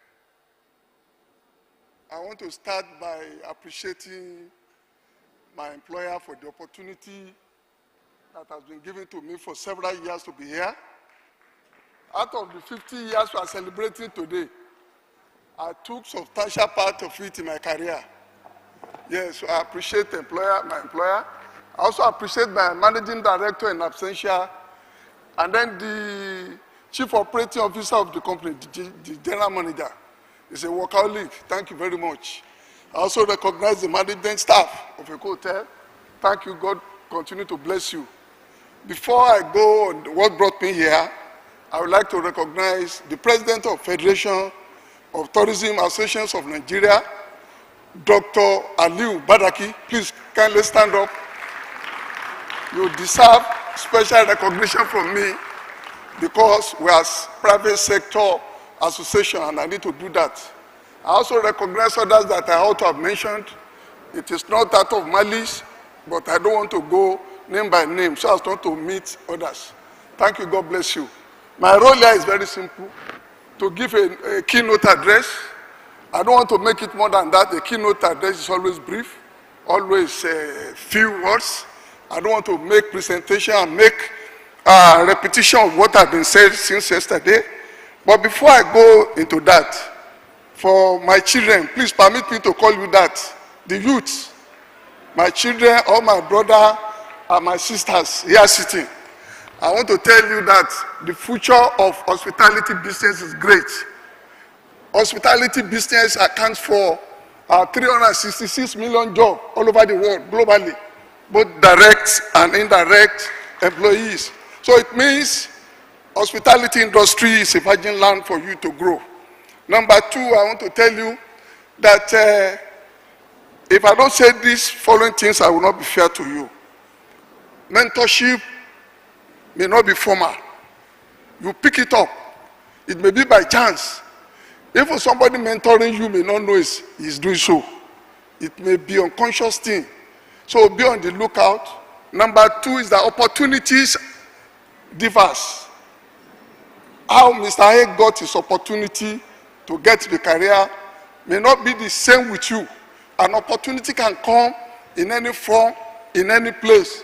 Some people's opportunity will come in the mosque, some in the church, some might even be in the bus. So you have to open your eyes very wide. Status does not matter. Opportunity is everywhere, and I pray that God will continue to be with you. For you to succeed in life as a young person, humility should be your main habit. Always be humble. Anywhere you find yourself, try and be submissive and be humble, because you never can tell where you will get into. A lot of you, because I have children of your age, when I see them, they complain about that where they are is toxic. Where they are working, where they have been training. Like one of my sisters there said, that where she's undergoing IT, that there is, they are using them, while others are not giving them mentoring services. Don't look at it like that. Every challenge in life is an opportunity for you to grow. I can say confidently like that because I left university, I left law school for this place. And since then I've been here. So I've seen a lot. So when I'm talking, you know that I'm talking authoritatively. God will continue to be with you. Tourism industry is big. It accounts for like 10% of 2025 data that we have shows that in 2025, tourism accounted for over $11 trillion of the world GDP. So it is an industry that is worth mentioning and is worth working in. Number two, I also talked about employment before. The tourism accounted for more than 366 million employees. So it is a very essential industry that we need to speak about. Furthermore, I don't want to waste our time on repeating what others have said yesterday, since yesterday. We have spoken about the need for government to create infrastructure. We have also spoken severally since yesterday about the need for government to create security apparatus to make life and property safe. But what every one of us has avoided, what we have avoided, for reason best known to us, is the distractions that we get from government. And that's what I'm going to dwell on very briefly. In Nigeria, we operate a federal system of government. Each level of government has been assigned their respective legislative competence under 1999 Constitution. However, all the level of government from federal to state are finding it difficult to operate within their spheres of jurisdiction. Anytime government remembers tourism industry, what comes to their mind is taxation. What comes to their mind is levy. What comes to their mind is charges. Some of us, as far back as 2008, we have been having running battles with government to avert unnecessary legislation that we that will erode the revenue of investors in the industry. Government come in various forms. They change the nomenclature. As we win one, they evolve another one. For instance, 2001, Lagos State government came up with what we call with sales tax. The hotel industry fought it. We as association, we fought it. We won. Lagos State came again with another one. They call it hotel consumption, hotel occupancy, and consumption tax. We are even there today. We have cases on it, Supreme Court, Court of Appeal, Federal High Court. The brief of what I'm saying in essence is that it is not enough for government to provide security. It is not enough for them to provide infrastructure. Those who have invested their money in the industry, if their revenue is not assured, if there's inconsistent government policy that will make new investors from coming, I think government needs to put their house in order. After all, they're entitled to tax under the company taxation law. That is not sufficient for them. They still come around. States themselves are not, they're not excluded. All the functions of local government are being hijacked by the state. Marketing, car parking, tenement rates, and a lot that I can mention. All of which the investor in the industry will have to contend with. Now, in Lagos now, they are planning to tax cars that are parked within the precinct of the hotel, not outside. They want to be charging money there annually. I don't think this is right. On behalf of all the private sector, we are saying this must stop. And if it doesn't stop, there will be endless litigations and distractions to investors in tourism industry from discharging their daily business. Thank you. God bless you. Thank you very much, Chief Samuel Ulualabi. Please, you may take your seat. I'm supposed to spend some minutes with you to have a chat. Thank you. Yeah. Well, let me follow your lead. You started by advising the students of hospitality, travel and tourism that are here.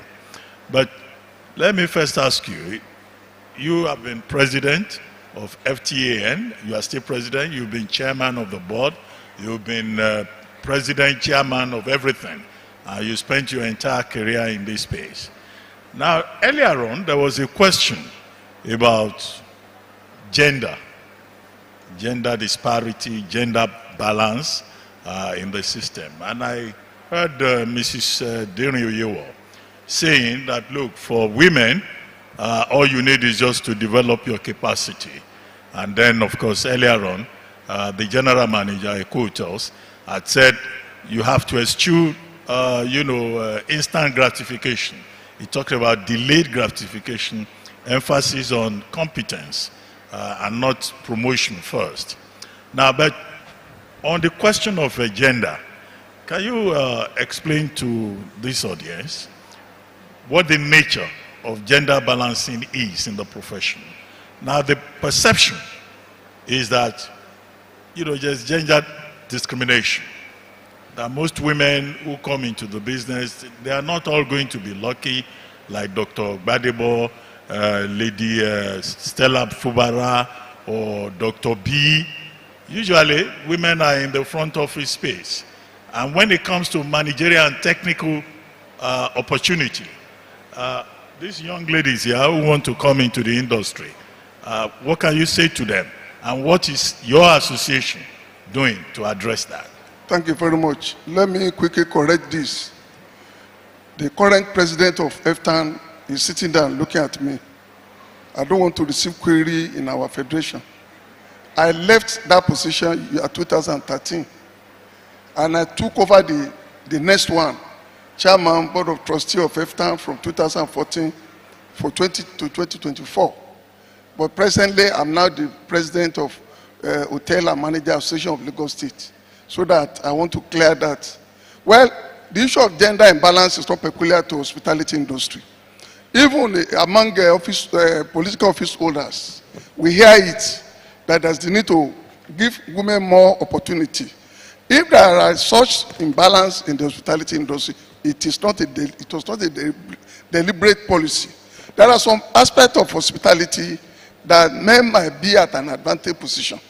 For instance, if you have maintenance department in the hospitality industry, hardly will you get artisans so quickly from the female gender than males. Then you also have some job that requires night duty, almost in perpetuity. Some females, for reason best known to them, they might object from taking such position if I would be on night duty. Even there are some laws, archaic laws, that prevent females, except from health workers, from doing night work. So in the presence of that, chances are that males will be more favored in employment than the females. But like I tell you, in the face of competence, gender will fade. Gender consideration will fade away. And we now have the opportunity in person of Dr. Yaduni. She's a female and she's doing a wonderful job. I also saw Ms. Bode Thomas. I saw her somewhere here. She had a good career here. She's a female by every standard, and she's doing well. We also have our rooms division manager, Madam Jian. She's doing wonderfully well. So it is for every person to prove their metal and prove that they are competent to do the job that they desire. Thank you. Okay, in some professions, in some industries, there is also discrimination at the level of pay. Okay. And a lot of complaints about, oh, this woman is always going on maternity leave. If you go on maternity leave, your promotion will be delayed. What do you say to that? No. In hospitality industry, it is not so. Maternity leaves is a product of national policy. So, and it doesn't affect the pay packet of such employee. Once officially, an employee is on maternity leave officially, our salary will be paid. And in this place, and in some other hotels, what they have is scale for everybody, not for female or males. We don't do distinction in our staff role of say this is a male, this is a female. A waiter is a waiter, or a waiter is equivalent to waitress. So gender is not reckoned with in staff grading. Thank you very much. Okay, the Federation of Tourism Associations of Nigeria, EFTAN, that's the umbrella body. Is there space for students' membership, as we have in some other professions, whereby you can join as a student for the benefit of the students that are here? Before 1997, each subsector under tourism had the association. For instance, hospitality, we had OPSI and NHA. For travel agency, we have NANTA. For tour operators, we have NATO. And then if for the training arm, we have Nigerian Hotel and Catering. We have ATMA. So all these body, even we have Association of Tourism Practitioners, all these associations, by right, they were approaching federal government before 1997. So the federal government in 1997 came up with an idea. They formed a federation for us. They asked all those associations to operate under the umbrella of Federation of Tourism Association of Nigeria. Chief Hebrew was the first president, and Dan Tata followed him, and them Duke, and I succeeded him. If there is going to be opportunity of IT, it can only be with those associational sectors. Like NHA now is hotel, OPSI now is hotel, travel agent is hotel. They cannot get IT opportunity from EFTA. They will surely get, and they have been getting, opportunity from those associations that form EFTA. If any one of them is so serious about IT, they will go to the establishment and apply. The problem I see with IT, maybe I should say this, most people coming for IT are coming to make money. They are not coming to get imparted with the trade secret. What interests them is how much the employer will pay them. And the other, they see the IT system as an essential tool for their growth, the better for them. Okay, very quickly, just before we round up. The other thing you talked about was government. Yes. And you said the only thing government is interested in is taxation. Yes. Now, what do you think government owes the industry? You are a lawyer. Yeah. So let me ask you, tourism is under the residual list in the Constitution. Now, and I think it was Dr. Badaki, current president of EFTAN, who said that, look, there is need to move tourism from the residual list to the concurrent list. What is the disadvantage of tourism being and hospitality being under the residual list currently? Thank you very much. The federal government cannot take it all. They have to leave some aspect for state government to raise revenue.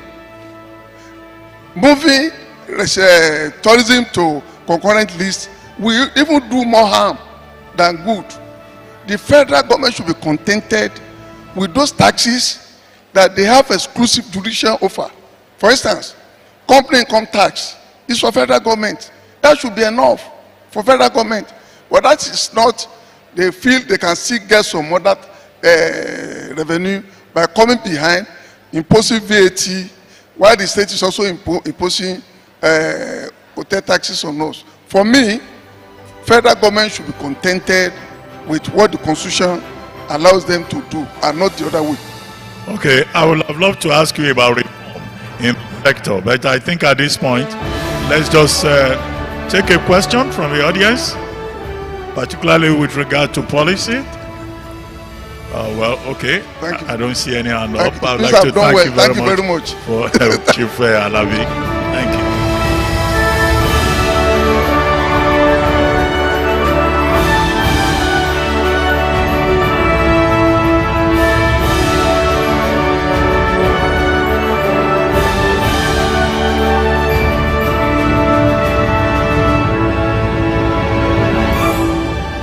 Ladies and gentlemen, please join me with a round of applause as we welcome the inspirational, marvelous Dada.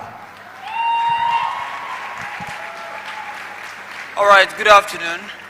So now we are here to carry out the National Academic Excellence Award. And the award is given to best student of hospitality, travel and tourism across the institutions we are represented in. And this award is solely chosen by their cumulative grade.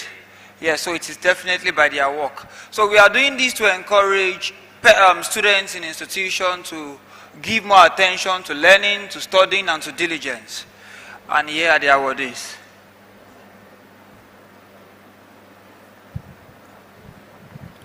And if you hear the name of your institution, please cheer them up.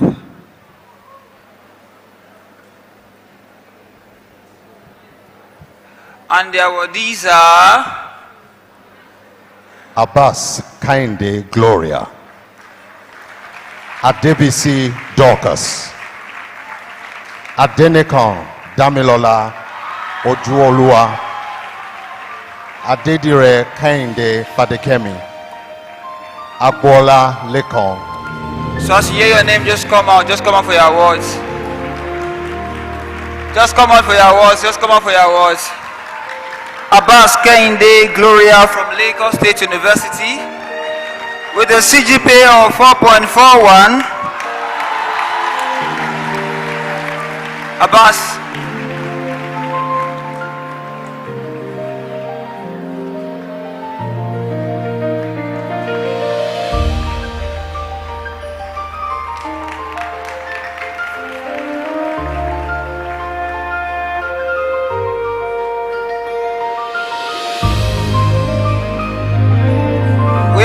Adewala Adebisi Dorcas from Federal Polytechnic Ilaro with a CGPA of 3.80 over 4.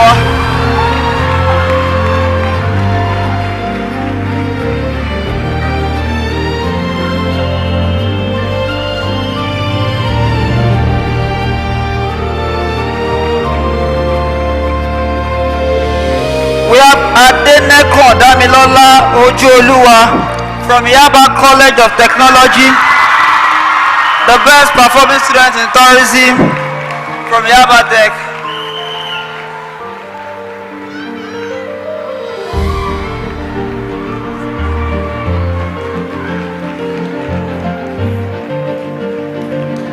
Now from Obafemi Awolowo University, from the Tourism Management Department, we have Kehinde Adekomi. Fadekemi.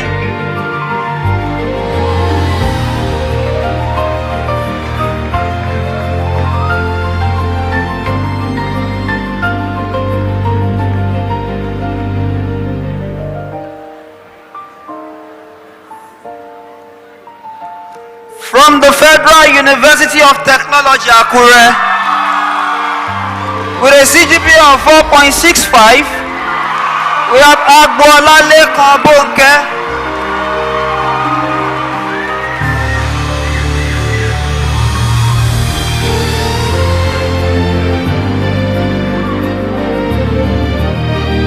Okay, from the Redeemers University, Hospitality and Tourism Management Department, we have Aino Emanuela with a CGPA of 4.61.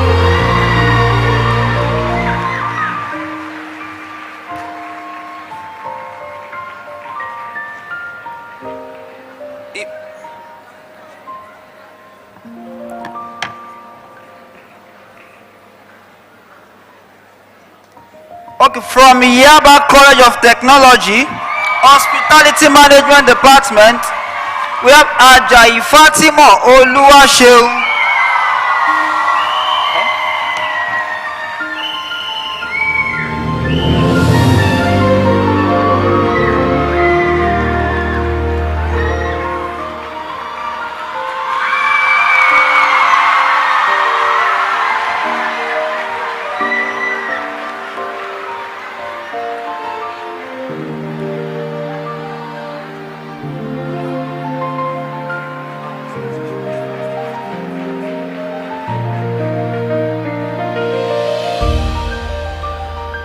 Say wow! Say wow! This is actually for university. This is the best student in Nigeria with a CGPA of 4.99. Amusa Tosin Chukunonso 4.99. The overall best in Nigeria University.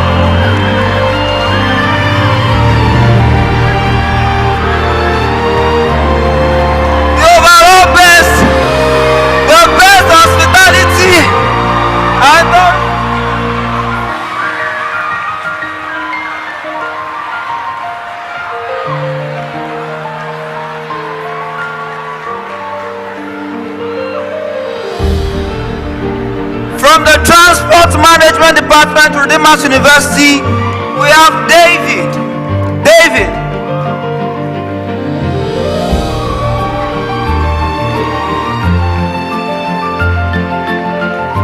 From Taisholari University of Education, we have Badmos Esther.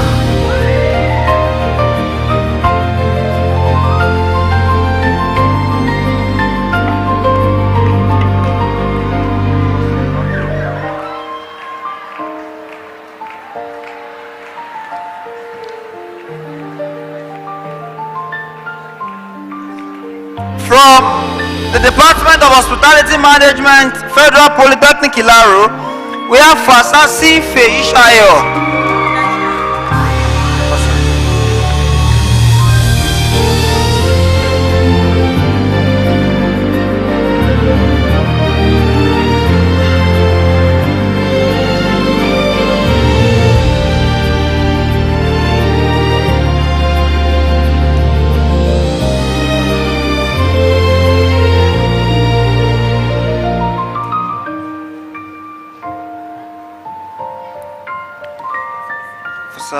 Okay.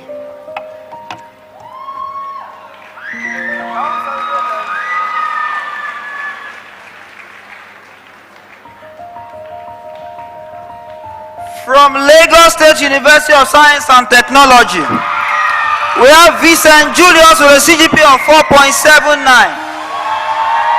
Vincent Juliet, 4.79.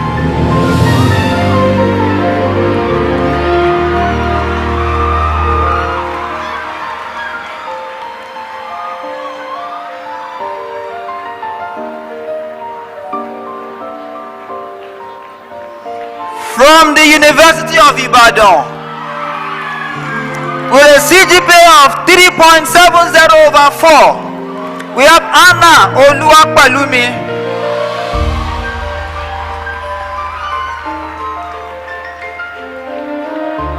From Lautech, Ladoke Akintola University of Technology, the best performing student with a CGPA of 4.65, Bose Demilola.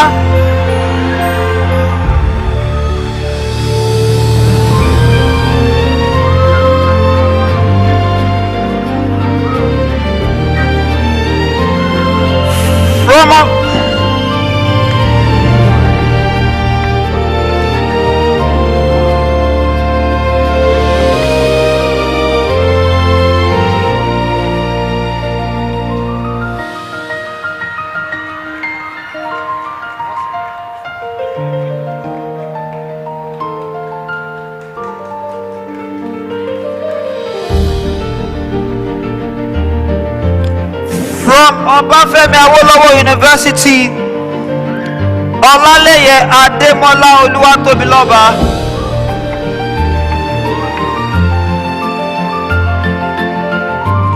From Hotel Management Department, Taisholari Federal University of Education, Okola Bisola.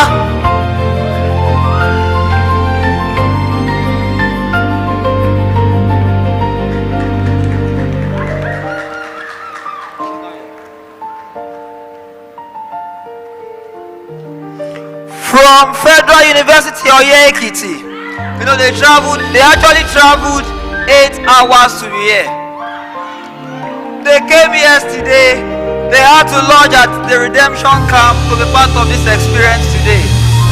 Their best student, Popola Esther Oyinda Mola.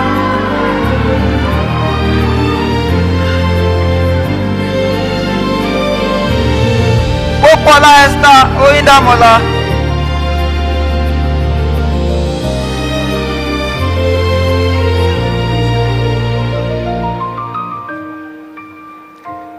Ramon Ibrahim Olalekon from Mapoli, Moshood Abiola Polytechnic.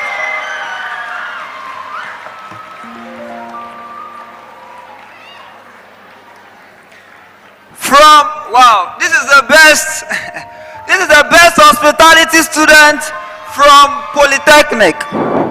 Wavecrest College of Hospitality with a perfect CGPA of 4.0/4.0.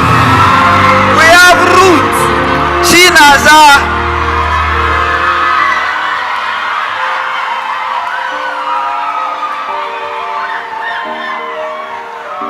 4.0 by 4.0.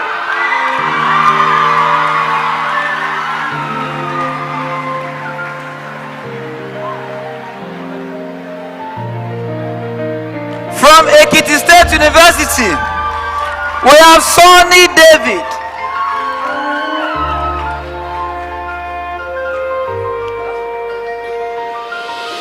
All right, so we have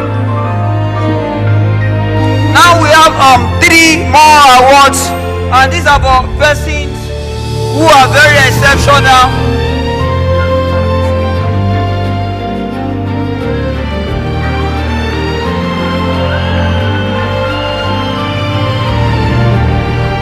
We have 3 awards for young mind doing exceptionally well outside the academic space now. We have Olawale Olamilekon David, SOA, from Lagos State University, in recognition of your exceptional impact in advancing transportation and tourism among youth in Nigeria. SOA. We equally have Chimeze Mike, Tourism Africana, in your recognition of advancing the growth of youth of hospitality and tourism in Nigeria.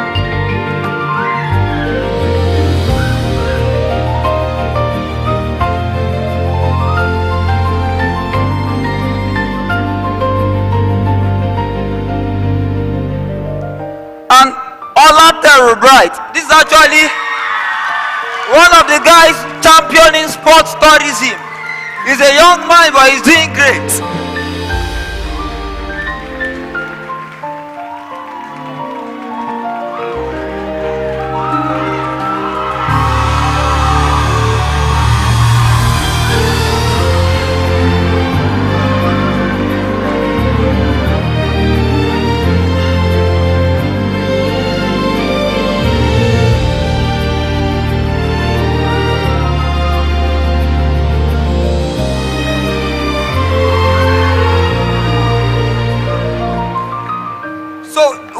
Last 2 years, and these are for institutions that are really championing hospitality, promoting tourism in Nigeria. We are celebrating these 2 institutions. First, we have University of Ibadan.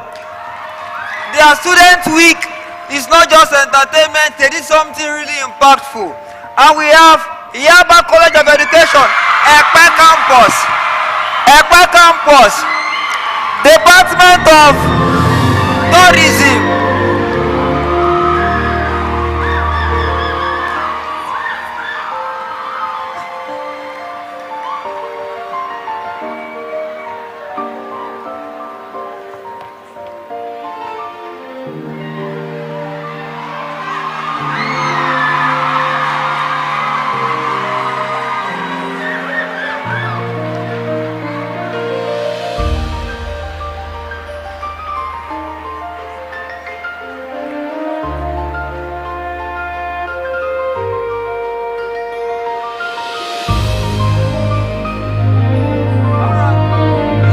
Lastly, we have a gift, a small gift. We have a small gift. Can we all stand as we present this beautiful gift we have for Eko Hotel? From the TMD Foundation, we have this amazing gift for Eko Hotel and Suites for their support. And I would love to have the GM here. The management of Eko Hotel. I would love to have the management of Eko Hotel on stage, please.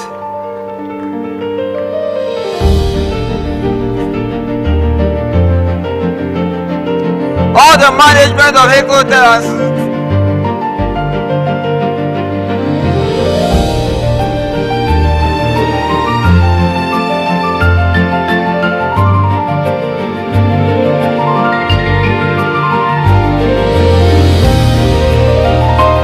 Madam Gian,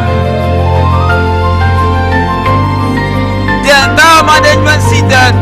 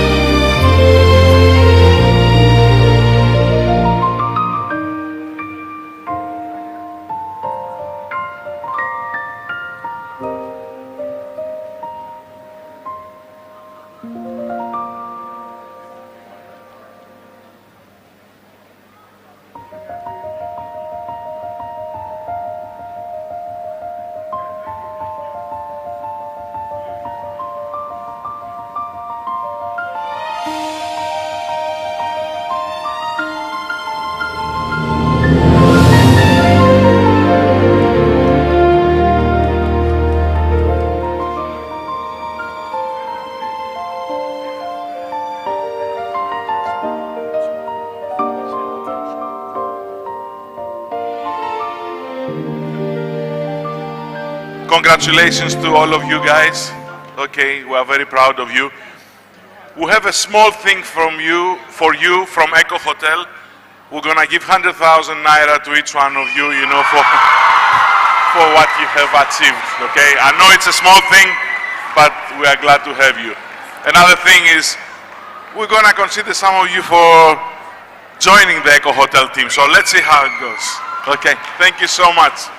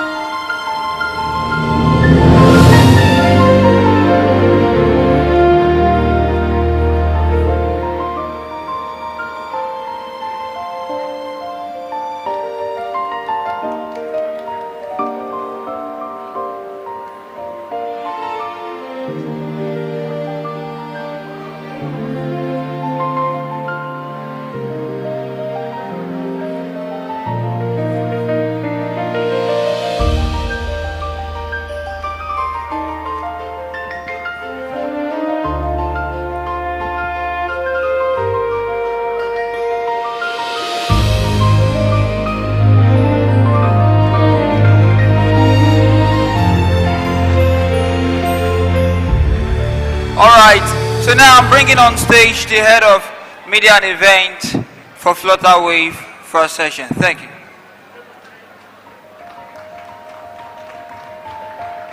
Ladies and gentlemen, can we please celebrate as she comes on stage?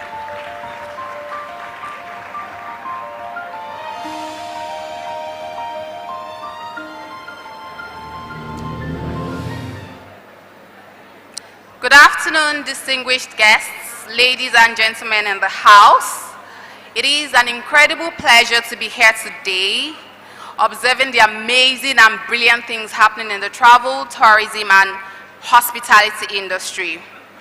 First of all, I would like to say a big thank you to the Eco Hotels and Suites and the TMD Foundation for having us here today.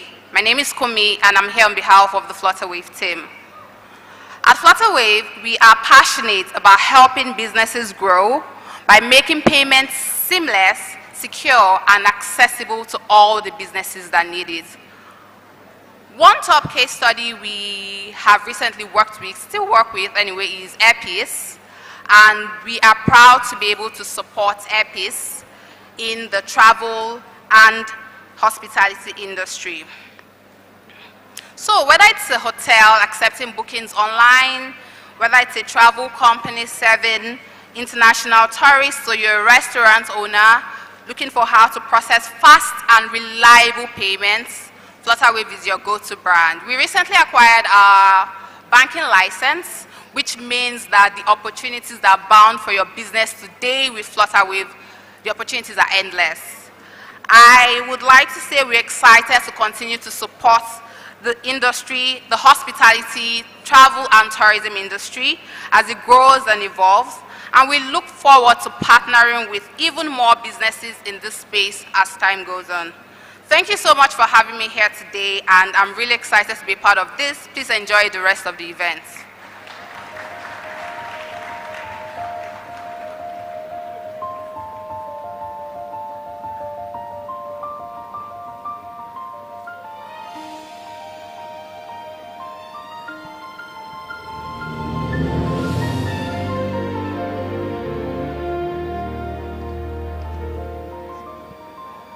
Ladies and gentlemen, with a round of applause, Anthony Bamidele.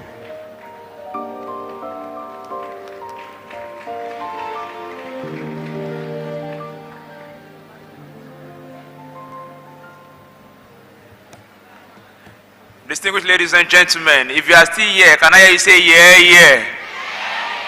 Okay, I think that energy is still low. If you have been getting value here, can I hear you say clock it?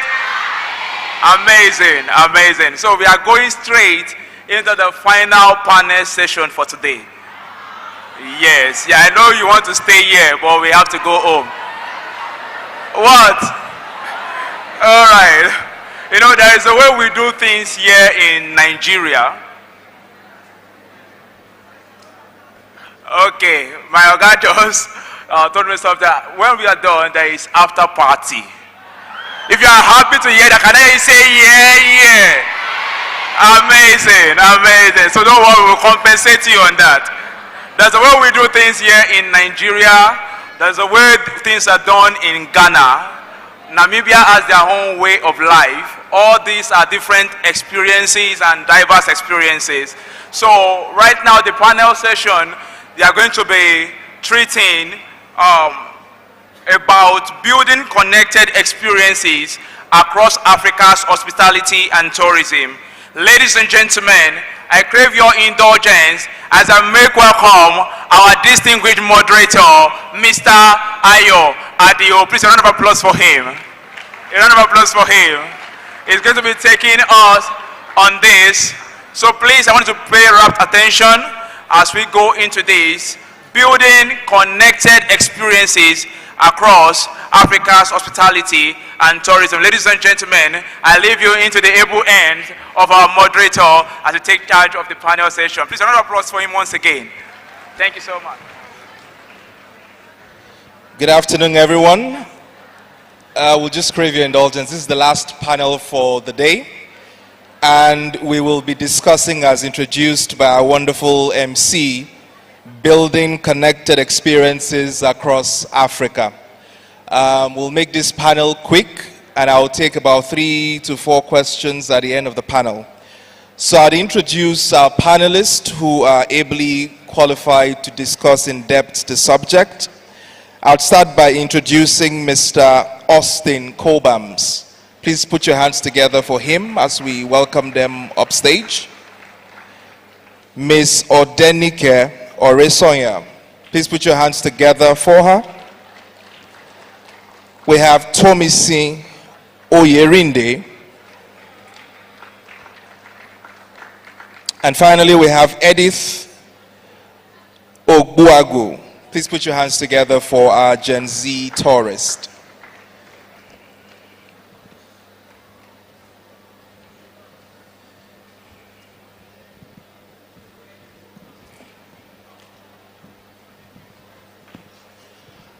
Okay, thank you all for joining us. I'll start with Mr. Cobhams. You have worked with one of the most important cultural events in the country, which is the Calabar Carnival, that pulls people from across the world and within Nigeria to experience the beautiful scenery you put up every single December.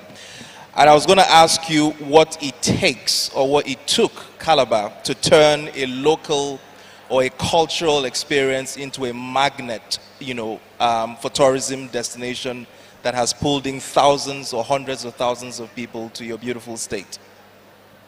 Okay, thank you very much, my moderator. Truly, I would first attribute it to the people. The people, because history has it that Carnival actually started here, exported to the Caribbeans, and then redefined back here. Because I grew up to see our people line in droves, you know, display different masquerades in chains and all that. So for us, we have the warmest welcome in Africa. We are proud to say it because Calabar is one place that even the poorest of all men would always ask you, what do I offer you when you get into his house? He would just be happy to share the smallest thing he has with you. So I think the first thing that made us successful in this is who we are. And then the second thing is the determination of a people. You know, if you know where Calabar is actually at the end of Nigeria. It is not a route, it is a destination. And so nobody just wakes up and begins to pass through Calabar to some other place. You must come to Calabar. And for you to come to Calabar, something must bring you to Calabar. So we grew this determination that if we must build a destination, then we just have to kill ourselves inside making a success story out of our carnival. Interesting that you make that point. And I was going to follow up very quickly before I move to the next panelist. Because over time in Nigeria, we've seen carnivals have a boom and bust cycle, especially over the last 50 years. And at some point over the last decade, Calabar experienced its own bust, just like a few other places, but it's been revived again. What kind of strategic collaborations, whether government and private sector, do you think can happen to make these cultural events sustainable and to create local value for the economy sustainably? Okay, first, if you look at our system, we run carnival in Calabar, in Cross River State, as a country. If you compare our carnival to other carnivals, it is a state against countries. Brazilian carnival is a country, Notting Hill, you know, and even TNT. So our first challenge is the national policy that has not been able to look at our carnival as a national event. So we suffer this hitch of going against federal policies in an attempt to activate a truly international event. So we've been collaborating with a lot of agencies. Most importantly, there are key agencies that have actually been able to bridge us, like the Aquaba Travels, you understand? So basically, the major challenge is what have been discussed in this place I came to hear: government policy, actual government attention in growing, you know, intentional tourism drive. Because right now we are experiencing a crack in African travels and tourism. You know, if you look at other parts of the world, Europe came together, formed the European Union for easy travel through Europe. We don't have such travels in Africa. Some parts of Africa, like only in West Africa, we try to grow that easy travel between Ghana and the West African countries. But we're still having hitches here and there. So it's about government to be intentional with its policies to take one of its eyes from oil into tourism. I will have the best of it because we have the stories to tell. Fantastic. Let me talk to Oresonya for a second, who has traveled across several states in the country. I believe even all the states of Nigeria, yes, right? Everything. Because from your page, there's you eating miyan kuka in Kano. You are also Nasarawa, enjoying the falls and all of that. And there's been a deliberate attempt to elevate storytelling as a way of sort of shaping the narrative in Nigeria and in Africa. From your experience, what challenges have you faced in trying to tell these stories of the places that you have visited, and what kinds of support and collaboration would you advise to elevate this storytelling that you are doing in your own little capacity? Okay, thank you. Yes, I've visited every single state, and what made me start traveling was a mistake. NYSC, right? I was posted to Ibadan, and then many people were feeling sorry for me that, oh, you didn't get Lagos, you didn't get Abuja, you didn't get, and I was surprised because what I thought about Ibadan was that it was just a brown roof city. I did not know that it was actually like bubbling like Lagos. So when I saw that, I was so surprised, and that was when I decided that, okay, I think we need to tell these stories more. Right, so I think one of the major challenges is that we as Nigerians, we do not explore Nigeria. We do not want to explore Nigeria. When we think vacation, we think Seychelles, Maldives, blah, blah, blah, blah, blah. But we know so very little about our own country. So like when I started seeing how beautiful Nigeria was, I was like, nah, I needed to show people that there's more than Lagos, Abuja, Port Harcourt. Like, in fact, those are the least impressive cities. If you go to the north, people don't talk about the north. They make it look like, oh, the north is one, like, dead zone, like you can't go there. And to me, that's like the most beautiful part of Nigeria. So like people don't want to leave their comfort zone to share these stories and like promote their own country. Like you are born in Nigeria for a reason. Even though we all complain about things, you are here for a reason, and you have to at least see for yourself what your country has to offer for you before you leave elsewhere. You say you can't travel, but like with 20K, you can visit another state within Nigeria, and you've seen beauty already. So I think one of the challenges I encountered was, thank you. So one challenge I encountered was that people were not willing or open to see Nigeria for themselves, right? So which was what I was trying to solve from my, content. Then you still see the doubting Thomas. It's a lie. The government sponsored you, blah, blah, blah, blah, blah, blah. So like there's just so much that needs to be done in our mindset as Nigerians that we need to love our country. Like you have no choice. So, And I'm a bit curious because I'm betting you didn't have some sort of a guide or a roadmap to explore Kano, for instance. But, I mean, from your experience, what would you suggest that states can do at a local level to provide some level of guidance for people like you who want to explore other states within the country? Well, it's unfortunate that right now it's people like me, like individuals that are doing, more destination marketing now. And it would have been nice if there was some form of support from the government, right? These are places that we go. The road to a particular destination is so terrible that you have to take a bike for like 1 hour. Like the roads are bad, like all of those things. I feel like if the states at least maybe the states should start by trying to make sure that what they have in their state, I feel like every state has something, definitely. So if the state's governments or whatever can just do something, the few tourist attractions they have, try to make it worthwhile. Try to make it, something that people would want to go through. I mean, we shouldn't be going through so much. Waterfalls in Nigeria, if you've been to any waterfall, you know how hard it is to visit a waterfall. So yes, I think infrastructure is something that we need to work on. I mean, individuals, we can only tell these stories, but like how accessible is it for people to now go there when they get there? So yeah, then right now, individuals are tour guides. Like me now, people will reach out to me, oh, I want to go somewhere, blah, blah, blah, blah. So I feel like we shouldn't be the ones doing that. We should have like adequate structure that, okay, maybe when you go to a museum, I know there are some states that do that. You go to a museum and then you have someone, maybe there's a leaflet. These are the places you can go, and then they just kind of give you some directions. So yeah, that's what I think. Fantastic. Let me talk to Tomisin for a minute. The Gen Z, you work with Gen Zs across the country and you're trying to encourage Gen Zs to travel. First, let me ask you, have you found any sort of resistance from young people opening up to traveling and experiencing Nigeria in its fullness? And what have you done in your own regard to sort of mitigate, those challenges and to encourage a lot more Gen Zs to travel and experience their country? Hi, good afternoon, everyone. Thank you so much. So in regards to people having resistance traveling within Nigeria, I'm going to talk from the angle of a business owner. So I run a travel company. I create trips for people. And one of the recurrent thing that people say is insecurity. I don't want to, like even Cap Village that is just in Oyo State, last December I tried to plan a trip there and people were like, herdsmen, Fulani herdsmen, they don't want to go there, they don't want to do this. And I try my best because I can't, I mean, there's so much I can do to say, oh, you should go to these places. I go to these places myself. Like Nike mentioned, she has traveled to all the states in Nigeria. That's the best we can do. Like, oh, we're going to these places ourselves as well.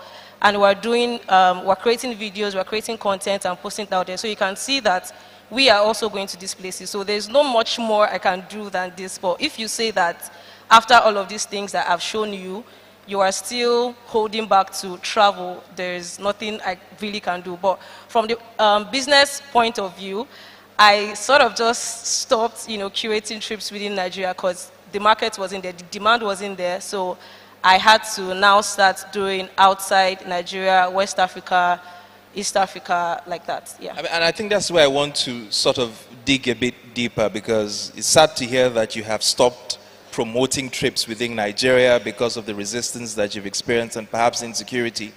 Because I know you started off trying to create immersive travel experiences for people locally. Is it that there is a shortage of these specific immersive experiences that you can sell or that can attract people to these places? Or is the threat of what to expect when people go into those places? And how do you think you can make it, how can you limit the barriers of entry, whether by private or government collaboration? I know I've bundled 3 in 1. Yeah, because I didn't get the second part. So the first part, I think you start with the first part. Okay. You know, is there a shortage of these immersive experiences across the country? Or we are just struggling to tell our stories in a very unique way that make them look like immersive experiences? So I don't think there's a shortage of these experiences. I think that there are lots of experiences that there are in Nigeria for people to have, like a whole lot of them. But I think that we are not properly telling the story. We're not properly showing people that this is what, if you come to this country, sorry, if you come to this state, if you come to this city, this is what you get to experience. For example, in Ibadan, people only tell you, oh, if you check online, you probably just see Ibadan is a state for brown roof. Like, that's all that there is to Ibadan. There is more to Ibadan than that, but nothing is being done to tell the story properly. And that's how it is across. I think it was yesterday or day before yesterday, I saw someone's status. He showed a video of Bauchi. It was in Bauchi State, and there were lots of giraffes. And I remember responding to the status. I'm like, this is what people pay hundreds of thousands to go to Kenya to go and experience. But these things are in Nigeria, but we're not telling our story properly. We're not showcasing it properly. So the only thing that people are just have in mind about Nigeria and visiting these places, oh, insecurity, I don't want to travel to these places. But if they only see that part of the country, then they would have that resistance. But if there is more stories about what these people can come experience in those states, I think they'll be willing to want to experience Nigeria more than the current. Interesting. So Edith, you are all about Africa, trying to have people explore the beauty of Africa, its hidden gems, if you'd like. Firstly, what opportunities are we leaving on the table as a continent in terms of boosting intra-Africa travel, particularly to explore the continent's rich cultural heritages, its food, its hospitality? What opportunities, in your experience, are we leaving on the table and that we can leverage to boost travel across the continent? Okay. Thank you. Firstly, good afternoon, everyone. It's an honor to be here, and congratulations to Eco Hotel on their Jubilee, their Golden Jubilee celebration. It's Edith, not Edith. Oh, sorry, Edith. Sure. And regarding opportunities that are being left on the table, I will speak from my perspective as that Gen Z tourist, a member of my generation. I believe one thing we are leaving on the table is introducing the young people into the tourism industry, as well as inculcating that mindset and power and originality that exists in us. Say that, starting from like the genesis, I started my travel journey as a 19-year-old university student, and I genuinely did not know what the industry was like. I did not know the opportunities that existed in the first place. I had to go out of my comfort zone, explore premises or natural attractions within my environment before I even began going to West Africa. So I think harnessing the people, the culture, the experiences, ecotourism, and the entirety of it is what we are leaving on the table.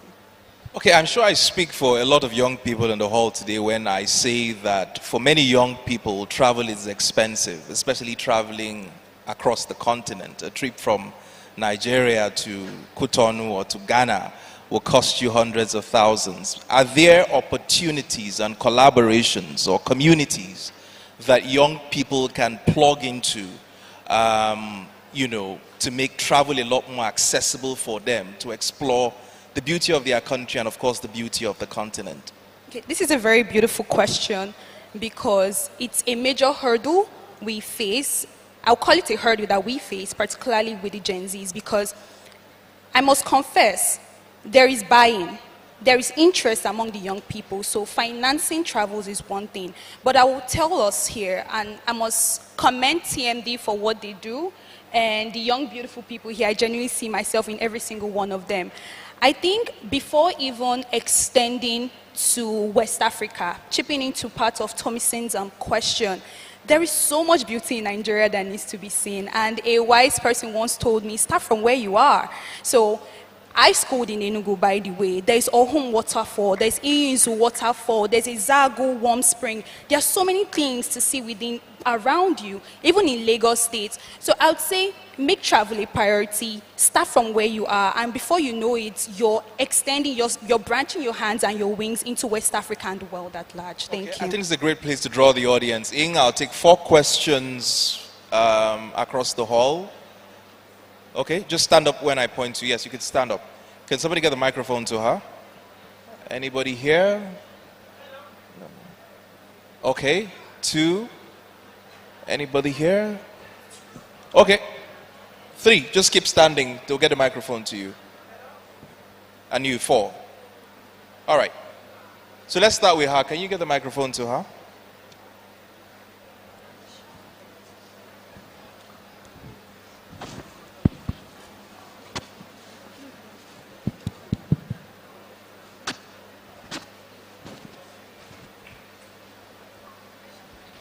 Good afternoon, Sir Zamas. Thank you for the opportunity to ask my question. All right, I was a participant in the Eco Hotel Visionary Challenge where I specifically used the GT Food and Drink Festival and Hilda Basi recent 20,000 person Jollof Feast as case study for my pitch. My question is to the leadership of Eco Hotel and Suite. In the roadmap for the next 50 years, is there a strategic move for Eco Hotel to transition from being the landlord of culture to the owner of culture? I'm sorry, you don't have a hotel on the panel. You have to ask a question that is relevant to this panel. Okay, I understand that. Okay, so I'm just going to refer it back to the panel because most of the time when we have food and culture festivals and culinary festivals, these are individual brand owned products. So I'm asking, I will just bring it out and ask that why can't hospitality have this, why can't it be hospitality owned or hotel owned products? Okay, 1. Okay, please ask your question. Please can somebody get the mic across to him. I have the mic now. Who? I'm 6'4" and you can't see me. I wasn't expecting somebody for the VIP, sorry. First, I need to commend the young ones for what they have done. 10 years ago, we had another set who came up like this. Chiamaka Ubokwe, social prefect, they started the Instagram thing, and I'm seeing another generation come up. And I'm seeing the challenges we faced 10 years ago, they are facing exactly the same challenge. But there is a solution, which I want them. You create cohorts amongst yourself, and that way you can learn from each other's experience, and you can also build bigger things. So the first question I'm going to ask, which is for the young ones, Oga Austin, you're not part of this one now, is what efforts have you made to be able to engage with an organized private sector environment in which you place like NATOP, NANTA, because some people had gone through this part. You are not discovering the wheel. And to be able to learn from their own experiences, you're doing exactly the same thing they did. They couldn't sell Nigeria as a destination. Everybody starts selling international. I've seen that happen many times. So the second thing I want to say to the lady from Enugu, I'm the tourism consultant to the Enugu state government. So I'm building a canopy walkway, the longest in Africa. We are doing a zip line. We are doing a cable car. And most of these things at Ohun Waterfall, NATOP was there on Monday. I had to fly in with them. And they are doing their AGM there in July. So I think you should be there. A lot of things are happening. Cross River, they are rebuilding practically every of those destinations. Ekiti State, or your state, Osun. So quite a lot are happening. And I think if you engage with these cohorts, people who are already established, you will get to know a lot more of what is happening. But I took your names, and I'm impressed with what you do. And I will get back to you. My team will get back to you. My name is Ikechi. Congratulations. Thank you. Thank you. Thank you. Hope you noted the question, though. Okay, great. Hello? Hello? Okay, yes, please. Yes, good afternoon. I'm directing my question to Odenike because youths are here today. What lifestyles is your group, organization, encouraging African youths in Nigerians to adopt in order to be able to organize, promote adequate, tourism concept that could be sold anywhere in the world? And another question I have is that we need to advise our policymakers, because one of the panelists talked about government policy. Government has not been able to have a very stronger policy that could back up tourism development and advancement in Nigeria. Finally, I want to encourage youths in this hall to write books. ABC of Travels and Tourism. Finally, Eco Hotel should organize a conference for hotel owners. I brought in a British lady to Badagry. The owner of the hotel got me arrested. What was my offense? I brought in a white lady to lodge in a hotel. So I think Eco Hotel should bring hotel owners together to know more about travels and tourism, how to treat international guests and tourists that we are bringing into the country. Thank you. Thank you. All right, the final question. He has the final question. Or you could just come forward to get the mic quicker. Yeah.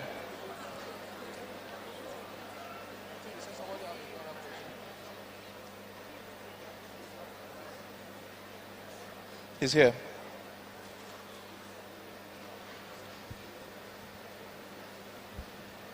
All right.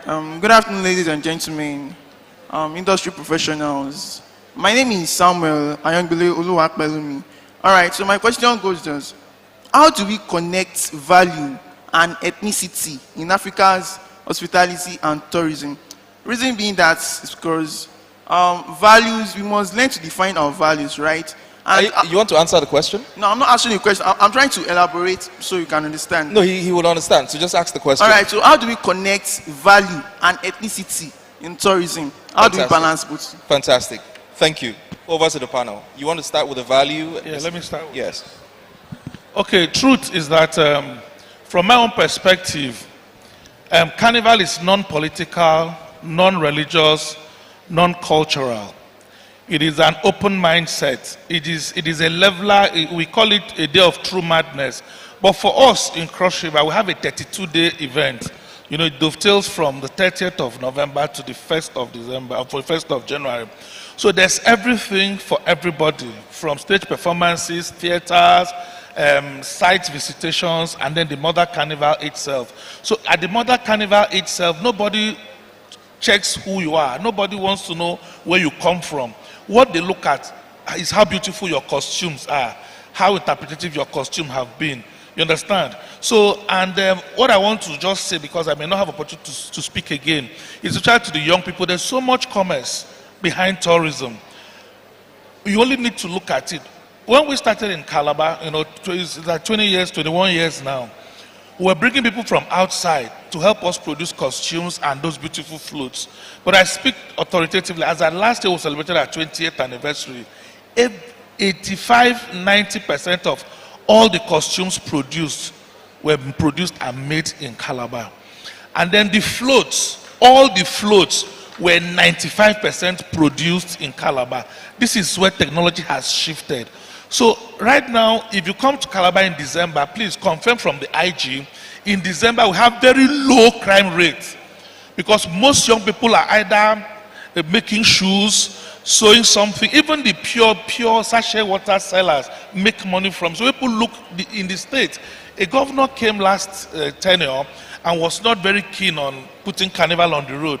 On the day that is supposed to have been a dry run, the people gathered at the dry run takeoff venue and they told him, okay, you better go and return carnival, they will stone you. People look forward to it because people make money. It's one period where people make money without being guided, without being controlled by anybody. Like the festival village has a daily visitor of about 150 to 200,000 persons every day for 32 days. So imagine selling inside. So we do not have cultural disparities. And even in our cultural carnival, we have almost all the states come every year. So in tourism, I do not see cultural disparities. Otherwise, Saudi Arabia will not be opening doors to welcome, Dubai will not be opening doors to welcome Christians, to come and spend their money. It is who has the money to spend that the doors are open for. Fantastic. So would you take the question that Ogaoko asked? I think the only question I have to answer was Yes. to him.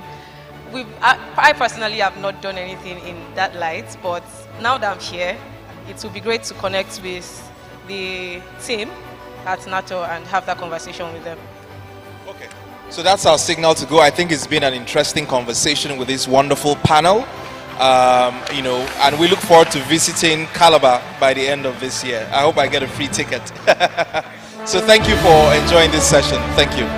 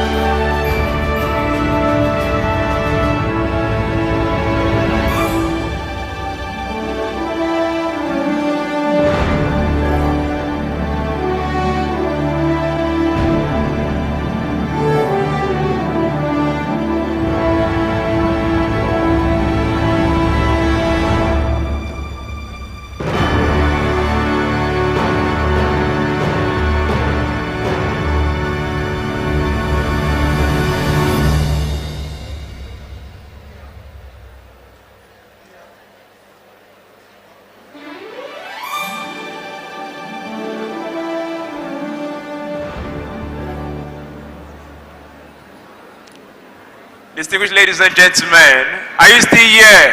Yes. Thank you for saying no. Please, I want you to look at me from head to toe. I'm going to come here now, you're going to see me.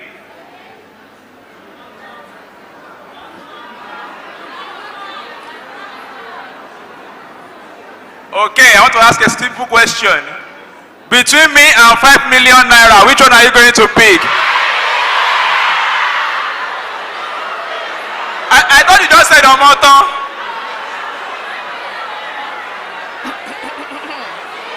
Okay, calm down. Between her and 2 million naira, which one will you pick? Wow, see the love they gave you. That was not kind. That was okay, not maybe it was kind. too high. Let me come to 1,000. Between us and 500K, which one will you pick?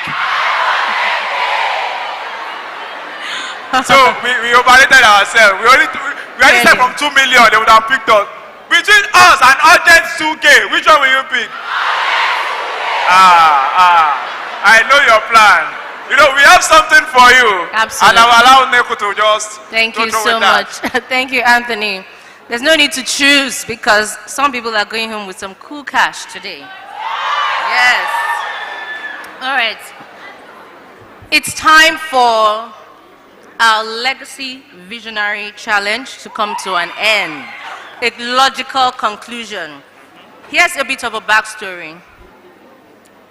As part of preparing for its 50th anniversary, Eco Hotels put out a challenge 10 weeks ago called the Legacy Visionary Challenge.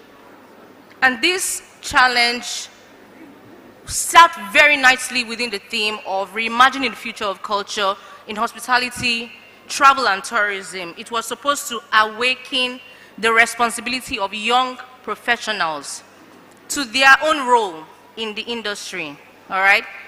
it was also supposed to spark some innovative ideas within you, and it was supposed to position Eco Hotels as a leader and an investor in the future of African culture, with 8 areas of focus across community-based tourism, creative tourism, CBT, ecotourism, and so on, for a reward amount of 9 million naira. As well as a scholarship for the first place winner and 2 internships for the second and third place winner at Eco Hotels and Suites. We received a total of 112 entries. Please put your hands together for yourselves if you're here. And we talked to the top 10 performers. Today, we get a chance to listen to the finalists. Please put your hands again together for the brilliant minds that made it all the way up to that. But before then, let me quickly make welcome the judges, because we have independent judges who will be listening to and reviewing, coming back to tell us who the first, second, and third place will be. Today, Chief Judge is no stranger to this audience, Ayodele Adio, who you met earlier, PR consultant. Yes, please, if you're clapping, go ahead and clap. We also have our dearly beloved GM of Eco Hotels and Suites, Mr. Danny. Just thank you. No, it's okay. A wave of hand is okay, sir, for now. Just a wave. Thank you. I no need. Just wave. Just wave from where you are. Thank you. We also have Mrs. Toyindada, Head of Manpower Development at Eco Hotels and Suites. And we have the Director of Human Resources, Mr. Emmanuel Michael. 4 of them will sit together, listen to your submissions, and then we will return to listen to their results. Anthony, who are these finalists? All right, before I go on to introduce the finalists, please, can you put your hands together for all the judges? A round of applause for them, please. All right. Now to have our finalists, I'll be calling them in no particular order. So if I'm calling number 1, that does not mean it's the first. Just calling them out to come and have their presentation. I will be having number 1 person to be Akinshola Lawson. Akinshola Lawson, please make your way to the stage now. I think we'll take it one after the other. Absolutely. Then from there we'll move. Akinshola Lawson, are you in the house? Okay. Please celebrate him as he comes forward.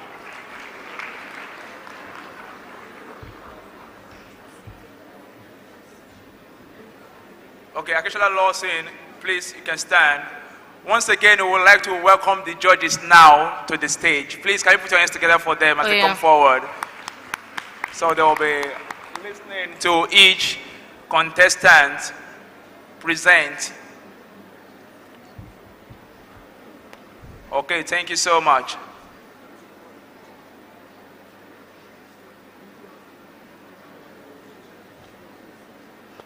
I think the judges have decided to watch the contest from the front rather than the back. Rather than the back, awesome. If that's okay.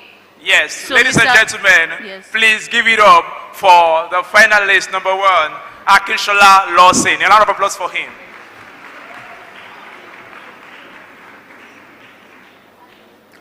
Good morning, everyone. Good afternoon, everyone.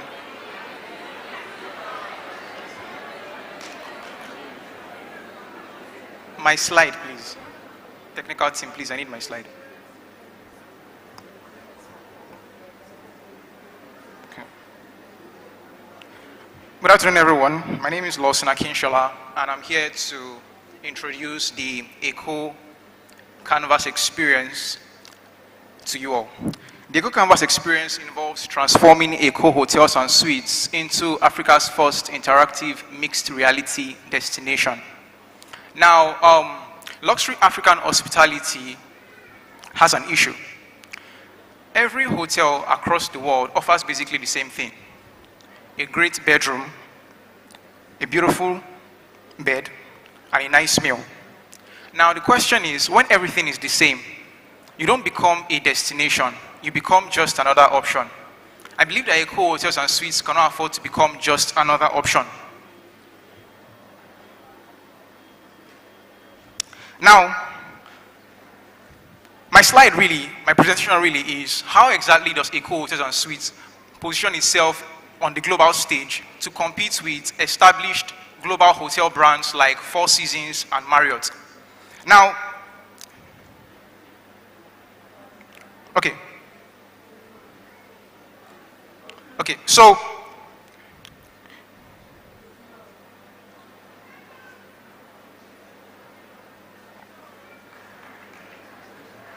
please give me a few minutes. Now, here's the truth about luxury African hospitality today. Every hotel across the world offers the same thing: a beautiful room, a great bed, and even a nice meal.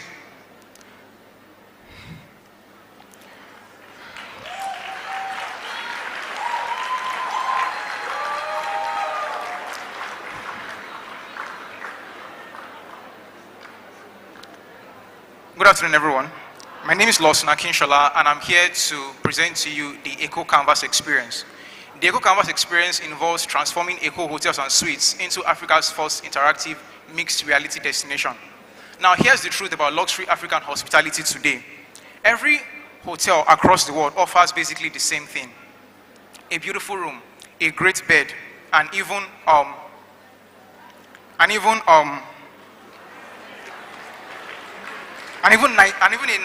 a nice meal. So the question becomes, if everything is the same, how exactly does Eco Hotels and Suites position itself across the world to become a destination site?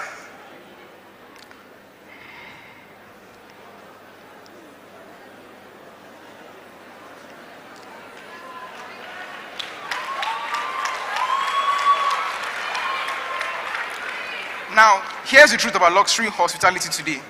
Every five-star hotel on earth offers the same thing: a beautiful room, a great bed, and good food. That is the problem.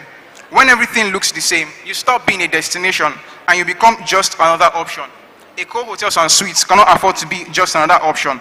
That's why I'm proposing the Eco Canvas experience. The Eco Canvas experience addresses three focus areas directly: technology and innovation in guest experience, Afrocentric luxury and culture, and events, entertainment, and creative tourism. Eco Canvas is a system that uses augmented reality technology to transform every surface of this hotel into a living, interactive digital world. Now, here's how simple it is. When a guest walks into the lobby of Eco Hotels and Suites, when a guest walks into the lobby of Eco Hotels and Suites, they see discrete QR codes marked on the wall. They take out their smartphone and then they scan the QR code. Instantly, right in front of them, a 3D cultural artifact from Nigerians' rich cultural history appears in the room. Also, when they take up their smartphones and then they scan this QR code, they can have access into a 3D cinematic video experience that details the history of the Oyo Empire, or the Benin Kingdom, or even King George of Opobo, or Queen Moremi Ajasoro. Now, the question is, with the Eco Canvas experience, how exactly does Eco Hotels and Suites deploy this? The physical architecture has not changed, but everything that the guest experiences has. We are not renovating the hotel. We are not knocking down a single wall. We are simply layering an invisible, interactive digital world directly over the physical architecture and unlocking it with the one device every guest already has in their pocket. And because this is entirely digital, there is zero construction waste, zero carbon footprint from renovation, and zero operational downtime. Now, this is not a concept. This is technology that already exists. The Louvre Museum in Paris, which is the most visited museum on earth, is using this exact AR technology to bring 3,000-year-old Egyptian artifacts to life through a smartphone camera. The NH Hotel Group in Madrid, the Pullman Hotel in France, and the Peninsula Hotel in Hong Kong all use this technology. These are no experiments. These are world-class institutions that have already validated this technology. Eco Hotels will be the first in Africa to deploy it, rooted in our culture, in our history, and in our stories. So let me explain in detail. I'm going to play a video.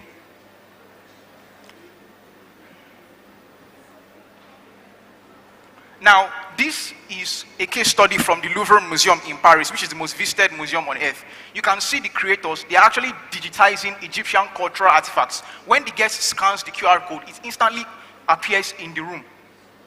These are the creators who are digitizing the Egyptian cultural artifacts. And then, like I said earlier, once they scan the QR code, it instantly appears in the room. This positions Eco Hotels and Suites as a 3D art gallery. It also positions Eco Hotels and Suites as a living museum, as you can see. This is actually real technology that exists through augmented reality. Now, let me explain to you the use cases. So if you understand this technology is really saying that when a guest walks into the lobby of Eco Hotels and Suites, they are going to see discrete AR markers or discrete QR codes on the wall. Once they scan it, what happens is that the augmented reality comes alive. And so, like you saw in the previous video, it comes alive. So these are the use cases of this idea. The living museum and the 3D art gallery. It transforms Eco Hotels and Suites static lobby and hallways into a sprawling, interactive 3D art gallery. Now, the augmented reality also helps to stream concerts happening here at the convention center directly into the suites of a guest in 3D forms. Now, this is the core business case because I realized that beautiful technology is useless if it does not drive the bottom line. Now, how exactly does Eco Hotels and Suites monetize this technology? Number one, ticketed digital experiences. We can monetize the living museum by selling premium access into the 3D art gallery, the 3D museum, as well as the 3D cinematic history experiences. Also, we can also monetize the digital real estate, leasing dead space into premium brand partners for immersive 3D holographic advertisements. Now, let's talk about tech tourism. This will position Eco Hotels and Suites as a destination tech hub, driving higher room rates. Now, this video is going to play, and this video is, like I mentioned earlier, I spoke about the 3D cinematic video experience, right? And this video is a case study from NH Hotel Group in Madrid, and here they were showing their guests in 3D format, a video about Formula 1. So it appears in real time, and it's showing in real time around the guests. So this is like a 3D cinematic experience for Formula 1 that the NH Hotel Group used in Madrid for their guests.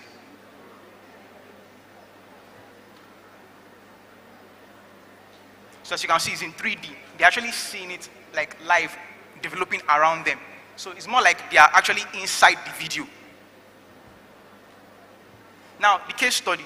This is a case study of a premier world-class hotel and museum that's already deployed this technology. So this is real technology. Augmented reality. Now, like I said, the Louvre Museum in Paris is the most visited museum on earth. And currently, they are using AR technology to bring to life Egyptian cultural artifacts. Now, if the world's greatest museum is doing this, Eco Hotels and Suites can also do it for Nigeria's greatest stories. The Oyo Empire, King Jerry of Opobo, and Queen Moremi. Now, this is why it matters. Number one, it helps to redefine African hospitality. So we stop competing purely on physical amenities and start competing on limitless experience. Also, we're able to actually own the African narrative, because really the question is, what makes Eco Hotels and Suites different on the global platform from hotels like Four Seasons, from hotels like Marriott? This is what makes us different, because none of these global hotels can actually tell African stories the way we can. Thank you very much. All right, give him a big hand. Give him a big hand. Thank you so much. Okay, right now, please, I would like to welcome the judges once again to the stage. You know, a whole lot of money is on the line. So, and I know that the contestants, they want to be ensuring that they are seeing you, they know who they are presenting. That's one of the reasons that got the guy in shape. So please, sirs and ma'ams, we would like to have you on stage, our judges. Please, a round of applause for our judges. A round of applause for them. Thank you so much. Thank you so much. I'm going to be calling the next contestants now. So please, you have just 5 minutes to present. You have just 5 minutes to present. In case you exceed your time, it is part of the criteria. They are going to be deducting from it our judges. So please, let's have the second contestant. 6 minutes. You have just 6 minutes to present. Our next contestant is Juliet Vincent Onwakpa. Please, a round of applause for her. I want to cheer them up. A round of applause for her.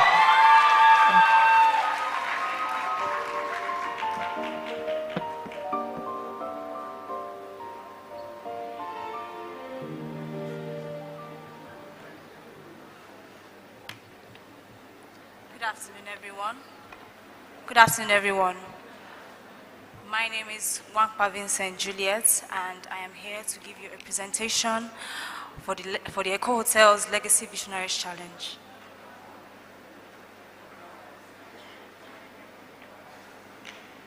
The title of my project is The Return, a regenerative hospitality future project.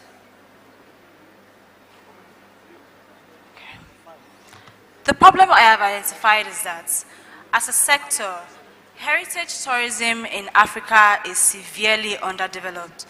Africa is one of the biggest continents that has some of the richest and the most rooted history and heritage globally.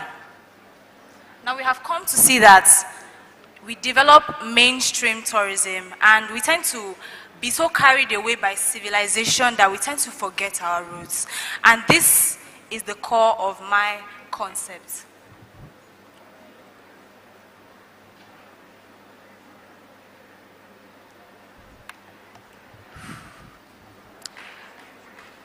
The birth of the focus on heritage. Thank you so much. The birth of the focus on heritage tourism in Africa has given rise to my idea, the Eco Sanctuary Resorts. It is a regenerative destination model that focuses on building sustainable, economically sustainable destinations, on heritage destinations in Africa. This is not just a resort. It is a model that decides to refurbish our culture, revive our communities, redefine the way Africa is experienced by the world. The picture before you is a sample of what the Eco Sanctuary Resort decides to bring to the table. What I mean by regenerative is, think of it like this. You have an abandoned piece of land. Everybody in your community knows that piece of land, it belongs to you, right?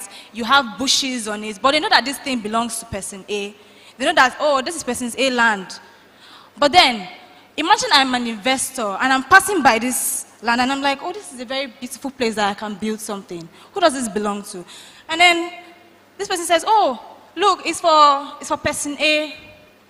And then he decides the investor decides to go to person A and says, oh, I would like to do this on this island, on this your piece of land. Person's A piece of land now becomes an important source of revenue. You know why? Because we are transforming person's A piece of land that has been abandoned. Even though people know that it belongs to person A, we are transforming it into something that people can pass by on the road and say, oh, look, that is a very beautiful resort. And whose land was it built on? It was built on person's A land.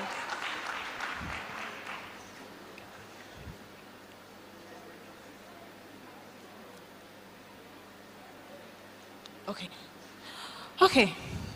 Now, a regenerative tourism destination model is founded on 4 major pillars: sustainability and ecotourism, Afrocentric luxury, destination development, and community-centered tourism. How does this work? This destination does not build to overpower the environment. It is built to blend into the landscape. It's meant to play a subordinate role to the environment, not overpower it. And by community-centered tourism, I mean the locals who own this destination, who own this piece of environment, are going to be actively involved in the initiation of it, as well as its daily operations. And then for Afrocentric luxury and culture, it means that our culture as a continent is going to be expressed in the design of the eco sanctuary resorts. And in destination development, the resort is to be built on heritage destinations that are commonly overlooked in countries in Africa. Now, we won't be able to picture this well if we do not have a pilot model, of course. And so, for the Eco Sanctuary Resort, our pilot model is going to be built right here in Nigeria, in Badagry, Lagos, Nigeria, on an island called Berefu Island. Berefu Island is also known historically as the point of no return, where over 3 million slaves were transported out of Nigeria in the early 17th century. Now, as a pilot model, the Eco Sanctuary Resort is going to be named on Berefu Island as the Berefu Sanctuary Resort to bring a form of return, a form of responsibility to the people of Badagry Island who have commonly been forgotten as the people who went through most of the pain of slavery. We are trying to bring them a form of comfort in the form of heritage, building on their land, making people come to this land to express, join them in their pain, experience all of these stories that they have so much pain concerned about. But we're not trying to commercialize heritage here. No, we're trying to create economic sustainability for destinations that are normally considered as sources of pain.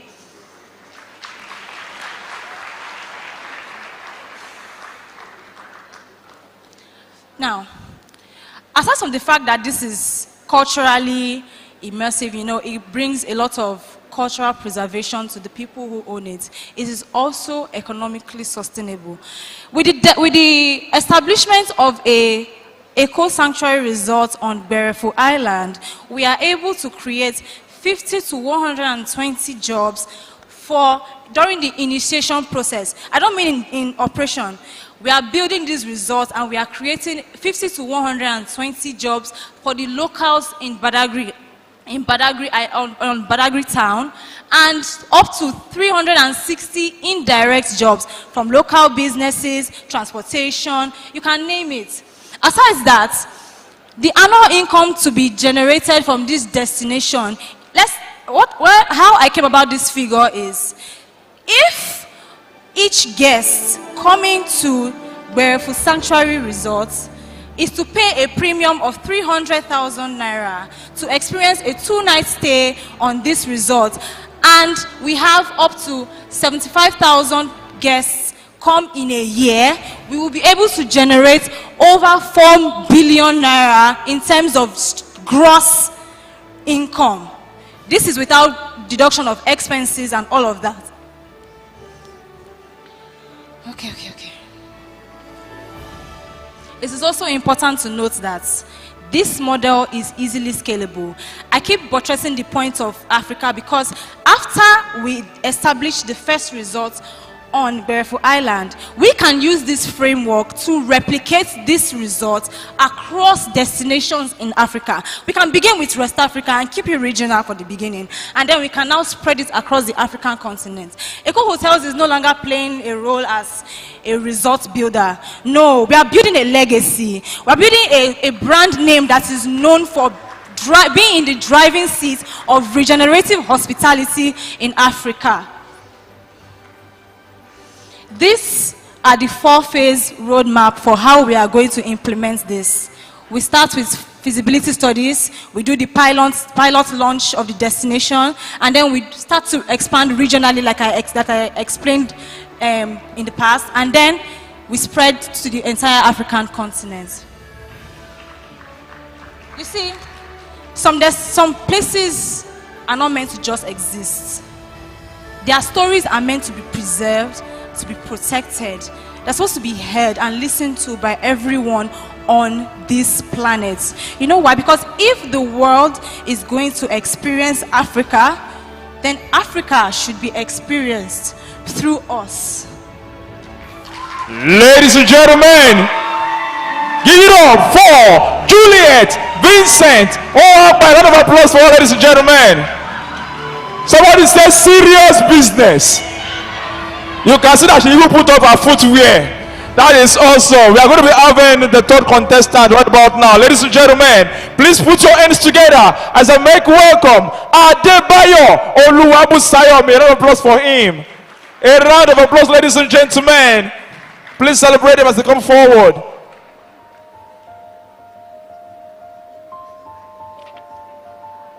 Please remember, it is a competition. 6 minutes is 6 minutes. Do not exceed your time for you not to be deducted by your criteria. Over to you, Adebayo Oluwabusayomi.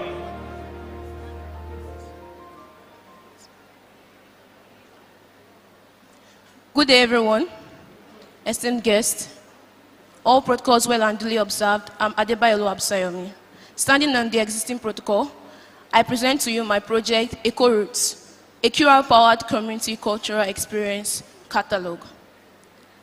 As we've discussed in today's meeting, we see that African luxury, hospitality in Africa, has gone beyond the luxury, the buildings, and the facilities, but rather to authentic cultural experiences.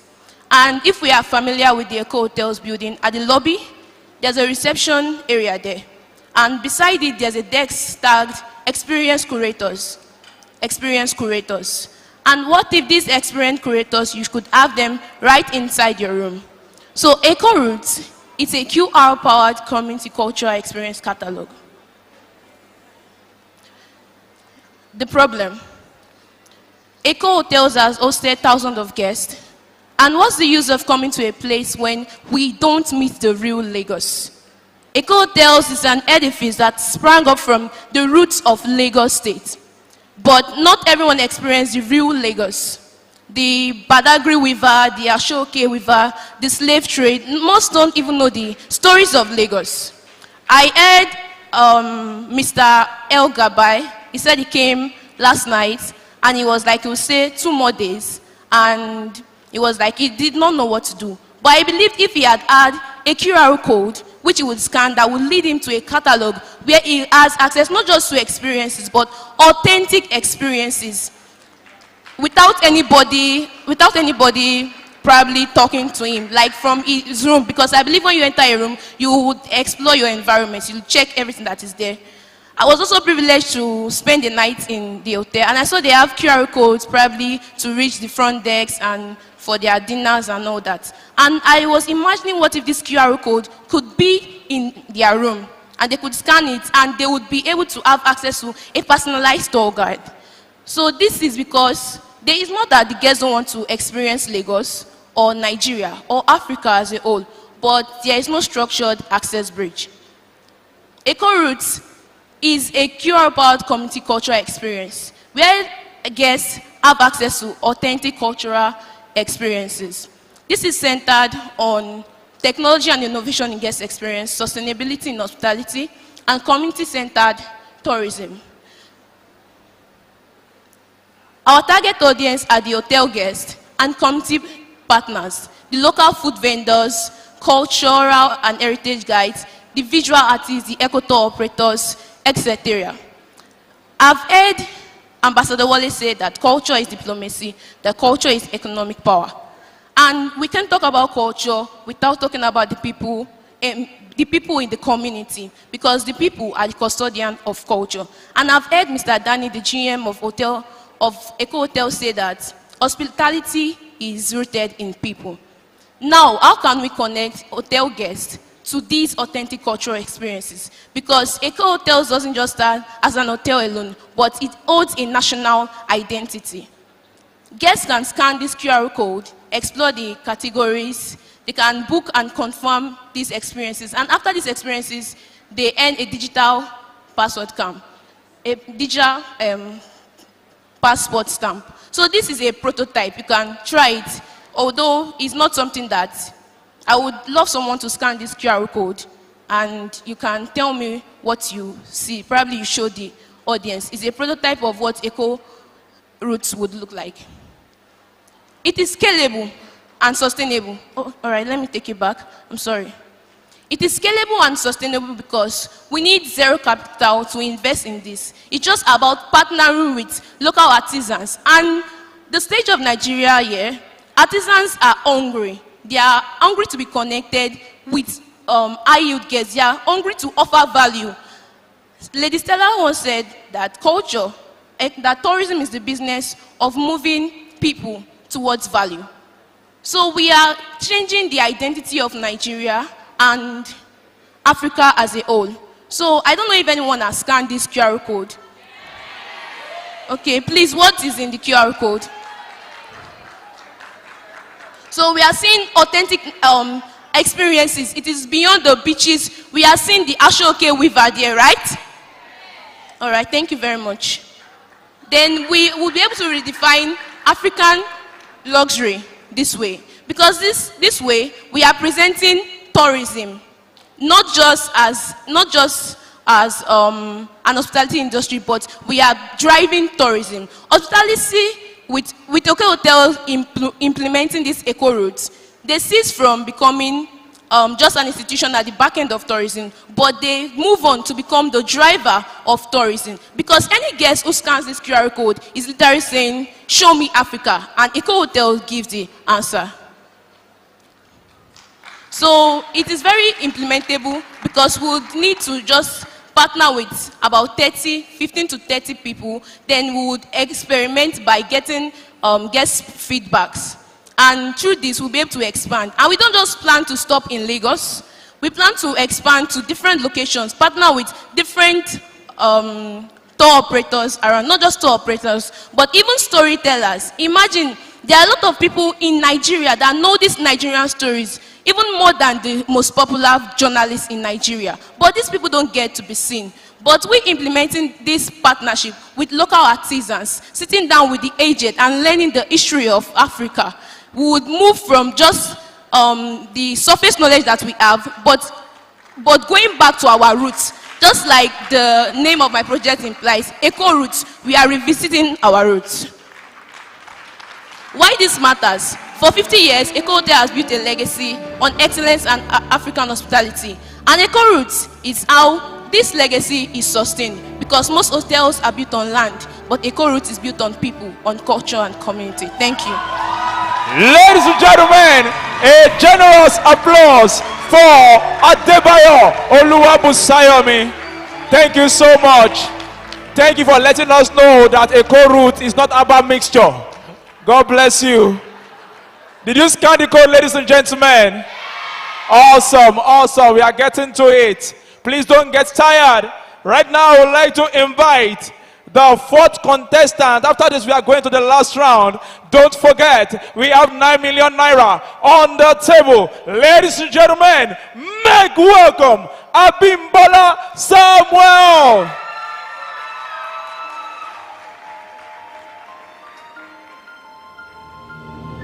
Ladies and gentlemen, little bird just told me, update, update, update. It is now 10 million naira.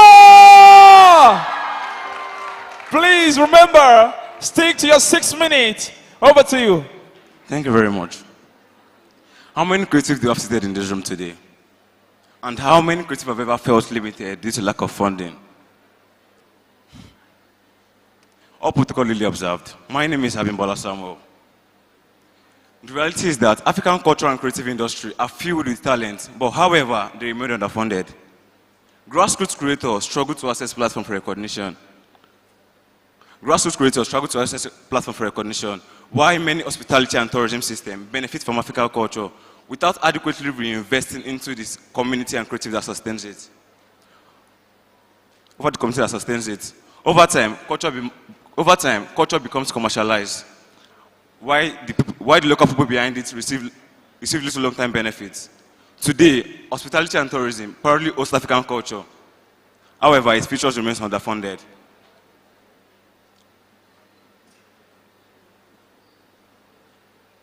This is the gap the idea is designed to bridge. This initiative transforms hospitality from just a transactional industry to a transformational system. The Eco Legacy Fund is a transformative innovation that turns every guest experience the Eco Legacy Fund is a transformative innovation that redefines the roles of hospitality that redefines the role of hospitality into an economy and cultural development. It is a hospitality-based fund that turns every guest experience into it's a hospitality-based fund that turns every guest experience. It's a hospitality-based fund that turns every guest experience into direct source of finance for cultural preservation and community development.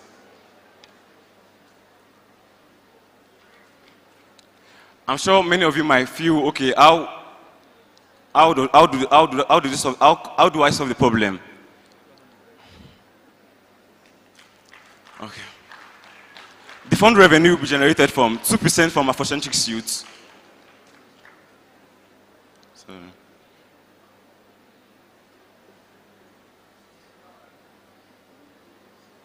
The fund revenue will be generated from 2% from Afrocentric suits, 1.5% from food and beverages, 0.5% from conference and event bookings.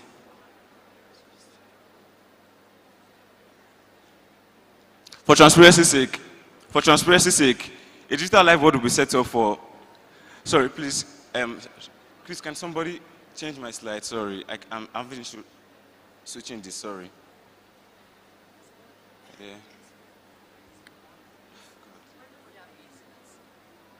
For transparency's sake, a digital live board will be set up, and a 7 board member will be set up for governance. The Eco Legacy Fund is an initiative whereby every guest walking into a hotel is contributing into a cultural fund that sustains the local artisans, the cultural custodians, and the creative entrepreneurs. So this goes thus.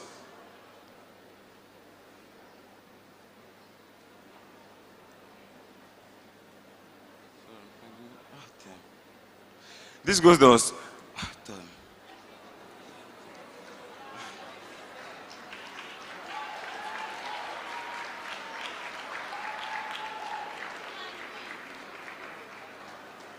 Ladies and gentlemen, please give him a big hand. He's doing a good job. Okay. Sorry, I'm having a bit issue figuring this out. The target audience for this initiative are the African diasporas, cultural explorers, and environmental social governance conscious traveler. Our core beneficiaries for this initiative are the local artisans, creative entrepreneurs, and the cultural custodians. The local artisans, which include the bead makers, are the red weavers, leather craftsmen, the creative entrepreneurs, are the fashion designers, filmmakers, musicians. Cultural custodians are the festival organizers, indigenous storytellers, and traditional rulers. So before we fully go into the implementation phase, this idea is positioning hospitality and tourism from just being a transactional industry into a transformational system that sustains the local community. The focus idea of this initiative is based on community-centered tourism, whereby community members are actively involved in building the hospitality and tourism industry with their crafts and skills. So the implementation roadmap for this initiative would go firstly with the pilot phase, which will run from the first year to the second year. In this phase, we'll be establishing a governance board whereby we would bring 2 members from Eco Hotel and Suites, 3 elected members from Lagos, communities in Lagos, one industry expert, and also we'll be bringing 1 youth expert. In this pilot phase, we'll be testing the medium in which we'll be generating the revenue, which is the 2% from Afrocentric suits, 1.5% from food and beverages, and 0.5% from conference and event booking. So in this phase, every guest that walks into the Eco Hotel will be committing into this cultural fund, which will be given to cultural custodians, local artisans, and creative explorers, creative entrepreneurs. I mean, in the first phase, which will run from the 3rd year to the 5th year, which is the expansion phase. Now, we are not just looking beyond. We are not just looking down on the services Eco Hotel has to offer, which is the rooms, the food and beverages, and the conference. We are launching this phase into other Eco Hotel and Suites services, the product itself. So this expansion phase is basically we expanding into other products that fits into the initiative. This expansion phase also, we are also, okay, every phase carries each grant. So for the first grant, which is the pilot phase, we would be giving local artisans particular amount of money. While in the expansion phase, we'll be moving into the creative entrepreneurs, which are the festival organizers and other individuals in that phase. The third phase, which is the endowment phase. Over the years, after we've built a self-sustaining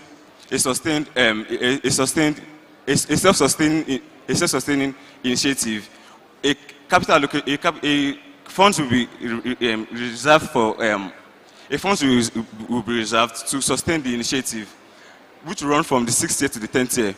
The first phase is the legacy phase. This is the phase whereby we bring in NGOs and we've actually executed the whole initiative of raising 5 billion naira.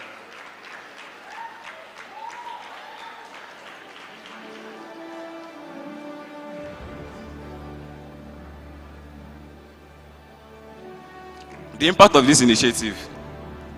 This creates jobs across cultural and creative industry, whereby they help provide funding for local artisans, for creative custodians, and creative entrepreneurs. It helps strengthen community identity by preserving community initiative. They preserve their traditions and initiative. This increases tourism spending by creating more. This increases tourism spending by creating more immersive experience. This increases tourism spending by creating more immersive experience, and this also empowers youth, inclusive participation, and community pride and cohesion. For sustainability and scalability, the initiative is self-sustaining, whereby we don't need to wait for goodwill budget or wait for fundraising events. We actually get to raise funds through every guest that walks into a hotel. They have the, okay, let me give a scenario. Once a guest walks into a hotel, if their initial payment is 300K, they are taxed to pay 2% of the 300K, which is around 6K or 5K of the initial payment. So basically, this initiative is self-sustaining in the sense that we don't need to rely on goodwill funds to run through the phase. Ladies and gentlemen, please put your hands together for Abimbola Samuel. Round of applause for him, please. Thank you so much. Thank you so much. Ladies and gentlemen, you will agree with me that this is a life-changing opportunity here. So please, we will need your cooperation. Whenever anyone is up here, kindly respect the contestant by keeping decorum. Please, we beg of you, so that we can have them not distracted, and you can, this stage is big enough, and what is at stake can make you nervous. So please help the contestant. The last person we have today is none other than Dorcas Olabode. Round of applause for them. Dorcas Olabode. Please keep cheering her up. Keep cheering her up. A round of applause for her. Good day, distinguished ladies and gentlemen. I'm Olabode Dorcas, and I'll be talking on Access Store XL, tourism accessibility. I want us to all imagine planning a trip, booking a hotel, arriving at your destination just to realize you can't enter the building. About 16% of humanity live with disability, and for this million of people with disability, this uncertainty is their reality every single day. And Access Store XL is here to fix that. We are building the first intelligent accessible tourism platform app that allows travelers to experience accessibility before they travel. The Access Store XL is an app that combines is a digital app that combines virtual reality tourism and immersive tourism with real verified accessibility data made available to travelers to access before they travel. Accessibility is now considered as an afterthought, no longer a priority. Hospitality brand and tourism destination has created systemic exclusion through accessible destination inaccessible destination, whereby hotels and tourism destination create infrastructure without the end users in mind. Through information void, the barrier isn't just physical, it is the absence of real and verified accessibility data available to travelers before they travel that they can also trust to. The systemic limitation is also one of the reasons why people are limited to accessibility. And this is because it is not, the issue is not with the travelers, it is with the system that fails to communicate existing accessibility to travelers. Access Store XL solve the problem or questions that travelers ask. Can I visit the place? To I have already arrived. And what are the means to which we can solve this problem? Through a VR experience, a 360-degree immersion that allows guests to navigate through hotel rooms, entrance, and tourism destination, thereby eliminating fear or uncertainty. Through a verified data, a reliable and audited accessibility data made available to travelers before they arrive. Also, we have a an empowerment, that is a confidence-based planning for every traveler or every trip. Access Store XL is bridging the information gap to make hotels and tourism destination globally discoverable with verified accessible data information available to travelers before they eventually travel. They are able to make informed decisions about the destination they want to visit, and this is made available. For instance, Eco Hotel, they have existing infrastructures such as ramp, elevator, and flat entrance for physical disabled people. But globally, many travelers cannot discover these features online, not because they did not put it on Chrome or Google, but because it is not globally discoverable, because it is not yet verified, and people are having this uncertainty within them about having to arrive at destination without being able to enter due to, for instance, for a visual impaired person, having an uncertainty of what if I get to a hotel and I'm not able to navigate through the place? Who will assist me? So this app is curing that, and the help is to ensure that we make existing accessibility features visible, verified, and globally discoverable by travelers before they eventually travel.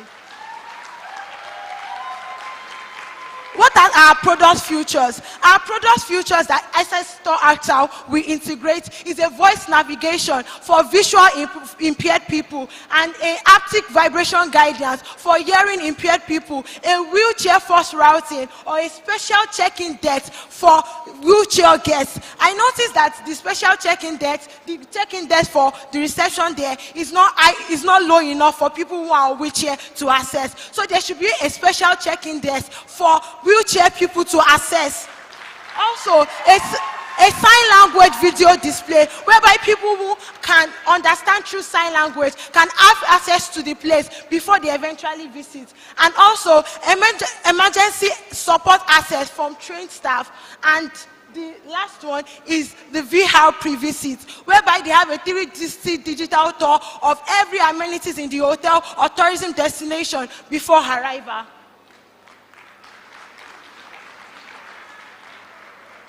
Tourism accessible market is worth $8 trillion globally.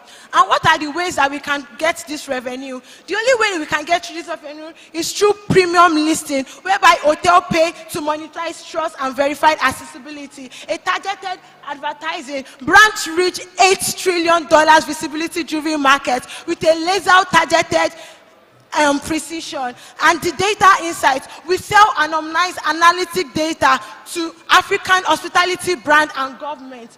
The multiplier effect. We all know that accessible travelers don't travel alone. They are always coming with a companion. So that companion is also creating a multiplier effect for tourism operators, for hospitalities, and for the local economy. The impact. The impact is not just to solve tourism challenge, but also to create a job opportunity whereby we train African youth to be local accessible champions who verify accessibility physically on site. Also, we have the digital auditors, a new class of skilled and local data ownership built by Africans and for Africa. We have a cultural shift that include that creates that promotes equality, normalizes disability among disabled people, that reduces the stigma, encourages diverse participation in tourism, and also for making Africa the global standard for inclusive travel. So how do we do this? How do we do this? The first thing to do is that we digitally map out existing infrastructures in hotel and tourism destination into the platform database. Also, the step 2 is that we deploy the local champions to verify location accessibility in order to build the app trust rating. The third step is to launch the app by connecting travelers directly to verified destination. And the last step is to use the proven operational blueprint. To expand across the city and in the country also. From Lagos to the world, we begin in Nigeria, across Lagos and Abuja, then expand to the African city, the Kenya and Ghana, then across all countries in Africa. As I conclude, I want us to all know that tourism should be for everyone. But in a way today, it has excluded people because of inaccessibility of physical disabled people, not because there are not systems existing, but the systems are not built with the end users in mind. So Access Store XL, we are transforming accessibility from a challenge into an opportunity for inclusion. So I want you all to say with me, as I say Access Store XL, you will repeat after me, experience before you travel. Access Store XL. Access Store XL. Thank you for listening. Woo!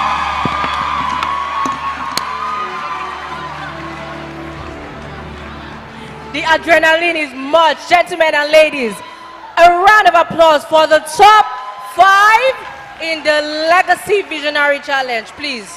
Thank you very much. For the prize of 5 million naira and a scholarship, 3 million naira and an internship, 1 million naira and an internship, and a bonus 1 million. That was a stiff competition. At this point in time, we would ask our judges to please take 5 minutes, go off backstage to deliberate, and when you return, we will be announcing the winners. Just before that, did you receive something like this when you came into the hall today? Please hold on to it because we will be using it when we return. Judges, your 5 minutes are on. This is DJ Q. Sassy girls from my city, Lagos, Lagos. They don't know we get status. Money talk and shut up. When you talk too much, you get easy. FCC, Kilo busy, Obafia, Wheezy, Obafia, Memufia. Come out from mind. I dey lie in my mind. The money in my mind. The money where you dey owe me, you go pay me today. Make me no go judge me. Obafia dey my side. May months, Afurisa. Anytime see my money, go and closer. Kilo, if you owe me my money, you go pay me my money. Money no go complete. Money no go complete. Through my color, oh my Insta blow, my CC. Fresh block go jembe, fresh block go dance. Kese, kese, gbese, gbese, gbese, baby. Fresh block go jembe, fresh block go dance. Kese, kese, gbese, gbese, baby. Tell me I want something from you, put a jam band you. Put a jam band you, baby, kill it. Sorry, I got put it fast, fast. The money constant. Fast, fast.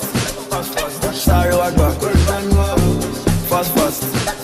The money constant. Kese, my police I go kese. Wheezy kese, even mommy go kese. Spending money like it's nothing. You fake back anybody. Oh yeah, play the guy to make me jembe. Yeah, yeah, yeah, yeah, yeah, yeah, yeah, yeah, yeah, yeah, yeah, yeah, yeah, yeah, yeah, yeah. Backy day, Wheezy day, the girl them day, I'm on plenty day. Money day, Brother day, no come take and blow. Wheezy day, back it, my police are do. Mommy day, DJ choose himself, he done day. Yeah, yeah, yeah, yeah, yeah, yeah, yeah, yeah. DJ. DJ, Lisa Lee.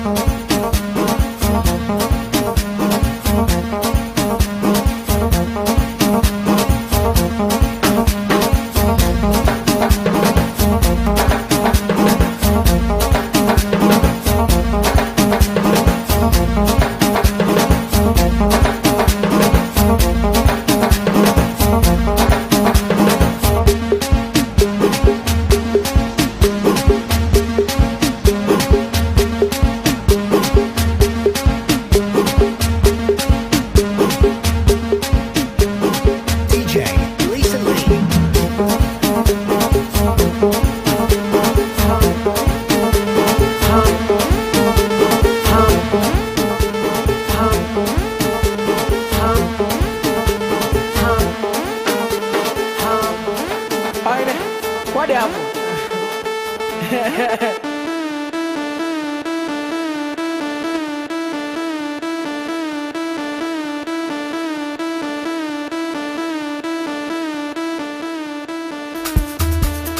When come to don't start to play, you go dance.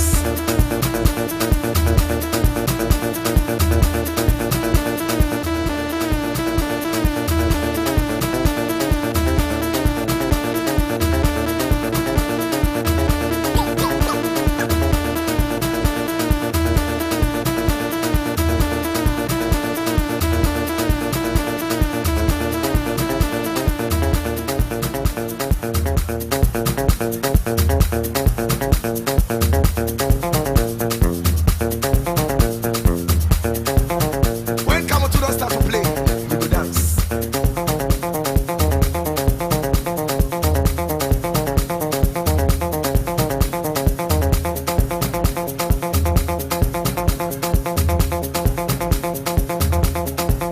You go dance.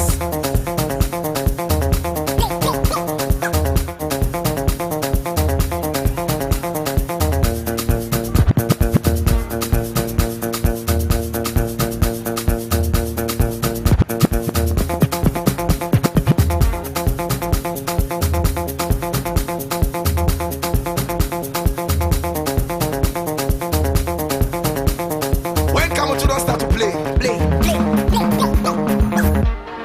Hi, Mr. Barry. I'm at the Chanel store and I need $5 million for the bag. I'm active. You want buy for two? Buy for two. I'm active. That's right. Say what? Say what? Baba Wanita, I'm a good debate. To Baba debate, I'm a good debate. Tori kosi yeye, lago ọmọ lọ́pẹ́, lago tiwa lazi.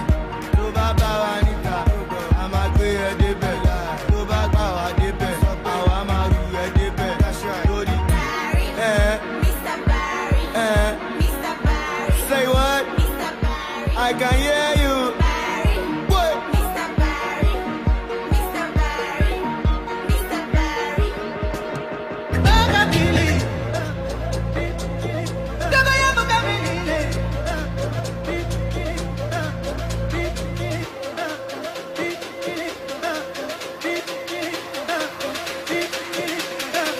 Say, little bitch, you can fuck with me if you wanted to. These expensive, these is red bottles, these is good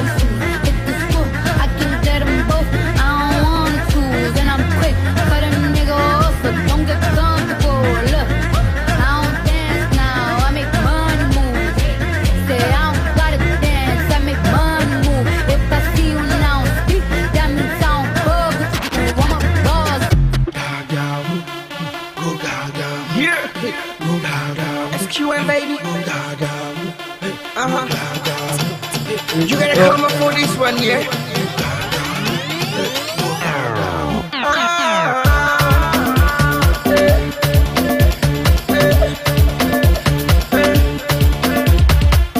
Every time I come around, every time I come around, every time I come around. Crazy, oh Gaga going crazy, oh Gaga going crazy, oh yeah, she's going crazy. I see the dance, they go, they dance dirty. I see the wine, they go, my eyes dirty. Like the chicks, they get plenty, they get plenty. Sugar cane on the bamboo.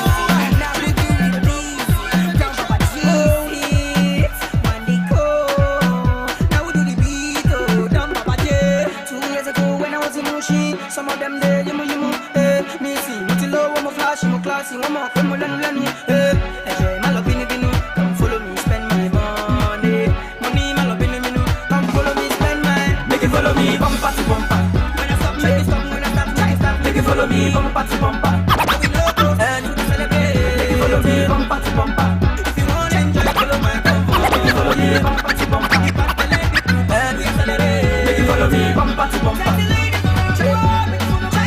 Follow me, bumper to bumper. No need to ask no question, just follow me. Follow me, bumper to bumper. To make sure I don't lose you, keep eyes on me. Follow me. Anytime we talk, say we go rock. We go all the way. Anytime we talk, say we go rock. We go all the way. We go all the way. Cars, better clothes on me, better parties, better house, and better girls on me. See, I can take you there, champagne everywhere. See, that's the life we live, like every day. Feeling my superstar, feeling my superstar, feeling my superstar, feeling my superstar, feeling my superstar, feeling my superstar, feeling my superstar, feeling my superstar. Charlie, if you say I make a fool, I no send. Charlie, if you say I make a fool, I no send. First of all, introduction. First of all, introduction. Okay, I don't know. First of all, introduction. I mean you were sing and you drew an amateur. In other news, I love my boo and another place, another one above. Bagoshi, Shemo Jamagana, Honey Moda Benito Bagana, Shemo Jockey Fosu, Mofo Bagbe. Now we don't control the whole arena. Either we there for Nigeria or Ghana. In other news, I'm a bad man. Why they intimidate you from man a Batman? When other boys that they wear one shirt, different shows, not me, give a fair for a check. Do I look like a woman? When you see a woman with a shaker, you don't know. Are you ready now? Baby girl, show them. Show them. Mr. Flavor, shake you. Shake you. Shake you, shake you,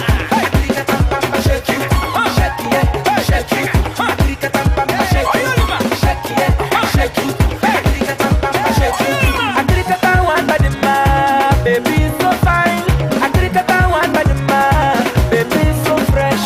I one by the man, baby so sweet. I one by the man, baby so fine. Uku para na de mumba no bimo, shake it mao. Uku para na de mumba no bimo. Baby, let's see, they go. Baby, stop feeling, they go. Shake you,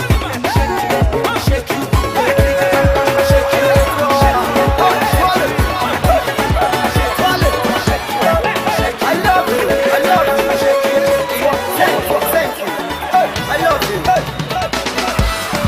Whoa, thank you, merci. Obrigado, gracias, dankeschön, medase, asante sana, ndatenda, siyabonga. I love you, thank you. Take it out of Ladies and gentlemen, please take your seats. Ladies and gentlemen, we're about to announce the winners. Please take your seats, ladies and gentlemen. We are about to announce the winners. Please take your seats. Thank you, ladies and gentlemen. Please take your seats. We are about to announce the winners.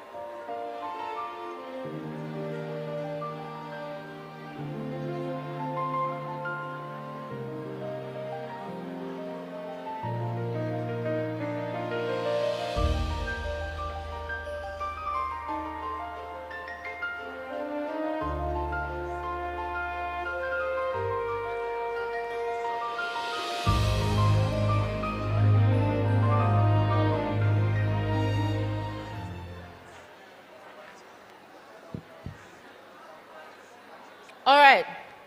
Welcome back.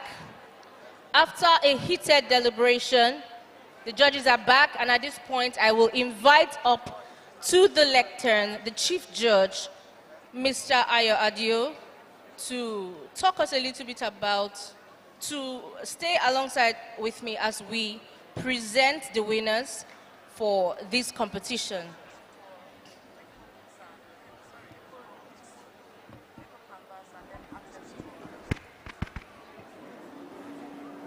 But before then, just hold on. We would like to play a video that indicates the passing of the torch. Now, this competition is not held only for the sake of a competition. It symbolizes the passing of the key to the future to the next generation. So let us take a look at this video. While we watch the video, please do exactly what the video says. I believe everyone has their card. I believe everyone has their card. Please let's do exactly as the video says. Thank you.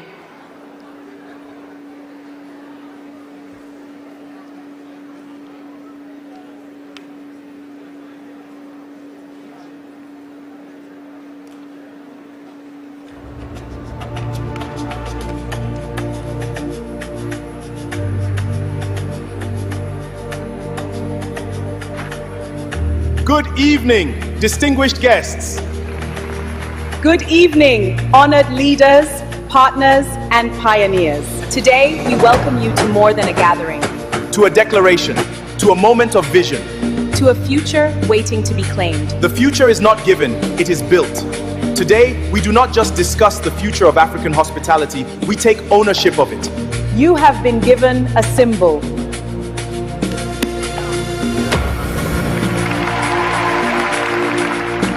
Hold it in your hand, raise it up to the sky.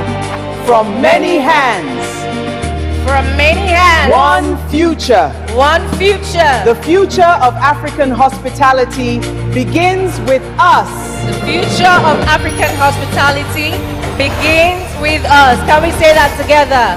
The future of African hospitality begins with us. And it is in this regard that I would like to invite all the finalists to come up the stage. Come up the stage, put your hands together for them. The judges will please stay on my left, while the finalists stay on my right. No, I thought it was important to just quickly talk about what the criteria that we have used to judge the presentation. We took 7 key variables in making the judgment and arriving at the decisions that we have arrived at. The first was an alignment with Eko Hotels and Suites legacy and values.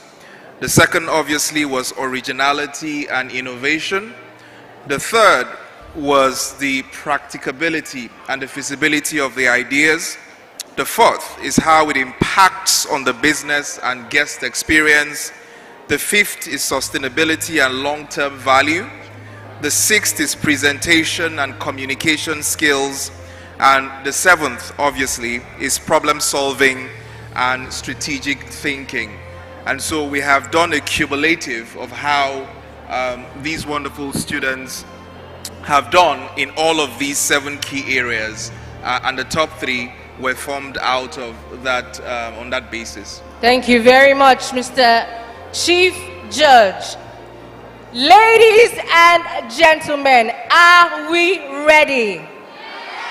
No, that is not the energy. Hold on. That is not the, yeah. Ladies and gentlemen, are you ready? Now we are talking. Right. Anthony seems to be ready for the after party. Yes. All right, but at this point, let me ask all the checks to please come up and stay right behind me. Come up. Let's fill up the stage. Just stay right behind us here. And when we are ready, Chief Judge, you will announce 3rd place, 2nd place, and then 1st place. So, in 3rd place, Mr. Chief George.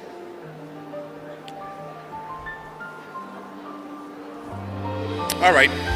So in third place, for the price of 2 million naira, I believe, goes to Dorcas Olabode. Ladies and gentlemen, give it up for Dorcas Olabode. Please put your hands together for her. Thank you very much for that bonus 1 million naira, which we added to the original 1 million to ensure that the third place winner walked away with, yes,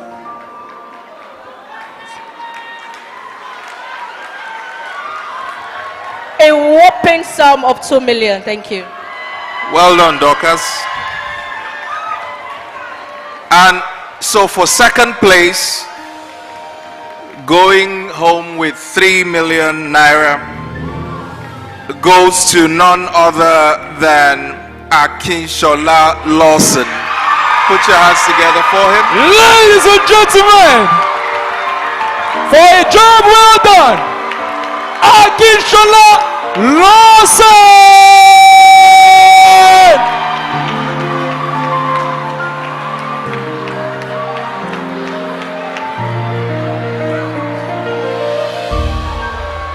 This is to let you know that your ideas are viable. Ladies and gentlemen, once again, give it up for Dorcas Olabode and Akinshola Lawson. Now, who is ready for the winner of Eco Hotel Legacy Visionary Competition? Ladies and gentlemen, and the winner is... I don't know, I'm not the chief judge. Over to you. And so for the winner of the first Visionaries Challenge, sponsored and organized by Eco Hotels and Suites, goes to none other than... Feels like Who Wants to Be a Millionaire, right? Adebayo Oluwabusayami. Put your hands together for her. Eco Roots. We did not hear her. Adebayo Oluwabusayami. Oluwabusayami, the winner of Eco Legacy Visionary Challenge. Adebayo Oluwabusayami, the best, for the prize of 1 million naira and master scholarship. I have waited patiently. Ladies and gentlemen, I have vision, oh I believe. Don't play. I know I can count on me. So stand up for the champions, for the champions. Stand up, stand up, stand up for the champions, for the champions. Stand up. Thank you, DJ. Hold on. While we are celebrating, everybody is leaving the stage the winner. Eco Hotels and Suites has just told us that in 4th and 5th place winners will walk away from here with 500,000 naira each. So thank you. Ladies and gentlemen, if you love Eco Hotels and Suites, can I say yeah, yeah? Yeah. Now I want you to do something for me. Can we echo? Thank you, Eco Hotels. Thank you, Eco Hotels. God bless you, ladies and gentlemen. Give it up for the winners of this competition. All right, please don't go yet. Don't leave the stage. Don't leave the stage yet. Let's convene in front of the celebratory cake while the director of HR. Congratulations, congratulations. Closing remarks. Please, let's all move to the cake stand. Can our finalists come to the cake, please? I don't know why I'm so happy. As if I'm the one who won the money. All right. Can our VIP guests kindly join us? Hostesses, please direct our VIPs to the cake while we listen to the director of HR's closing remarks. Hello. Hello. Are we still here? Okay. Distinguished guests, our revered traditional rulers, excellencies, honorable commissioners and government officials here present, members of the diplomatic corps, captains of industry, esteemed speakers and panelists, partners, delegates, ladies and gentlemen. As we bring the African Legacy Summit to a close, I stand here this evening with a deep sense of gratitude, pride, and optimism. Over the last 2 days, this room has been more than a conference venue, and you will agree with me. It has been a meeting point of vision, influence, culture, leadership, innovation, diplomacy, enterprise, creativity, and possibility. We gathered here under one important idea: legacy. And perhaps the biggest reminder from this summit is that legacy is not something we inherit accidentally. It is something we build intentionally. Over the course of these conversations, we have had bold ideas. We have challenged assumptions. We have explored the future of African hospitality, tourism, culture, leadership, enterprise, storytelling, investment, innovation, and collaboration. But beyond all the presentations and conversations, I believe something even more important happened here. We were reminded that Africa's story is far too important to be told by outsiders alone. Africa must define Africa. Africa must position Africa. Africa must build Africa. And that responsibility belongs to all of us. Ladies and gentlemen, throughout this summit, one message kept echoing clearly. Africa's future will not be built in silos. Our strength will come from connection, collaboration, and the courage to see ourselves not merely as separate nations, but as a shared continental force. Over these 2 days, we witnessed something remarkable. Different voices, different sectors, different generations, different perspectives, yet united by one belief: that Africa's greatest days are still ahead.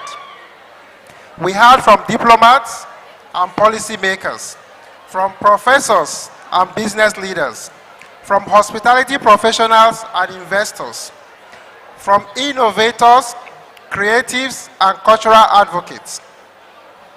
And one of the most beautiful things about this summit is that it brought generations together.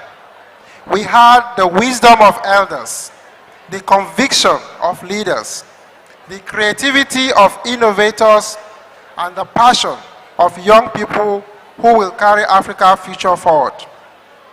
That is how legacy is sustained, when one generation intentionally prepares the next. Ladies and gentlemen, during this summit, we explored an important question: culture versus technology. But perhaps the real answer is this: Africa does not have to choose between preserving its identity and embracing innovation. We can modernize without losing our soul. This summit reminded us that Africa's story is not told only through policy and economics. It is also told through music, art, language, theater, spoken word, hospitality, creativity, and human connection. And over these 2 days, we experienced all of that beautifully Ladies and gentlemen, many organizations celebrate anniversaries with ceremonies and celebrations alone. But as Eco Hotels and Suites marks 50 remarkable years, we chose to celebrate by convening minds, institutions, leaders, innovators, and change makers from across sectors and across borders to have meaningful conversations about Africa's future. That decision says a lot about who we are. For 50 years, Eco Hotels and Suites has welcomed the world to Lagos. But through this summit, Eco has done something even more significant. It has helped Africa speak to itself about its future. For 5 decades, Eco Hotels and Suites has stood not only as a hospitality institution, but as a place where history has happened. A place where leaders have met, where nations have connected, where cultures have been celebrated, where global conversations have taken place, and where unforgettable memories and transformative ideas have been born. This evening, this summit becomes part of that legacy. And if there is one thing this summit has proven, it is legacy is not merely about longevity. Legacy is about impact. It is about relevance. It is about contribution. It is about creating something that outlives us. 50 years from now, people may not remember every speech delivered at this summit, but history may remember that in this season, African leaders, thinkers, creators, institutions, and visionaries gathered in Lagos not merely to celebrate the past, but to shape the future. Ladies and gentlemen, as we conclude, allow me to specifically acknowledge and appreciate the individuals and institutions whose contributions made this summit a success. First, to our distinguished speakers, panelists, moderators, and thought leaders, thank you for sharing not just your expertise, but your wisdom, your experience, and your vision for Africa's future. Thank you for challenging us intellectually, inspiring us emotionally, and reminding us repeatedly that Africa must never underestimate its own potential. To our delegates and participants who travel from different parts of Nigeria, Africa and beyond, thank you for believing in this vision and for enriching every conversation through your presence, participation. To our sponsors, partners, collaborators, and supporters, thank you for standing with us, helping us bring this vision to life. To the media partners and members of the press, thank you for helping amplify the conversation and possibilities emerging from this summit. To the planning and organizing committee, thank you for the countless hours, coordination meetings, sleepless nights, problem-solving sessions, and dedication that went into delivering this remarkable experience. To our incredible staff and support teams, protocol, security, technical teams, operations, F&B teams, housekeeping, engineering, and every member of staff who worked tirelessly behind the scenes, thank you. Your excellence has once again demonstrated why Eco Hotels and Suites remains a leading symbol of hospitality in Africa. And permit me to make one very special acknowledgement this evening. We wish to sincerely appreciate Ambassador Wallace Williams for the invaluable role he played in supporting this summit through his influence, relationships, and unwavering commitment. Your efforts in helping to mobilize and secure the participation of several distinguished VVIPs added tremendous value, credibility, and prestige to the summit. Thank you very much.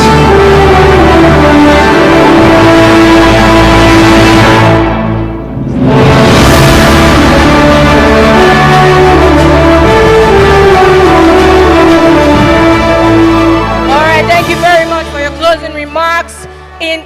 As part of closing today, and our final activity is a youth pledge and chant. So we ask you to please rise and take this pledge with us. Please rise. Distinguished ladies and gentlemen, please, can we be on our feet? Can we be on our feet? We are doing this together. All right, are we ready? Anthony, after you. Ladies and gentlemen, you'll be repeating after me with all your heart and with all your might. Are you ready? Yeah. No, that does not sound like we are ready. Are we ready? Awesome. Repeat after me. I am the future I am the future of Africa's hospitality, of Africa's hospitality, tourism and travel. tourism and travel. I will not wait for opportunity. I will not wait for opportunity. I will create opportunity. I will create opportunity. I will honor those before me. I will honor those before me. I build with integrity. I build with integrity. I lead with courage. I lead with courage. I defend the dignity of Africa. I defend the dignity of Africa. I leave a legacy I leave a legacy that makes Africa proud. that makes Africa proud. We build together. We build together. We welcome the world We welcome the world with intentionality. with intentionality. Now we proudly Now we proudly send Africa's culture forward. send Africa's culture Ladies and gentlemen, a round of applause for yourselves. Thank you so much. and congratulations up to Echo Hotels and Suites on its 50th anniversary. Shall we?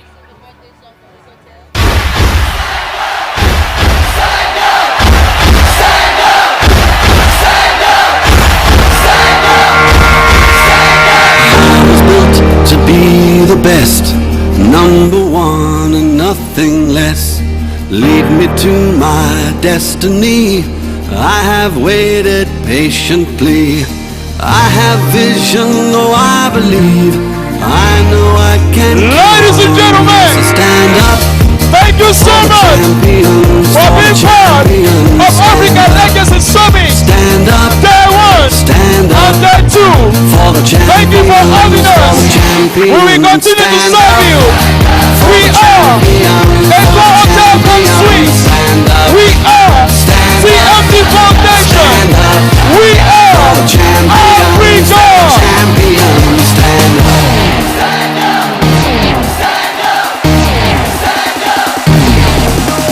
Thank you so much, our guests. Getting close. Thank you so Now much. it's just who wants it Secret most. personalities. It's just like Ladies and gentlemen, cause we have we are about to switch our mode into the after party tonight. Can't you see? I'm on the move, make way for me. And the DJ is ready for us. For the champions, for the champions, stand up, stand up, stand up. For the champions, ladies and gentlemen, in case you are looking for your properties, you are looking for your bag or your power bank, please meet the Echo Hotel Security for your properties to be retrieved. God bless you all. Once again, it's an honor to be your host. My name is Anthony Babidele, and my co-host is Uneku Wezepu. Thank you so much for having us today. Ladies and gentlemen, you want it, you bad. I want to see you vibing all over the earth. Let's go. You want it 'cause you bad. You say. You want it 'cause you bad. Come on. You want it 'cause you bad. Let's go. You want it 'cause you bad. See this lepa tobado, lepa tobado. See this lepa tobado, lepa tobado, oroba tobado, oroba tobado, oroba tobado, oroba tobado. There's something they say that you're wanting, and that's something they say that you're wanting. You be hunter, you continue hunting. Ladies and And that's one thing gentlemen, will lead to one thing. let's go. And that's one thing will lead to something. Let's go. If I do how you know the front Come on thing, now. the point to know get like a long thing. Hey. We have to play belonging. Bad girl, you are looking for trouble. If you try me, I'ma give it to you double. Right now. Man, touch the music. You say. Okay. Talk to me, talk to me. Let's go, let's go. Baby, please give it to me. I'm going crazy. Oh, let me be your maga. Your maga. I want to be your maga. Your lover. Baby, please give it. Oh. I'm going crazy. Okay, Okay. Let me be your maga. Let's go. Your maga. I want to be your maga. Your lover. Tell me what you want. Oh. Hey. You say. I just wanna know your need. Cause the way you just came back from Ghana, and I wanna share the stuff that everyone's doing over there. He sat me down in this place, and he said to me, nobody wanna see you rising. When they do, they don't even like it. They just wanna see you deep in crisis. Drive yourself, you don't need a license. All of her, she can even ride it. Go ahead, move your feet just like this. Then he showed me the latest. We walk over them haters. Now what you do, man, you zonto. Now watch me do my zonto. Now watch me do my zonto. Now watch me do my zonto. We walk over them haters. Now what you do, man, you zonto. Let's go.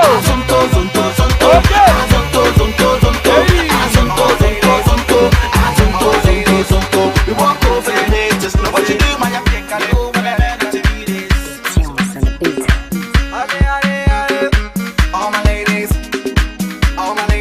Let's go.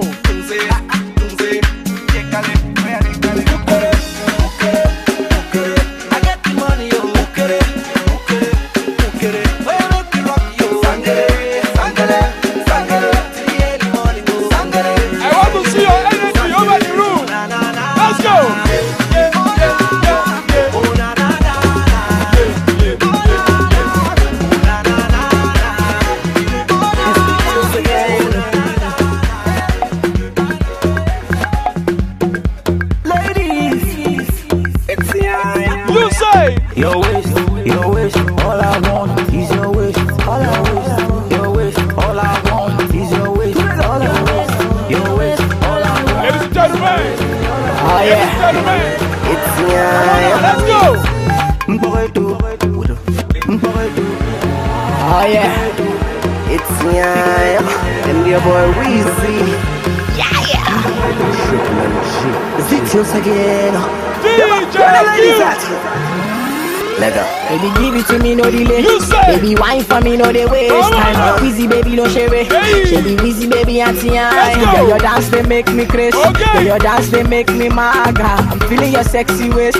And beat you skinny, baby. Give it to me, just go down low. Pass it to me like Ronaldo. I got the power, commando. Anywhere that you go, Miguel, me, I'll go, yeah. If she running, I'm on to the next. When she with me, a boyfriend, or ex. Yeah, cause she know we're the best. Where the ladies at? Sexy mama. You say. Mama. Come on. Mama. Hey. Sexy mama. Let's go. Where I can go, mama. Here was mama. Where I can go, mama. See this sexy lady. She blow my mind. This girl, she one of a kind. And yeah, she make me mad. Baby, shake it. Give it to me, don't be late. Let's do money, let's relate. Don't be late. Let's go. My baby. It's a mad combo. Was that your boyfriend? I don't know. Yeah, all the girls them are running helter skelter. Them coming to my condo. Me no touch, but she follow. It's time to leave. She say don't go. Tonight is your unlucky night. So yeah, close your eyes for you. Yeah. So she call me Papa Cos. See the things for you and Cos. Stone Chazzy again. Thank you. Come on. I'm the bunch. Come on. Why me? You try me. She said she wanted to be mine, and my cocoa drives her wild. So, but it wasn't wanna stand. Baby, don't you understand? So tell me why me? Tell me why me? I don't know what to say.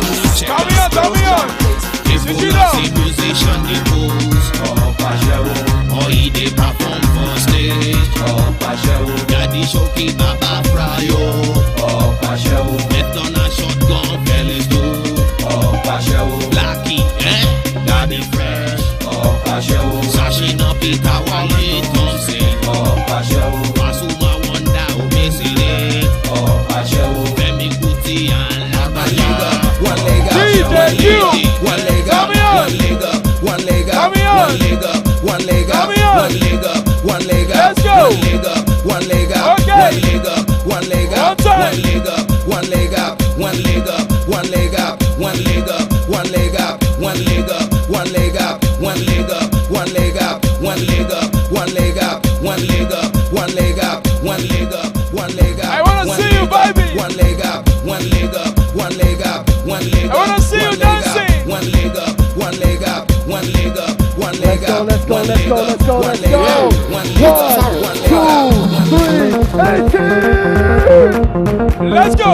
Oh yeah now, oh yeah now. Messenger, give body, messenger, give body, messenger, give body, messenger, give body. Give me the measure, give me the measure, give me the measure, give me the measure, give me the measure, give me the measure, give me the measure, give me the measure. Say let's get it, let's get it, let's get it, let's get it, let's get it. I want her, it's an hour. I want her, it's an hour. I want her, it's an hour. I want her, it's an hour. Let's go, let's go, let's go. Say energy on the 100, energy on the 200, energy on the 300, on the 400, on the 500. Come on, Joe. Come on, Joe. Come on, Joe. Dance for me, Joe. Come on, Joe. Dance for me, Joe. Come on, Joe. Dance for me, Joe. Say, DJ, tell me on.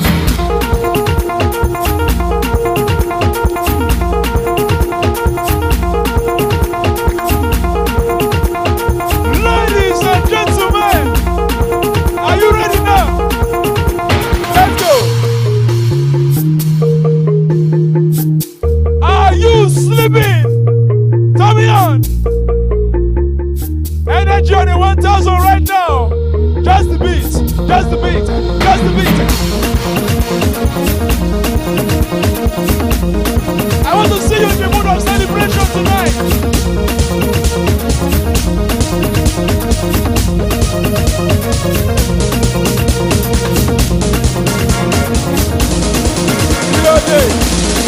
DJ Q,